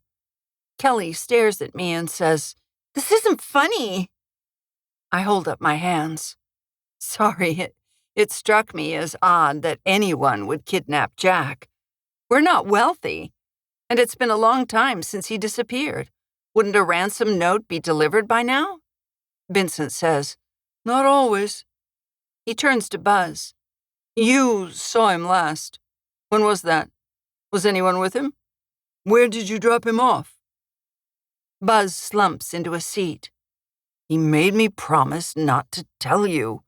He didn't want people looking for him, like the guy with the gun." 59. Vincent slams a fist on the table. "Tell us! You were the last person to see Jack alive. Tell us exactly what went down that day." We sit, and my knees tremble. Kelly and I hold hands. Buzz mumbles. Violet raps on the table. "Speak up, we can't hear you. Talk to us." He says, "I picked him up in my boat when I was supposed to be searching in a different area. He was standing under Jackson Bridge on a little beach, and I took him a few miles west of town to a rundown cannery building on the water. No one was around. He changed into a wool sweater, a coat, and jeans and boots. He told me he hid them in a backpack near the marsh. It was part of his plan to escape." Violet says, "Where was he going? Did he mention anyone else helping him?" Buzz squirms in his seat. "I got the impression the authorities were helping him, but later I decided it was far-fetched and dismissed the idea. I mean, why would they be interested in a small-time guy like Jack?" Mimi says, "We have reason to believe Jack was helping investigate a multi-state scam, defrauding the elderly of funds." You may have heard of the phone calls senior citizens have been getting, where they're offered a chance to buy stocks at a deep discount, and they're guaranteed to double their money within 30 days. I lick my lips. If Jack was working to prevent scams like this, he wasn't a bad guy after all. Maybe he was righting wrongs while finding a way to leave his debts behind. Violet says, we alerted the FBI to our suspicions about this scam a month ago. We believe Jack has been working undercover for them. My eyes open wide. Does that mean Craig will be arrested for his part in the scam? Mimi looks up from her phone. Our sources say Craig was arrested minutes ago. I don't think you'll be seeing him for a long time. I sink back in a chair, and my hands drop to my sides. So, you're not expecting a ransom note? Vincent says, We don't think so. We believe the authorities are hiding him until this all blows over. Whooshing out of breath, I say, Oh, I didn't expect to hear that. Thank you for looking into this. Mimi says, So that's a wrap then, I guess. Violet holds up an index finger. Not so fast. What's in the Reader's Digest book you took from Jack's place? Might be something we need to know in there. I say, go ahead, take a look. Wait, not yet, Kelly says. I have something to look at first. She pulls a violin case from a black plastic garbage bag. I took this from Dad's at the last minute. She clicks the case open. Inside, a beautiful violin rests on purple velvet. I swallow hard, because I've always wanted to learn to play the violin, and Jack knew it. I haven't mentioned it to Buzz. Kelly says, There is a note inside. She hands it to Violet. You can read it. Violet reads the note aloud. For Irina Fishbone, my one and only best wife, may you play for years and let your heart soar with music that makes the angels sing. Ask the violin maker. He knows the secrets behind this story. Your one and only, Jack. Tears clog my throat. Kelly says, Now you can play. You've always wanted a violin. Maybe the violin maker can give you lessons. I nod. We'll see. Moving on, Vincent says, as he opens the Reader's Digest book. It is hollowed out, and inside is a fortune cookie wrapped in cellophane. I nudge my daughter with an elbow. Go ahead, open it. That's your favorite cookie. Her lips tremble as she opens the cookie and pulls out a fortune. Vincent says, What does it say? Kelly says in a shaking voice, Love you, Kelly, with all my heart. I'll be back for you someday.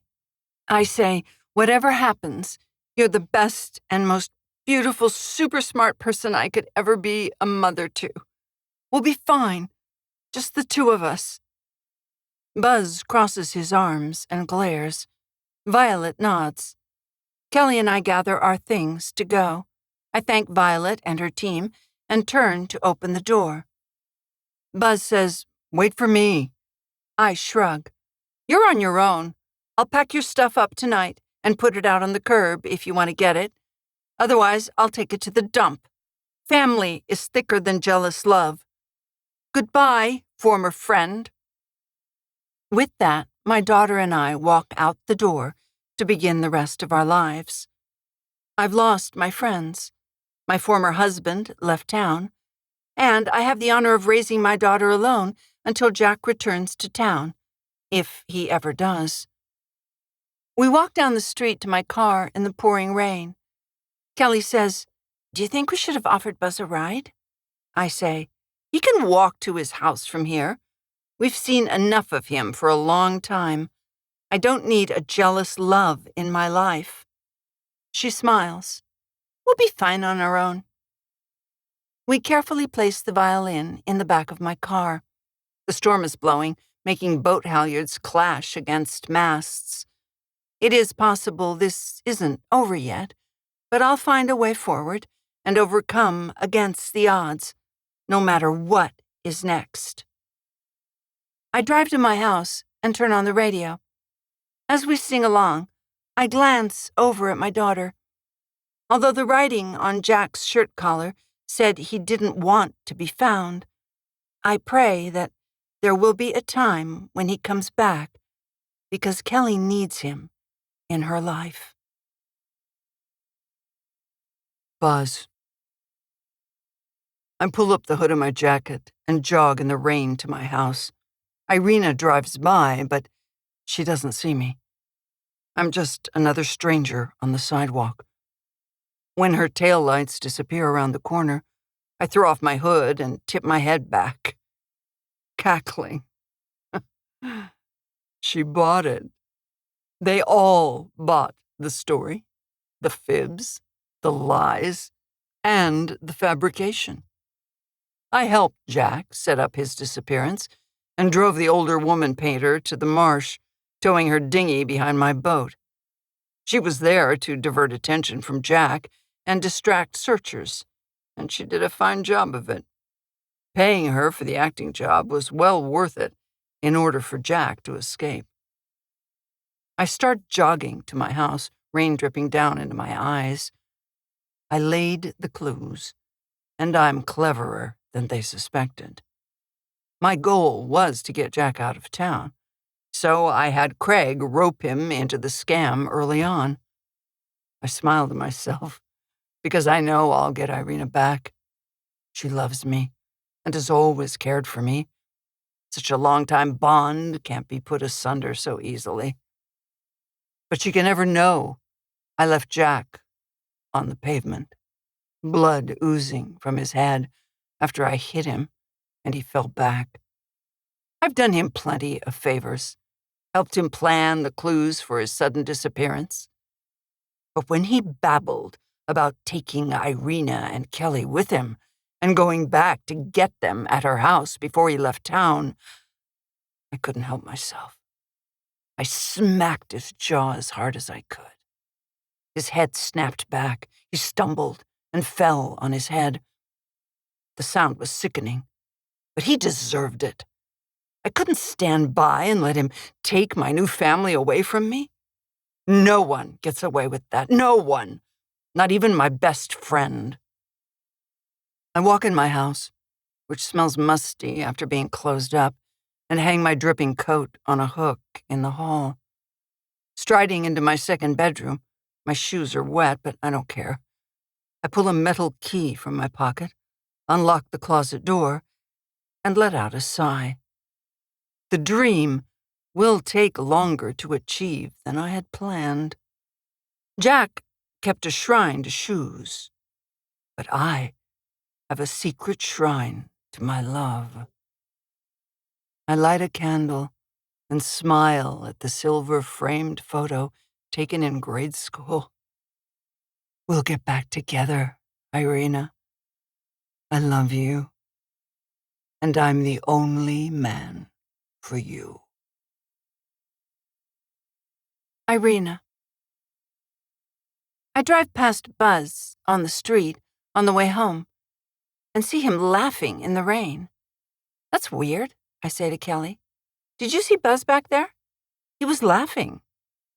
She says, when we were at Violet's, I felt like he knew something he wasn't telling us. He wiped a smile off his face a few times. A sudden cold fear grips me, and a shiver runs down my spine. An inner knowing gnaws deep within. I am suddenly certain that Buzz killed Jack and lied to cover it up. When the dust settles from the last few frantic days, I will make it my life's work to uncover what happened to Jack and expose Buzz. This has been Under Jackson Bridge, a thriller, written by Susan Specht Oram, Narrated by Gabrielle DeCure. Edited, mixed, and mastered by Ken Barton. Copyright 2024 by Susan Specht Oram. Production copyright by Susan Specht Oram.